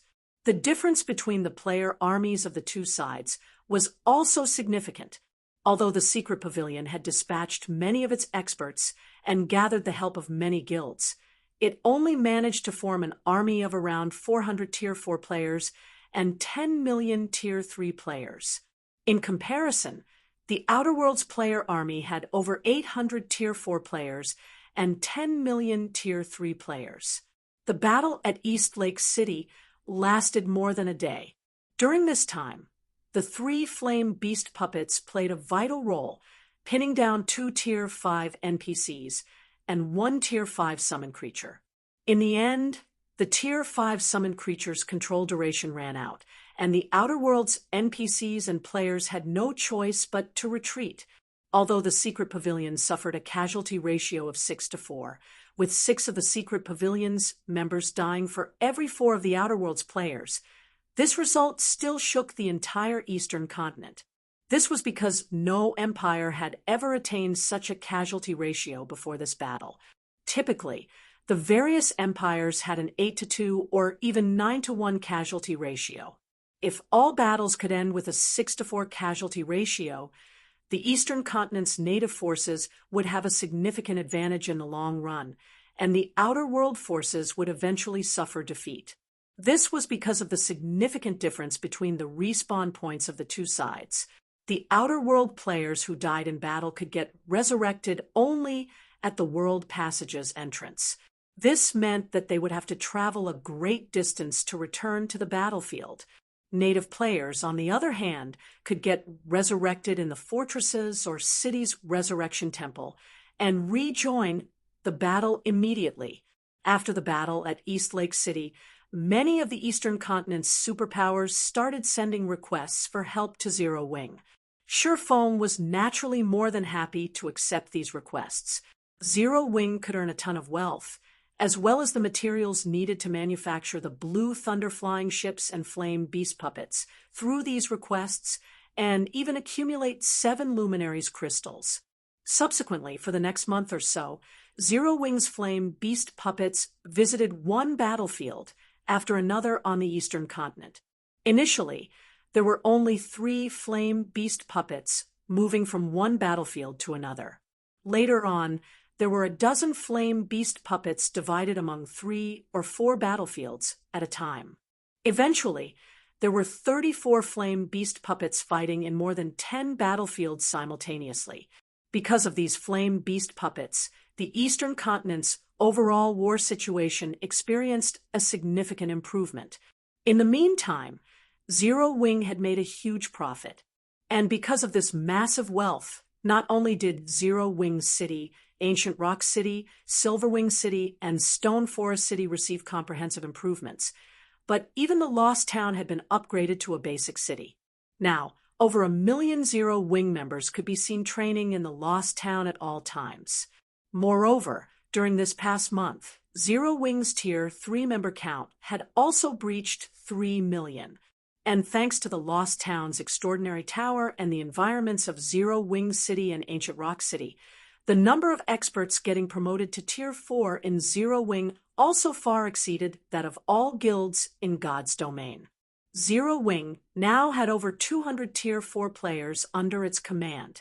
In addition, Fire Dance, Violet Cloud, and Yen Tianxing had succeeded in creating their Tier 5 mana bodies and gotten promoted to Tier 5, instantly increasing Zero Wing's overall combat power by a considerable margin. This development caused all of God's domain's guilds to grow envious. After all, during the same period, the 5 great super guilds had managed to produce only 1 Tier 5 player each, in contrast to Zero Wing's 3. Moreover, this was after they had expended all their war contributions to exchange for resources that could aid in the Tier 5 promotion. Meanwhile, with Zero Wing's combat support, many player forces had managed to produce a significant number of Tier 4 players by utilizing the resources they acquired from their respective kingdoms and empires. This, in turn, gradually bridged the gap between God's domains and the Outer Worlds players and turned the tide of the War of Worlds in the Eastern Continent's favor. On the other hand, Starlink, which had constantly been opposing Zero Wing, wasn't doing so well. Starlink had failed to defend many of the NPC cities it controlled in the Dark Knight Empire and lost most of its investments there. The situation in the other empires and kingdoms Starlink operated was similar, and Starlink fell to the bottom of the various superpowers. Now, many of its members were even withdrawing from the guild. However, just when everyone thought the Second War of Worlds would stabilize again, like last time, an earth-shattering battle took place in Flamehorn City, one of the Fire Dragon Empire's top 8 cities. Working together, Flamehorn City's Magistrate Krobiti, who was the Fire Dragon Empire's former Deputy Knight Commander and a level 200 Tier 5 Dragon Knight, and the War God's Temple's Elder Lovefrid, who was a demigod-level existence, and one of the 10 Saints, fought a mysterious youth in Flamehorn City. However, after only 3 exchanges, the mysterious youth reduced both Krobiti and Lovefrid to ashes, and Flamehorn City disappeared from the Fire Dragon Empire. 5 days later, The mysterious youth appeared in the Glory Empire's Light City, along with several of the Outer World's Tier 5 NPCs. Together, they stormed the palace in Light City and killed the Glory Empire's emperor and over a dozen other Tier 5 existences. Afterward, Light City also disappeared from the map of God's domain. The Glory Empire fell in the blink of an eye, which plunged the Eastern continent into unprecedented fear. During the First War of Worlds, only kingdoms had fallen to the outer world. In the eyes of players, empires were unshakable existences. This was because an empire's foundation wasn't something that Tier 5 existences could threaten. Even the appearance of multiple Tier 5 dragons would, at most, cause an empire severe losses. Not to mention, the attacked city was the Glory Empire's capital. The ancient barrier protecting the city could allow an allied Tier 5 combatant to go up against several hostile Tier 5 combatants easily. Light City itself had also had over a dozen Tier 5 NPCs garrisoning it, with some of them even equipped with legendary weapons and equipment. It was no exaggeration to say that Light City could put up a fight against even Tier 6 gods. Yet, the invincible Glory Empire had still fallen. Moreover, the souls of a considerable portion of the players killed in Light City had sustained heavy damage, which prohibited those players from logging into the game for one whole month. Some even had to restart with a new account. Ancient Rock City, City Lord's Mansion, Core Control Room. Currently, Shifeng sat alone inside the quiet and spacious hall. With Golden Soul activated, he tried using his mind to completely stop the operation of all mana within his vicinity. Over the past month, Shifeng had not only reached level 192, but also learned how to forcibly stop the operation of mana. Even without the help of Golden Soul, he could now incorporate the law of destruction into his sword techniques. The only problem was that doing so placed a much heavier burden on his concentration. It seems I need to push my concentration to Tier 6, no matter what. Otherwise, I can't truly control the law of destruction. When the effects of Golden Soul disappeared, Shifeng smiled bitterly as he looked at the shattered space around him. At this point, he was already flummoxed by the difficulty of raising his concentration to the Tier 6 standard. He had originally thought that he could continuously develop his concentration with the help of soul water and crystals of souls. Even if the process took a lot of time, it wouldn't matter. Unfortunately, he discovered that he was mistaken. Roughly 2 weeks ago, he had sensed that his concentration had reached the limits of Tier 5. No matter how much soul, water, and crystals of souls he consumed after that, his concentration did not improve in the slightest. In contrast, after consuming the meditation potions in the real world, he had broken through to the 3-star mental strength master standard 2 days ago. His improvement in the real world was many times faster than in God's domain. Just when Shifeng was racking his mind on how to improve his concentration, Feng Shihan suddenly entered the hall. Approaching Shifeng with a magic crystal recorder, Feng Shihan said with a grim expression, "Guild leader, I've uncovered the purpose of that mysterious youth's actions." "What's his aim?" Shifeng asked with concern. When the mysterious youth appeared in Flamehorn City, Shifeng had already guessed the other party's identity. The mysterious youth was none other than the scholar. However, compared to their meeting in the evil god's secret land, the scholar who had appeared in Flamehorn City had undergone significant changes. During their last meeting, the scholar didn't have any divine markings on his face. In Flamehorn City, the scholar had dark purple divine markings on his forehead and cheeks. Moreover, he also gave off a sacred feeling. His aim should be the 7 treasures. According to the information and video recordings taken, he demanded the 7 treasures from the NPCs he fought, Feng Shihan said, as she passed the magic crystal recorder to Shifeng. When Shifeng activated the crystal, what appeared before him was a video recording of the battle in Light City. This video was taken by a Tier 4 assassin who had been spectating the battle from far away using a magic mirror. In the video, the Glory Empire's emperor could be seen taking out a silver emblem. Several barriers then appeared in front of the emperor, which blocked all of the scholar's attacks. After seeing his attacks blocked, the scholar said, "As expected of the treasure of space, hand over the spatial emblem, and I will spare your life." However, the emperor did not agree to the scholar's demand, and he fought the scholar to a standstill, relying on his superb spatial manipulation techniques. Eventually, though, the scholar took out his staff, and the battle was quickly decided. Meanwhile, after seeing that the situation was amiss, the Tier 4 assassin, who was recording the battle, promptly fled Light City. "He's looking for the 7 treasures?" Shi Feng frowned. Shi Feng had constantly been searching for the 7 treasures. However, even now he had managed to acquire only 4 of them: the treasure of illusion, treasure of time, treasure of fire, and treasure of wind. The treasure of wind was something Fire Dance, and the others had gone to great lengths to locate and obtain. As for the 3 remaining treasures he was missing, he never found any information on them. Shi Feng never thought that the scholar would also be looking for the 7 treasures. This was undoubtedly terrible news for him. Shi Feng suspected that the scholar was currently under some restrictions, which prevented the scholar from attacking him. However, there was no doubt that the scholar was slowly and steadily removing those restrictions. Otherwise, he wouldn't have dared attack and kill Tier 5 NPCs.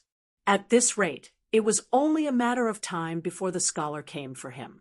"Oh, by the way, guild leader, I've found the 2 weapons you asked me to find," Feng Shihan said as she took out 2 longswords from her bag. With a pained expression, she continued, "The one named Broken Steel cost us 1 fragmented legendary weapon and 1 fragmented legendary armor to acquire." The 2 longswords she took out were both epic weapons that could be used up to level 180. Although they were excellent weapons for Tier 4 experts, they were hardly as valuable as fragmented legendary weapons. Yet, Shi Feng was willing to exchange for them, using fragmented legendary weapons. This was simply a huge loss. "Great! This is great!" Shi Feng grew ecstatic as he looked at the 2 longswords. Of the 2 swords, the sky blue one was named Broken Steel, while the black one was named Night Slayer. Read latest chapters at Wuxia World. Although Feng Shihan deemed Shi Feng's decision wasteful, he paid no heed to the cost at all. After all, even 10 fragmented legendary weapons weren't worth as much as 1 legendary weapon. Not to mention, Solomon's sword was one of God's domain's 10 great legendary weapons. Previously, after the scholar's sudden appearance in Flamehorn City, Shi Feng had been thinking of completing Solomon's sword to elevate his strength further. Otherwise, with the light of 2 worlds alone, he would have difficulty keeping himself alive in front of the scholar. The instant Shi Feng accepted the 2 longswords from Feng Shihan, a system notification entered his ears. "System, all the fragments of Solomon's sword detected. Do you wish to recast Solomon's sword? Recast it." Chapter 29:16, Solomon's Sword. Chapter 29:16, Solomon's Sword. When Shi Feng chose to recast Solomon's sword, the 5 fragments of Solomon's sword appeared in front of him, one after another: Killing Ray, Disaster Blade, Netherworld Brilliance, Night Slayer, and Broken Steel. The 5 longswords resonated with one another and released a dazzling brilliance. A few seconds later, the 5 longswords fused, transforming into a crimson longsword with black markings. Black electric arcs flickered around the blade of the weapon, their presence repeatedly shattering the surrounding space. The instant the crimson longsword took shape, Feng Shihan was stunned. A legendary weapon. At this point, Feng Shihan was already familiar with the aura of legendary weapons. After all, Zero Wing had 5. Besides Shifeng's light of two worlds, Gentle Snow, Aqua Rose, and Yen Tianxing each had a legendary weapon. Recently, Violet Cloud had also finally upgraded her Death's Sigh to the legendary rank.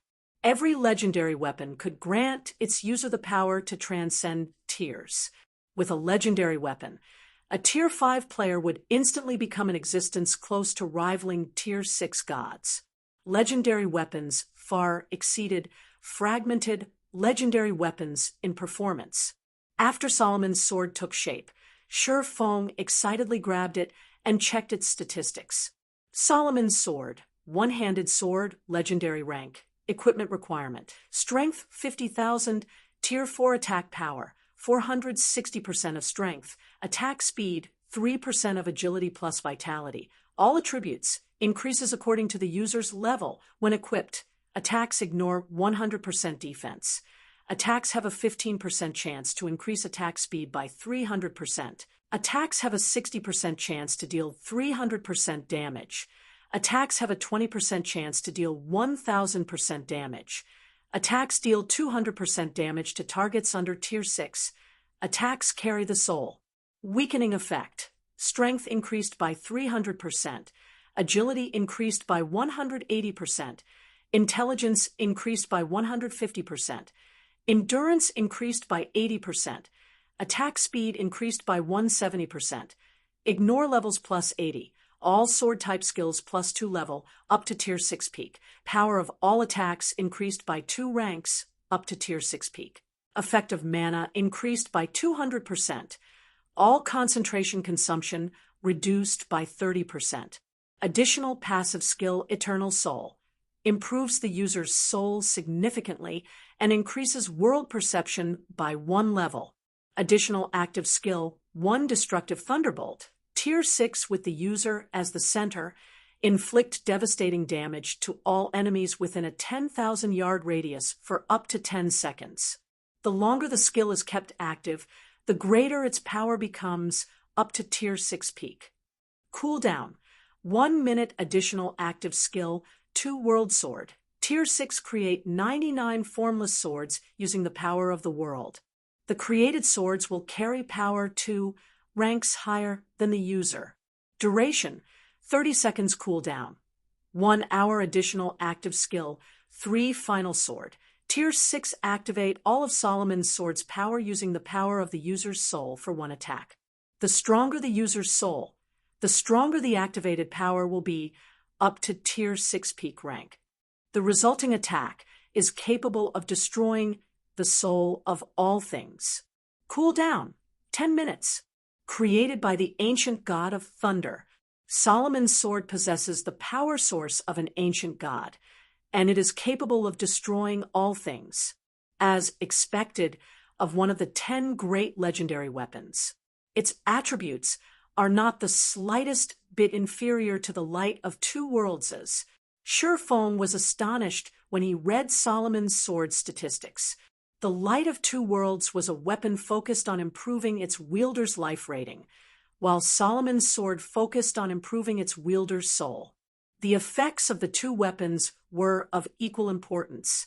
When used together, they easily surpassed other legendary weapon pairings.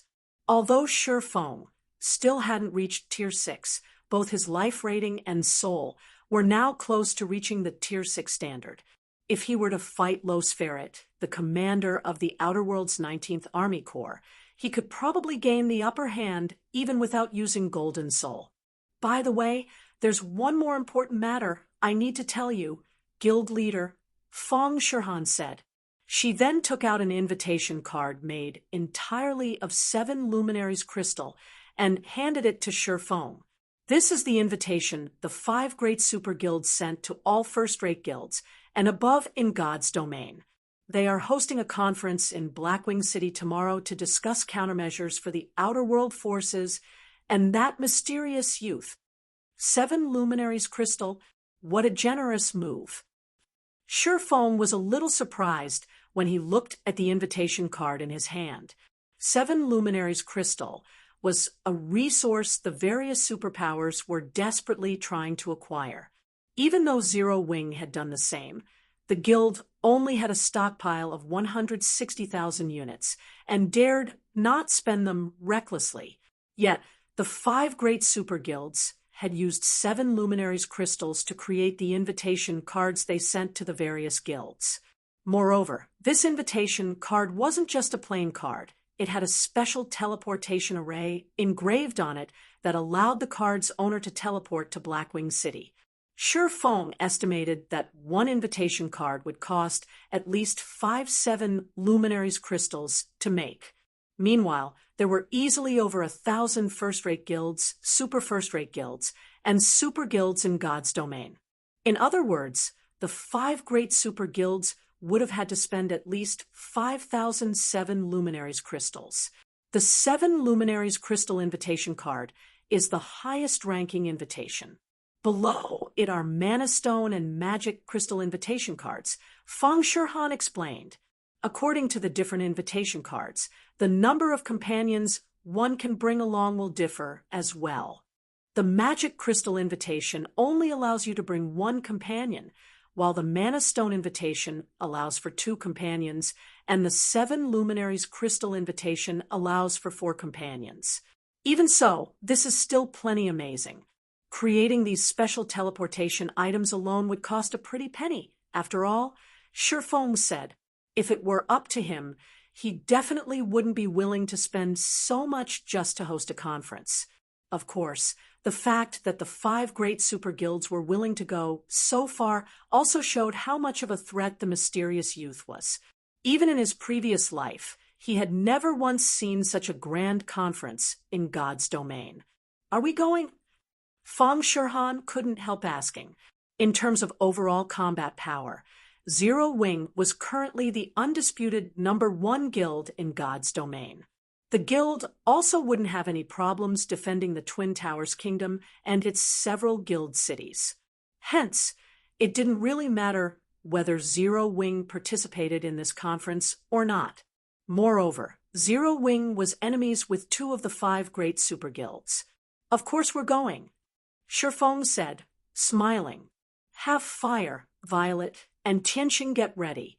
The 4 of you are coming with me. At this point, he no longer cared about the Outer World's NPC army. However, it was a different story for the scholar. According to Zero Wing's investigations, the scholar had deep ties with the Outer World's NPCs. It was quite likely that Shi Feng would have to face the Outer World's NPC army when he met with the scholar again. Hence, he had to get the help of God's domain's player forces. After all, the various kingdoms and empires had opened up their treasuries because of the War of Worlds.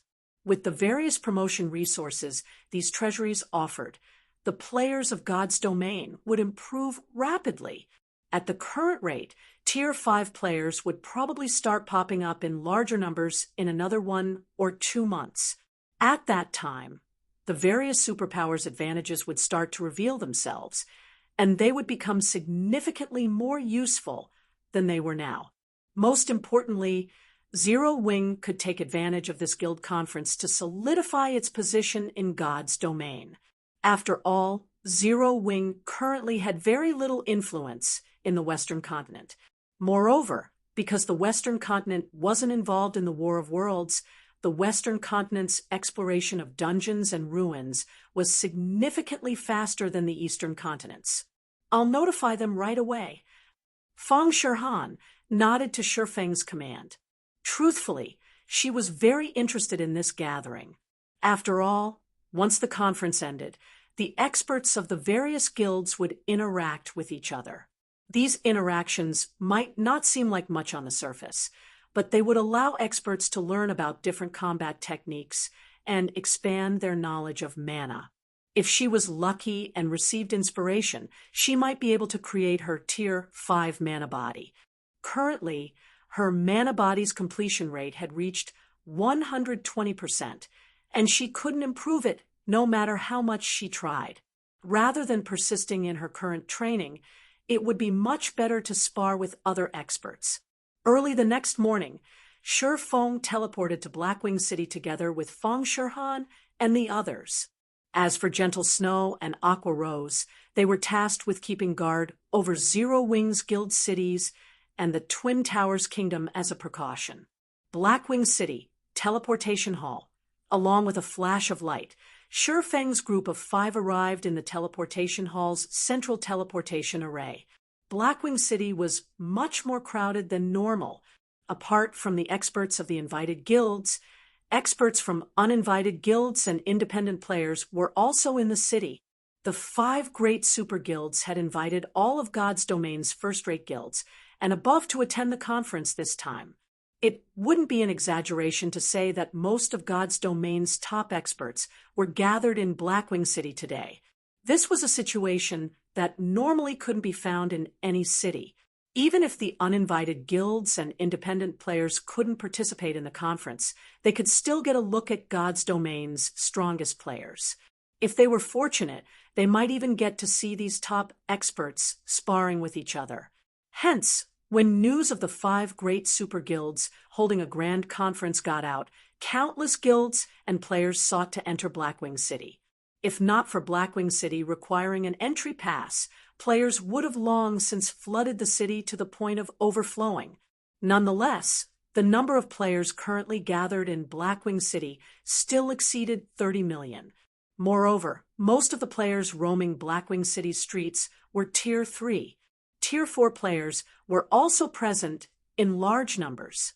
In the current Blackwing City, even Refinement Realm experts would have to act carefully and humbly. Otherwise, there was a high chance they would end up offending a Flowing Water Realm expert or even a Void Realm expert. When Shurfeng arrived at the Blackwing Auction House, the designated conference venue, he found that over 1,000 Tier 4 experts belonging to the 5 great super guilds had established a perimeter. Even the weakest among these Tier 4 experts was at level 170 and geared in level 180 Dark Gold set equipment. Quite a number of these experts also had 4 to 5 pieces of level 180 epic equipment and weapons.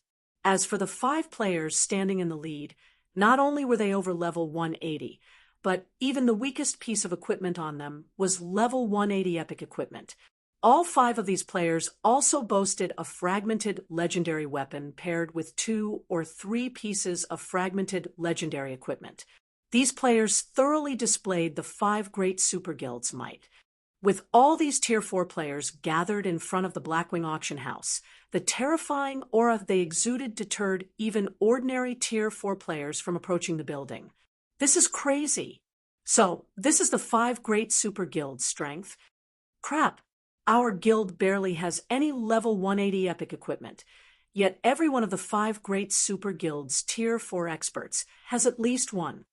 I think that any one of those 5 people standing in the lead can easily beat up our entire guild. Who do you think you are? Your guild is only a third-rate guild. Those 5 people wouldn't have trouble wiping out even second-rate guilds. Do you know who those people are? They're the strongest talents belonging to the 5 great super guilds' younger generation. I heard that not only have all 5 of them reached the domain realm, but their mana bodies are even above the 110% completion rate. They are all bona fide monsters. It's a pity our guild isn't a first-rate guild. Otherwise, we would get to participate in the conference too. The players crowding the street outside the Blackwing Auction House spoke with awe as they looked at the 5 great super guilds members. At the same time, they also felt envious of the players participating in the conference this time. After all, if they could learn a thing or two from one of the 5 great super guilds' Tier 4 experts, it would easily save them several months of training. Amid the crowd's hushed discussions, Tier 4 experts approached the Blackwing Auction House and presented their invitation cards one after another. Then the 5 great super guilds' experts ushered them into the auction house. At one point, when the leader of a 3-man group presented a 7 luminaries crystal invitation, a commotion immediately erupted among the bystanders. This was because the middle-aged man, who was the leader of this 3-man group, was actually a Tier 5 expert one nobody had ever heard of before. What a bunch of ignorant fools. Do they think only superpowers can produce Tier 5 experts? One of the three-man group's members, a female great wizard holding a crimson staff, scoffed as she looked at the surrounding crowd scornfully.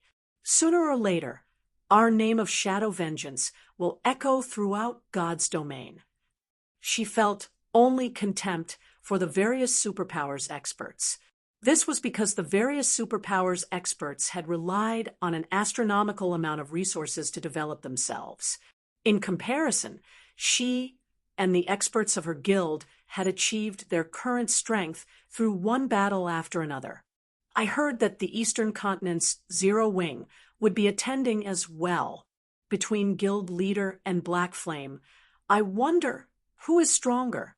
The third member of the group, a brown-haired youth, said excitedly, "Of course, our guild leader is stronger.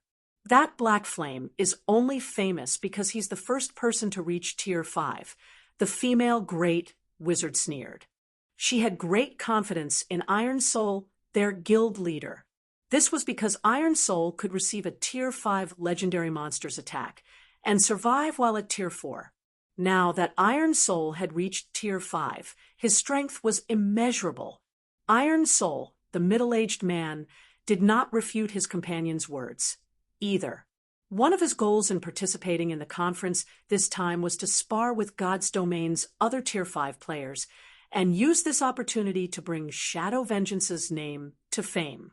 However, shortly after the great wizard finished speaking, crisp and sweet laughter entered the ears of their group of three. What a bold claim!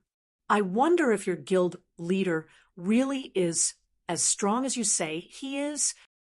As soon as these words fell, the trio from Shadow Vengeance turned toward the source of the voice and found themselves looking at a group of five.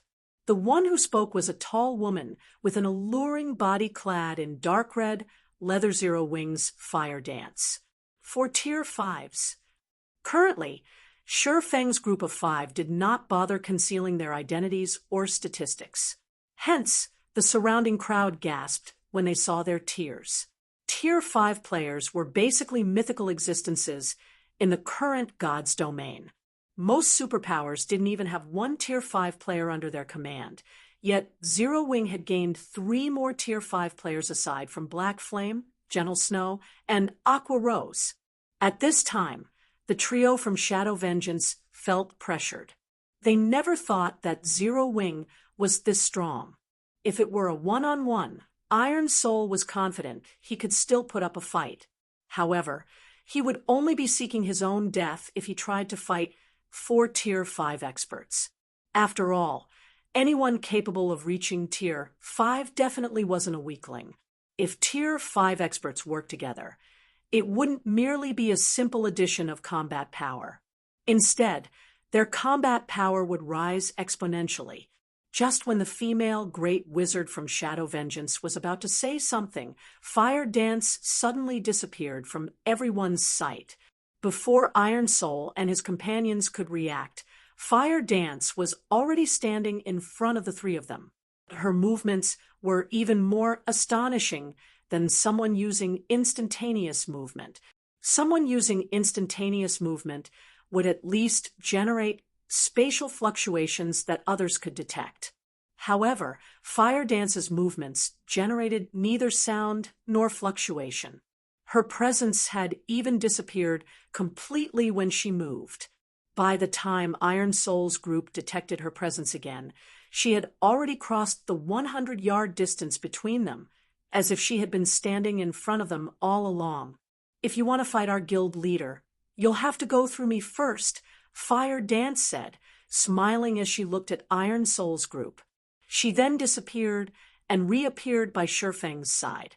Only after Shurfeng's group of five had entered the Blackwing auction house did the Tier 4 players outside the auction house snap out of their daze. What amazing footwork! Iron Soul had a grim expression as he looked at Fire Dance's departing figure. "Guild leader, did you manage to see what she did?" The female great wizard couldn't help asking. Tier 5 players possessed far superior life ratings than Tier 4 players. There was even a massive gap in basic attributes. Hence, it was incredibly difficult for a Tier 4 player like herself to perceive the movements of a Tier 5 player. However, it should be a different story for Iron Soul. He could speed up his thoughts twofold with his Tier 5 concentration, so he should be able to perceive Fire Dance's movements. "I didn't," Iron Soul said, shaking his head. In a quiet tone, he added, "Rather than saying that she's fast, it'd be more appropriate to say that she exists everywhere within her mana domain. The mastery she has over her mana domain far exceeds mine. Is she that strong?" The female Great Wizard was astonished. Since someone as strong as Iron Soul had said so, even if she didn't want to, she had no choice but to acknowledge that Fire Dance was probably stronger than Iron Soul.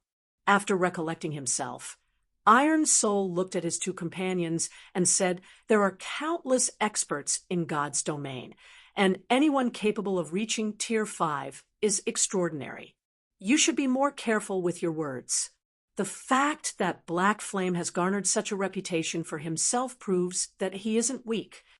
At this point, Iron Soul no longer had any plans to ask Shurfeng for a spar. After all, his chances of defeating even Fire Dance were slim already. What qualifications did he have to challenge God's domain's strongest player?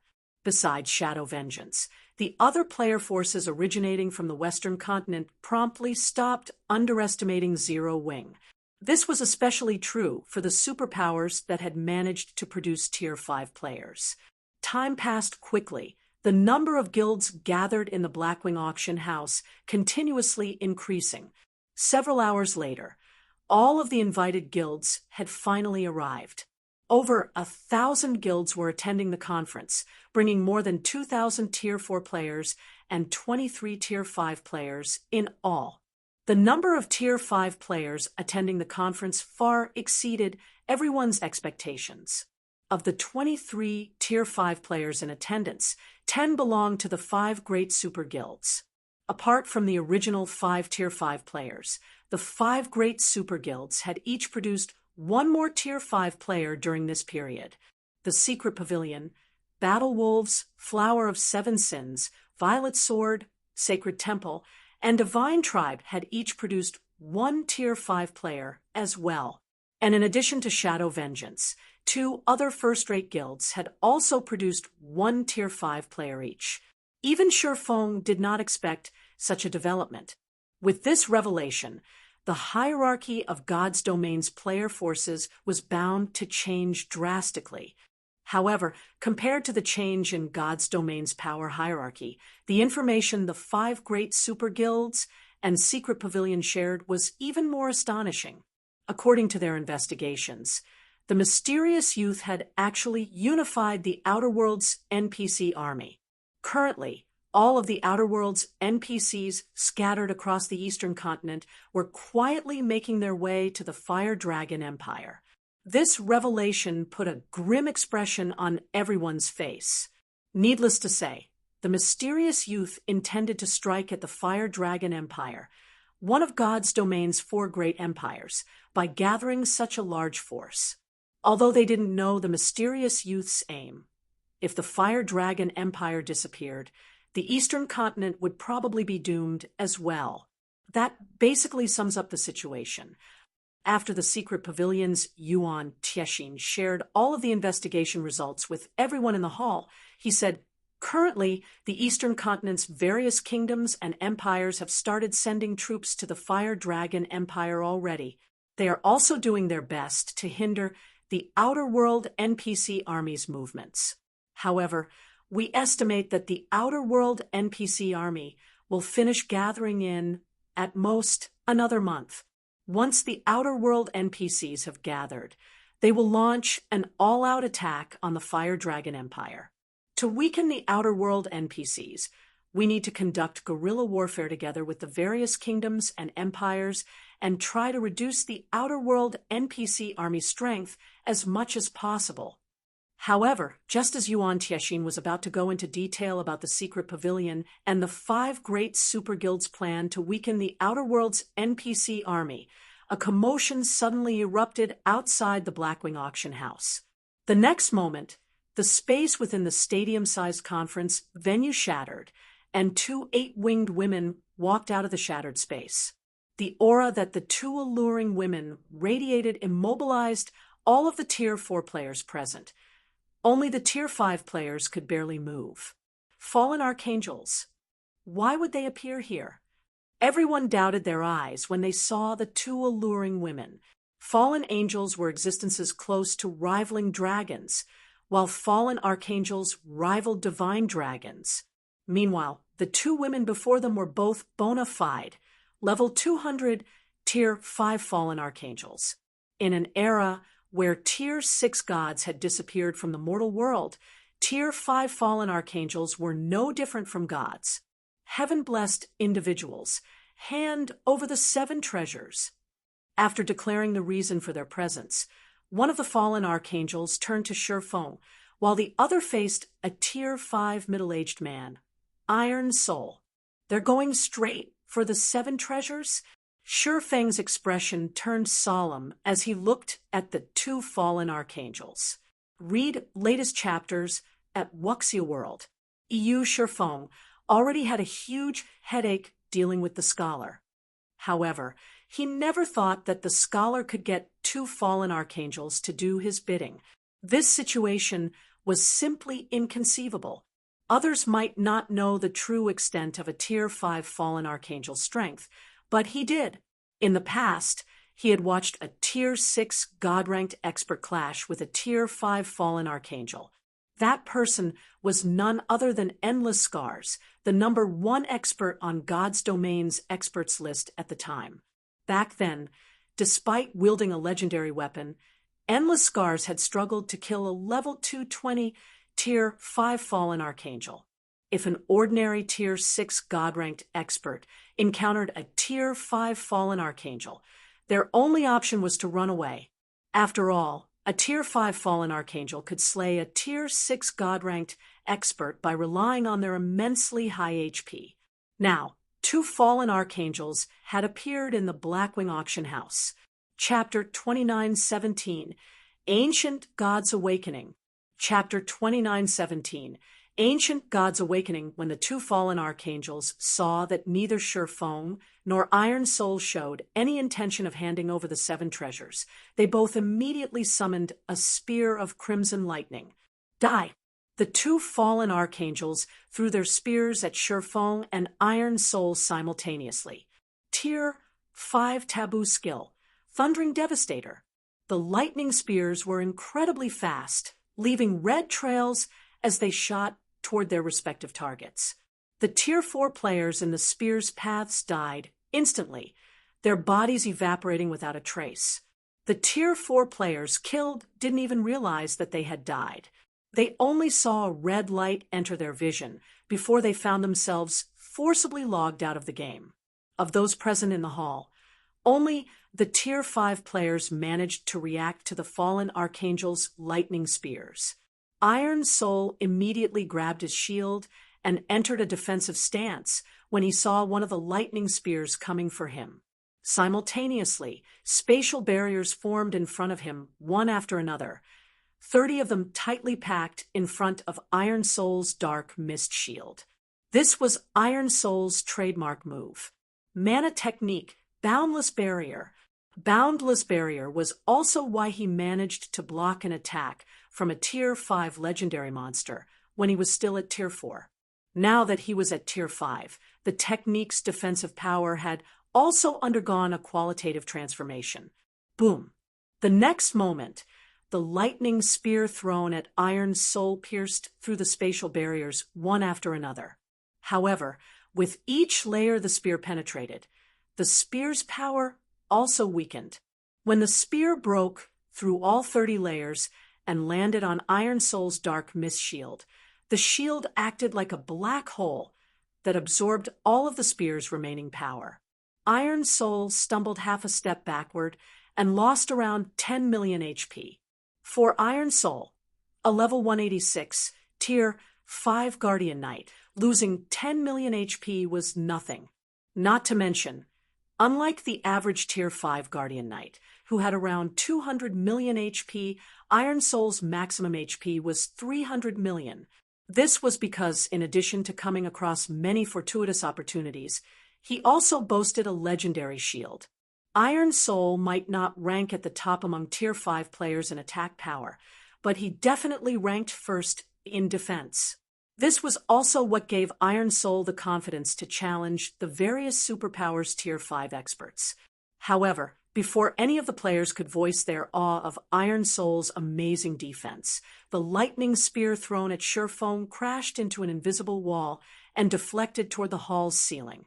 The spear then pierced through the ceiling's defensive magic array and opened a hole in the ceiling, revealing the sky outside. Everyone was thunderstruck. What did he do?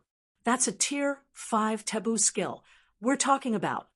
Many of the Tier 4 experts, and even the 5 great super guilds Tier 5 experts, hadn't caught how Sherfone had actually deflected a Tier 5 taboo skill just now. Moreover, Sherfone did not receive even a point of damage in the process.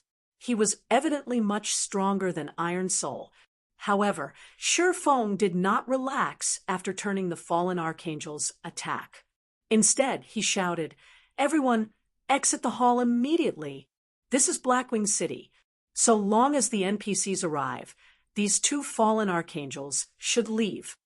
Everyone hurriedly moved their feet when they heard Sherfeng's words, none of them daring to linger for even a moment longer. Although Sherfeng and Iron Soul had effortlessly stopped the 2 fallen Archangels' attacks, everyone could tell that the fallen Archangels had merely launched a casual attack just now.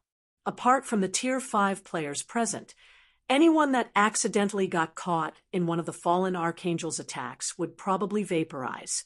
After all, these 2 fallen Archangels were existences capable of rivaling Tier 6 gods. Even ordinary Tier 5 players were nothing in front of them. The Tier 4 experts in the hall promptly evacuated. As for the Tier 5 experts, they surrounded the 2 fallen Archangels. I never thought my first battle after being promoted to Tier 5 would be against such monsters. What's even more surprising is that I'll be fighting alongside you old monsters. Mythology's Odin, who was wearing a white cloak and had completely concealed his face, said as he looked at the several Tier 5 experts around him. "You can fight them by yourself if you don't want to work together. I won't stop you," an old man in dark gray armor from Netherworld Empire said as he glanced at Odin. As for the elderly men from the 3 other super guilds, they remained silent as they looked at Odin and the old man in dark gray armor, knowing that these 2 old men were longtime rivals.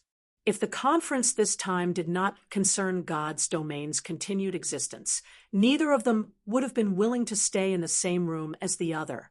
Meanwhile, the 2 fallen Archangels before them were existences that even beyond domain realm experts like themselves had to be wary of. Ziliaware, fallen Archangel, legendary. Level 200 HP 900 billion. Garudika, fallen Archangel, legendary. Level 200 HP 900 billion. Even if all 23 Tier 5 experts work together, they wouldn't be able to kill even one of these fallen Archangels, let alone 2. Lowly ants, learn the consequences of going against the Master, the fallen Archangel Ziliaware said as she looked with disdain at the Tier 5 players surrounding her. She then began chanting an incantation. The magic arrays of 3 Tier 5 curses started forming around Ziliaware, drawing all of the mana in the hall. Compared to the taboo skill she used before, these 3 curses were significantly stronger. However, the players present were all Tier 5 experts. They had no intention of letting Ziliaware complete her incantation. When Ziliaware began chanting, Odin had already appeared behind her and silently stabbed his translucent spatial sword into the fallen Archangel's back. Minus 41,564,786. Damage exceeding 40 million appeared above Ziliaware's head.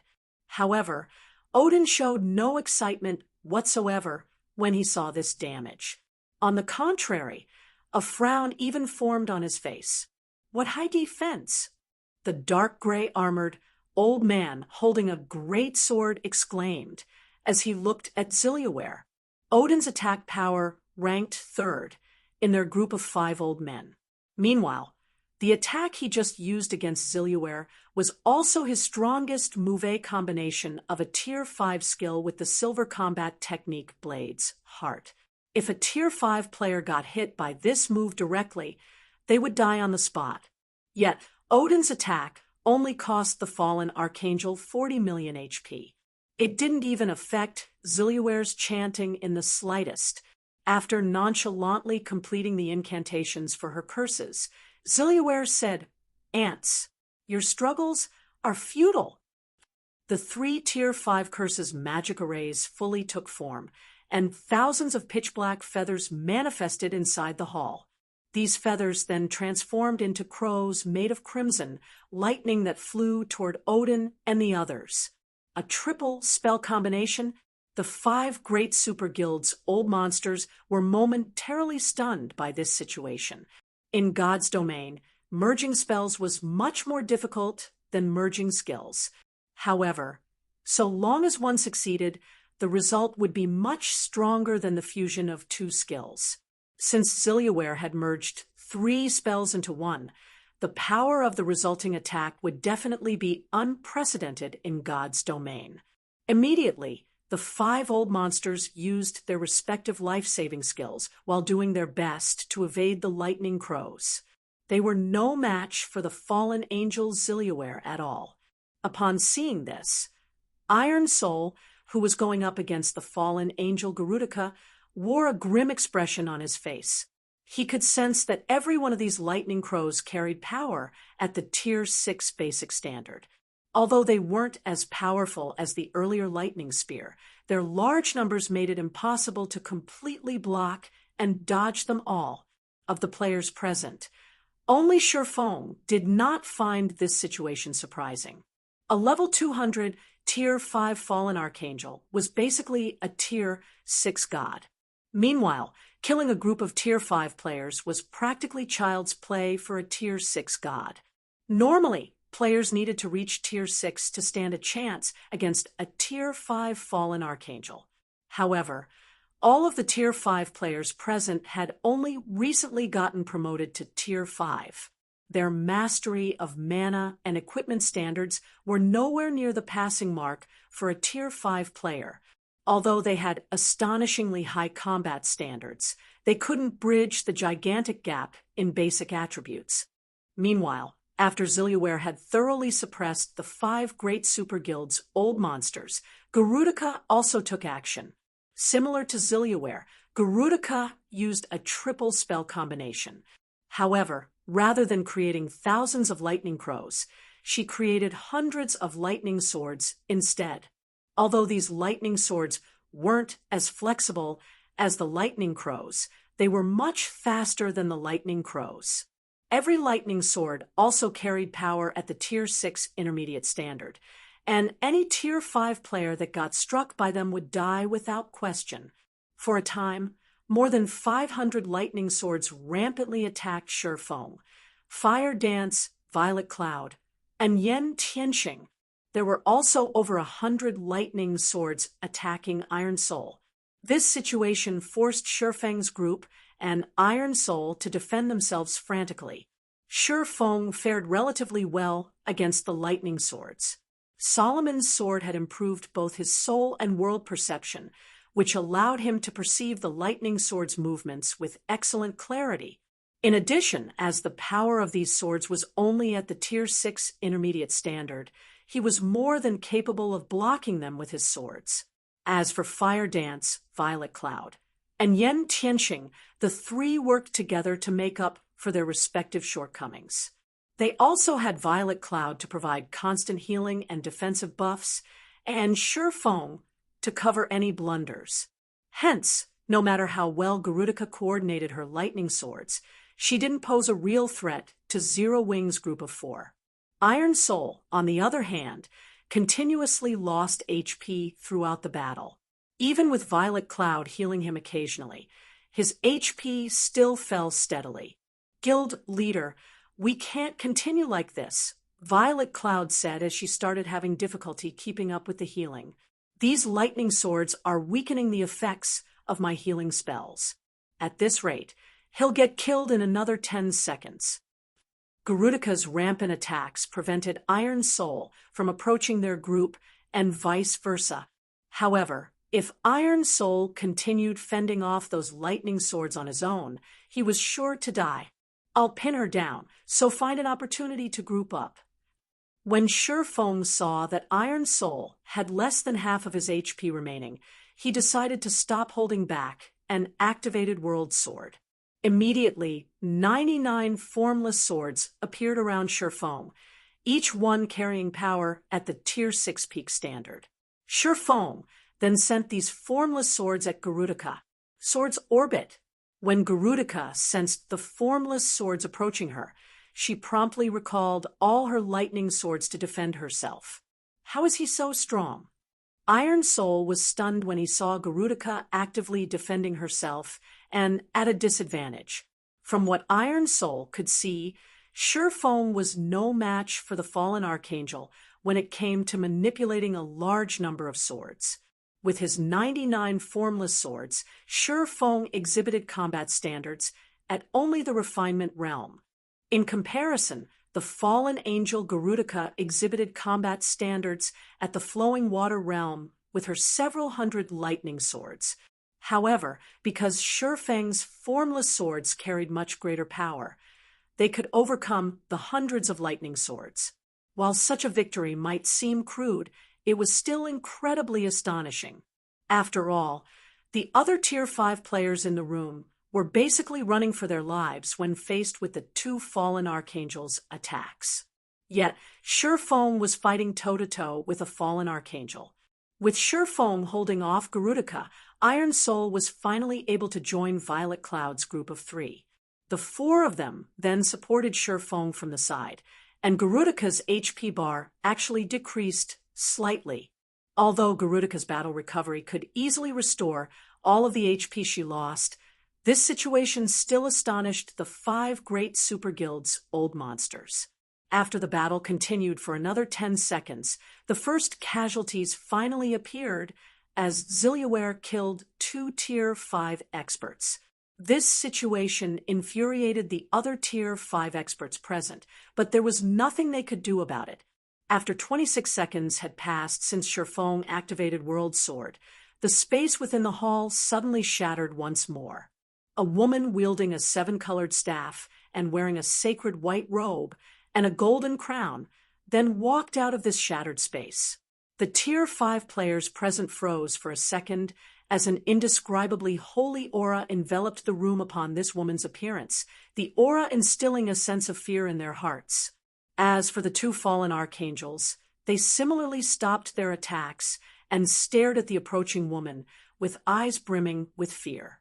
This holy woman was none other than Charlene, who had been resting in Blackwing City. However, compared to the last time Surefong had met with Charlene, this woman felt like a completely different person. Currently, Charlene looked and felt no different from a god, and every one of her actions was intertwined with the world itself. Her mere presence inspired feelings of reverence toward her. Damn it! Those good-for-nothings actually let this goddess escape. Ziliaware cursed out loud when she saw the 24 or so dead or heavily injured Tier 5 Outerworld NPCs in the shattered space behind Charlene. The scholar must have lost his mind, seeing as he summoned you creatures, Charlene said as she looked at Ziliaware and Garudika. After glancing at Surefeng's group, she continued, "But since you've come here already, stay here forever. You think you can keep us here?" After observing Charlene in greater detail, Ziliaware laughed and said, "You've just awakened. Do you think we're no match for you?" However, as soon as Ziliaware finished speaking, Charlene waved her 7-colored staff. Suddenly, all of the Tier 5 players present, including Surefong, felt time slowing down. Even though their brains were still capable of thought, they couldn't move their bodies at all. She stopped time? Feng was astonished when he saw the gray world around him. Charlin's magic was simply heaven-defying. However, no more than 1 second after Charlin stopped time, the two fallen archangels actually broke free from the restraints of time, regaining their movement. They then charged at Charlin with spears of lightning in their hands. However, their movements now were much slower than before, so slow that even Tier 1 players could keep up with their movements. Meanwhile, Charlin simply raised a hand and shattered the surrounding space into countless fragments.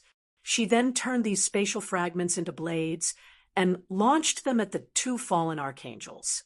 The two fallen archangels brandished their spears to defend themselves, but they couldn't stop all of the spatial blades. The next moment, damage values exceeding 200 million appeared above the two fallen archangels' heads one after another. After one round of attacks, the two fallen archangels had lost over 5 billion HP each. However, compared to their maximum HP of 900 billion, a loss of 5 billion was nothing but a scratch. After the battle continued for another 20 seconds, the two fallen archangels' HP had fallen to the 80% threshold, proving that Charlin had the ability to kill them. Damn it! She has actually awakened to such an extent already. Zilliware glared at Charlin in vexation. "We'll die here if we keep fighting," Garudica said with a grim expression. "We need to retreat. If we wait until Blackwing City's ruler returns, we won't even have a chance to flee." "We have no other choice but to use that move," Zilliware said, gritting her teeth as she took out a black rock. The moment Zilliware took out this black rock, a hint of wariness appeared on Charlin's face. When the Tier 5 players present saw Charlin's reaction, they were puzzled as they couldn't sense any aura or power from the black rock. In their eyes, the black rock was just an ordinary rock. However, before anyone could react, the black rock in Zilliware's hand disintegrated into dust. A strand of incomprehensibly strong power then formed on her palm and shattered the restraints of time on her, allowing her to recover her full mobility. World Blade. After regaining her mobility, Zilliware gripped the strand of power in her hand and swung it at Feng, Iron Soul, and Charlin. The frozen time in the hall immediately started flowing again, and 3 streaks of black light that cut through the world itself flew toward Feng, Iron Soul, and Charlin. Feng and Iron Soul were surprised by this development. They never thought that Zilliware would persist in attacking them, even in this situation. When Feng saw the approaching black light, he felt his soul shuddering like never before. He promptly activated Void Shield, World Breaker, and Final Sword simultaneously, then executed Sword's transmigration without hesitation. As for Iron Soul, he similarly activated his strongest trump card, his legendary shield transforming into a dark mist that enveloped him. Boom! Along with a powerful explosion, the figure of a person shot out of the dust cloud like a cannonball and struck one of the conference hall's iron walls, shattering the magic arrays strengthening the wall. Guild leader! Fire Dance was startled when she recognized the person planted in the wall. Feng could cut apart even the world itself when using World Breaker. Yet, even after he had combined World Breaker with Final Sword and Sword's transmigration, he still suffered a severe blow, losing over 2/3 of his HP. This outcome was simply unbelievable. Meanwhile, when the dust settled, Iron Soul appeared standing in his original position. However, his body had been cleanly bisected, and nothing remained of his HP bar. Along with Iron Soul's death, a bronze ring had also appeared by his corpse. Upon seeing this bronze ring, Zilliware promptly grabbed it. In the meantime, Garudica took advantage of the opportunity and thrust her spear at Feng. Facing Garudica's thrust, Feng felt powerless. After defending himself against Zilliware's World Blade, not only did he enter a heavily injured state, but both his arms had also gone numb. He wouldn't be able to move them anytime soon. However, just when Garudica was about to hit Shurfeng, Charlene suddenly appeared in front of him and stopped Garudica's lightning spear with the tip of her finger. Boom! The next moment, the lightning spear suddenly dissipated harmlessly. An invisible force then sent Garudica flying backward and smashing into the wall on the other side of the room, her HP falling by over 100 million. Not good. Run! Ziliaware shouted. She then tore space and disappeared into the opening together with the bronze ring she snagged. Garudica also tried to flee when she saw Ziliaware retreating, however. Before Garudica could even turn, Charlene was already in front of the fallen archangel, tapping her staff on the other party's forehead. Garudica found herself immobilized, her HP plummeting. After this situation continued for 30 seconds, Garudica's body transformed into a muddy crystal the size of a fist. Simultaneously, the intensity of Charlene's aura dropped off. After storing the muddy crystal, Charlene turned to Shurfeng, who had just gotten back on his feet after much difficulty, and said, "You come with me. Everyone else, hurry back and get ready. You don't have much time left." After Charlene finished speaking, she waved her staff and summoned a teleportation gate. She then entered the gate, leaving behind Shurfeng and the other Tier 5 players, who were still in a daze. After scanning the surviving players, Shurfeng had Fire Dance, and the others returned to Zero Wing first. He then contacted Melancholic Smile, and had her use all the available manpower to produce the Blue Thunder flying ship and the mobile fortress. These mobile weapons of mass destruction would play a crucial role in hindering the Outer World NPC army's advance. Afterward, Shurfeng stepped into the teleportation gate Charlene summoned. The remaining players in the conference hall also understood what Charlene's words meant.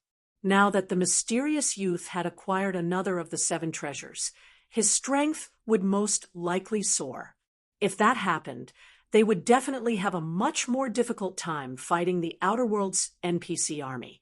Hence, they needed to return and immediately initiate countermeasures. They would also need to accelerate their plan to hinder the Outer World NPC army's advance. For a time, all of the Eastern Continent's player forces seethed with activity.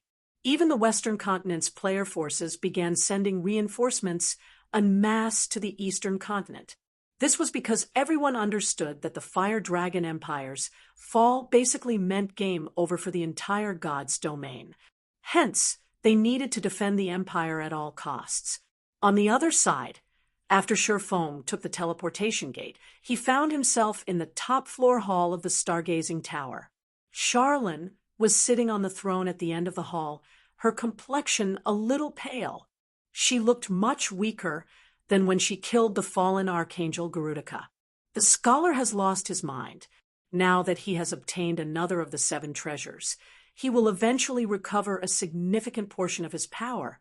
Charlene said, getting straight to the point when she saw Shurfeng, "You currently have 4 of the 7 treasures on you. He will definitely target you next. If he acquires all of the 7 treasures, he will be able to recover fully and regain control over the entire God's domain. At that time, none of you heaven-blessed individuals will escape his wrath. You'll even be banished from this world of God's domain. Regain control over God's domain." Shurfeng was confused by Charlene's words.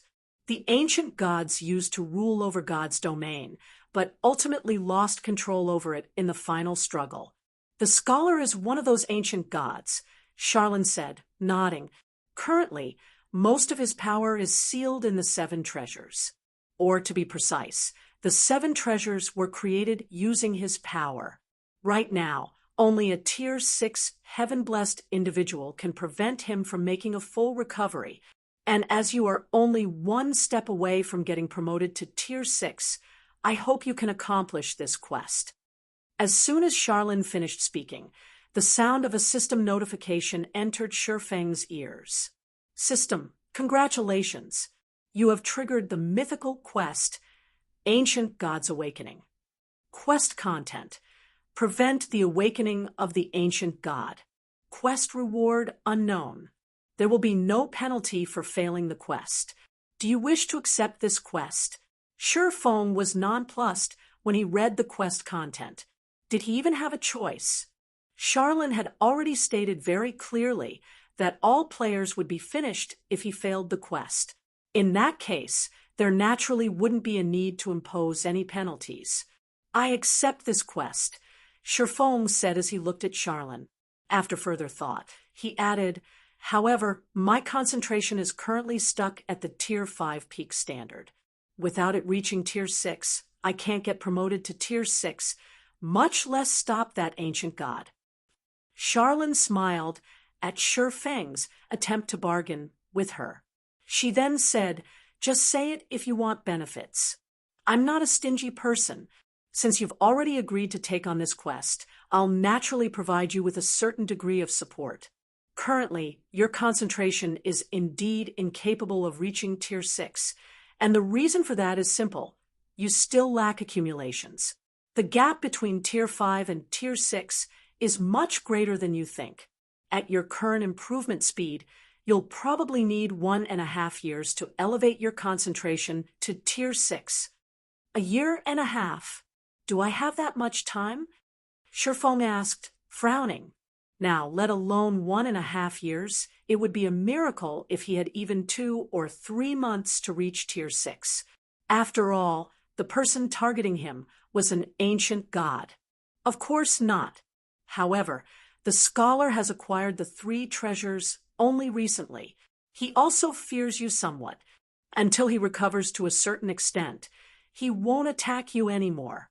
If you're afraid for your safety, you can remain in Blackwing City. He won't dare barge into this place in his current state. However, the Fire Dragon Empire will probably be in trouble. There's a person sealed in the Fire Dragon Empire, and if this person is released, all of you will similarly be doomed, Charlene said, chuckling. As to how you can improve your concentration quickly, don't you have the treasure of illusion? You can use it to forcefully raise your concentration. After saying so, Charlene took out a muddy crystal, which was the crystallized form of the fallen Archangel Garudica. This is that fallen Archangel's soul. You should be able to produce a crystal of souls of incredible purity with it and break through to Tier 6 with her accumulations, Charlene said as she tossed the muddy crystal to Feng. Start your attempt now. You don't have much time left. When Feng accepted the muddy crystal, he could sense incredible soul power in it. Only, this soul power was too chaotic. Even a small portion of it could cause a Tier 5 player to lose their mind. Afterward, Charlene disappeared, leaving Feng alone in the hall. Feng did not hesitate for long. He took out the soul orb and began refining the fallen Archangel Garudica's soul. The outcome turned out as Charlene said. When the soul orb finished refining Garudica's soul, it produced a 7-colored crystal of souls containing soul power of incredible purity. Everything is up to you now. After Feng took a long look at the 7-colored crystal of souls, he swallowed it without hesitation. Suddenly, an indescribable comfort enveloped his body as boundless energy flooded his mind, continuously expanding his sea of consciousness. 1 hour, 3 hours, 1 day. After 2 whole days, Feng opened his eyes and found that the world around him had changed. Compared to before, the various elements of mana in the natural environment looked much more orderly. Before, he had felt as if he were looking at a pile of rubbish when he tried perceiving the mana around him. Everything was a mess, and sorting through them required a lot of effort. Now, the various elements of mana were like items neatly displayed on a shelf. He could easily locate and reach out to any element he wanted, which made it much easier to control mana. Amazing! This is simply amazing. Just one of these 7-colored crystals of souls increased my concentration to the Tier 6 intermediate standard. Feng was filled with ineffable excitement. He had thought he would be fortunate if the 7-colored crystal could raise his concentration to the Tier 6 basic standard. He would have been satisfied with such a result, as it would qualify him to challenge his Tier 6 promotion. Although his chances of creating a superior divine body with Tier 6 basic concentration would be less than 20%, it was still better than nothing. However, now that his concentration had reached the Tier 6 intermediate standard, his control and perception of mana were much stronger than if he only had Tier 6 basic concentration. Now, his chances of successfully creating a superior divine body should be around 30%. Following this, Shi Feng had Zero Wing frantically collecting 7 luminaries crystals for the subsequent month. He even traded some of the flame beast puppets for 7 luminaries crystals, with 1 flame beast puppet going for 4,007 luminaries crystals, 200 magic elven cores, and all the materials needed to manufacture 1 flame beast puppet. Initially, Shi Feng had not intended to sell the flame beast puppets. This was because Fire Dance and the others already had the strength needed to explore the top of the world, where they could acquire a lot of 7 luminaries crystals. However, to strengthen God's domain's player forces enough to resist the Outer World's NPC army properly, selling the flame beast puppets became a necessity. After all, the secret silver combat puppets required highly skilled pilots to exhibit their full strength. Ordinary experts wouldn't cut it at all. It would take at least a Void Realm expert to display the Flame Beast Puppet's Tier 5 combat power. There were only so many Void Realm experts in Zero Wing. Even if their numbers kept increasing, the rate of increase couldn't match the Flame Beast Puppet's production rate. Zero Wing's sales of Flame Beast Puppets immediately boosted the overall combat power of the player forces, hindering the Outer World forces' advance.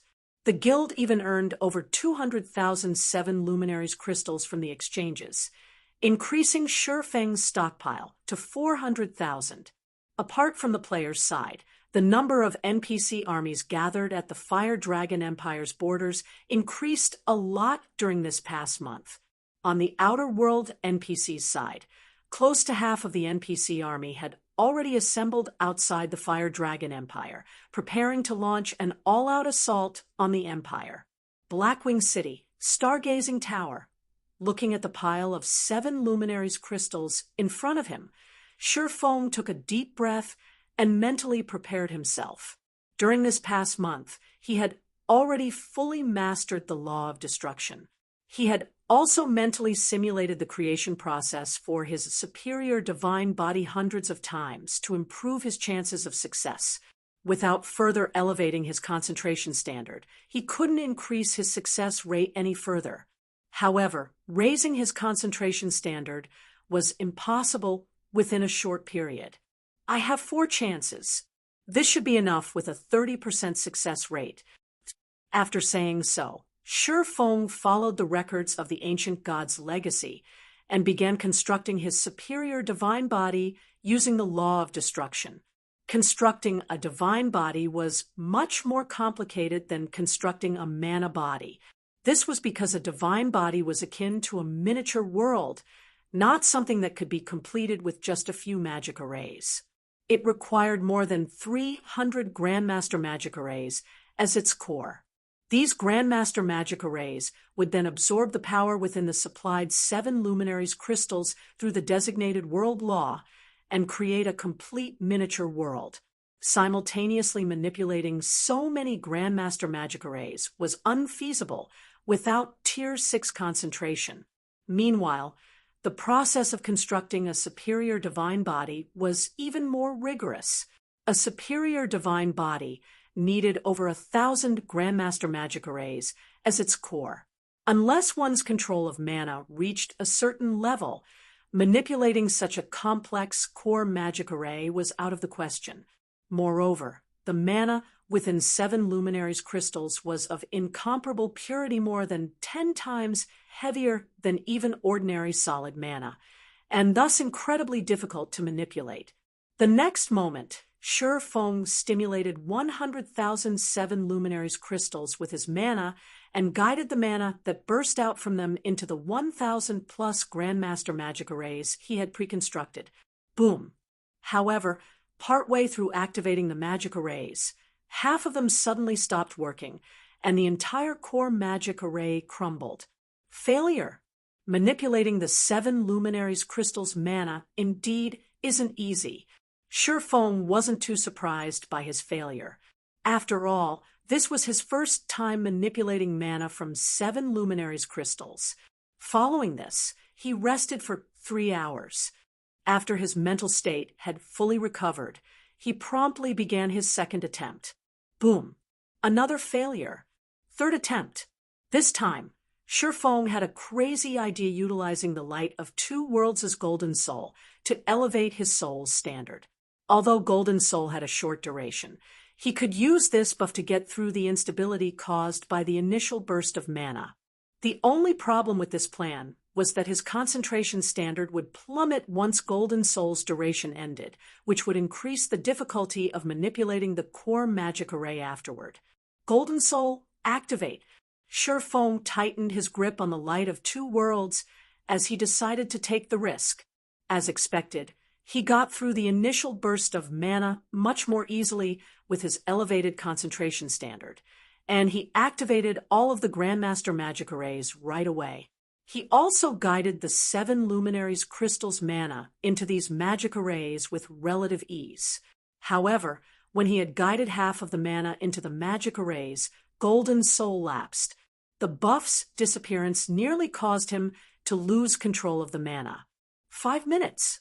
So long as I can last 5 more minutes, I'll be able to finish transferring all of the seven luminaries crystals' mana. Shi Feng gritted his teeth and struggled desperately to keep the Grandmaster magic arrays in operation. He also overburdened his mind, not daring to make even the slightest mistake. 1 second, 10 seconds, 30 seconds. Shi Feng's complexion turned paler and paler as the seconds ticked by. Sweat continuously formed on his forehead. Nevertheless, he persisted. After the third minute elapsed, Shi Feng's vision became blurry and his mind cloudy.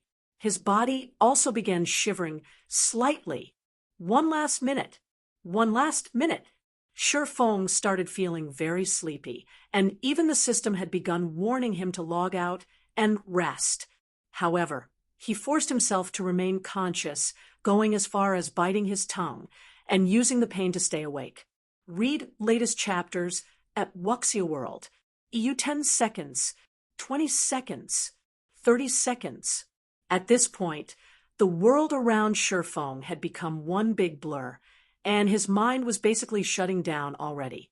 However, relying on instinct and his familiarity with manipulating magic arrays, he was barely able to continue guiding the seven luminaries crystals' mana into the Grandmaster magic arrays and keep them operating normally. Shortly afterward, though, Shi Feng's consciousness lapsed briefly, and he lost control of the core magic array. Did I fail? After Shi Feng recovered from his brief lapse, his heart sank. At this time, though, the sound of a system notification entered his ears. System, congratulations. You have successfully constructed a superior divine body. The constructed superior divine body's completion rate is at 92% and has reached the Tier 6 standard. The constructed superior body is evaluated to be at the epic rank. Do you wish to get promoted to Tier 6?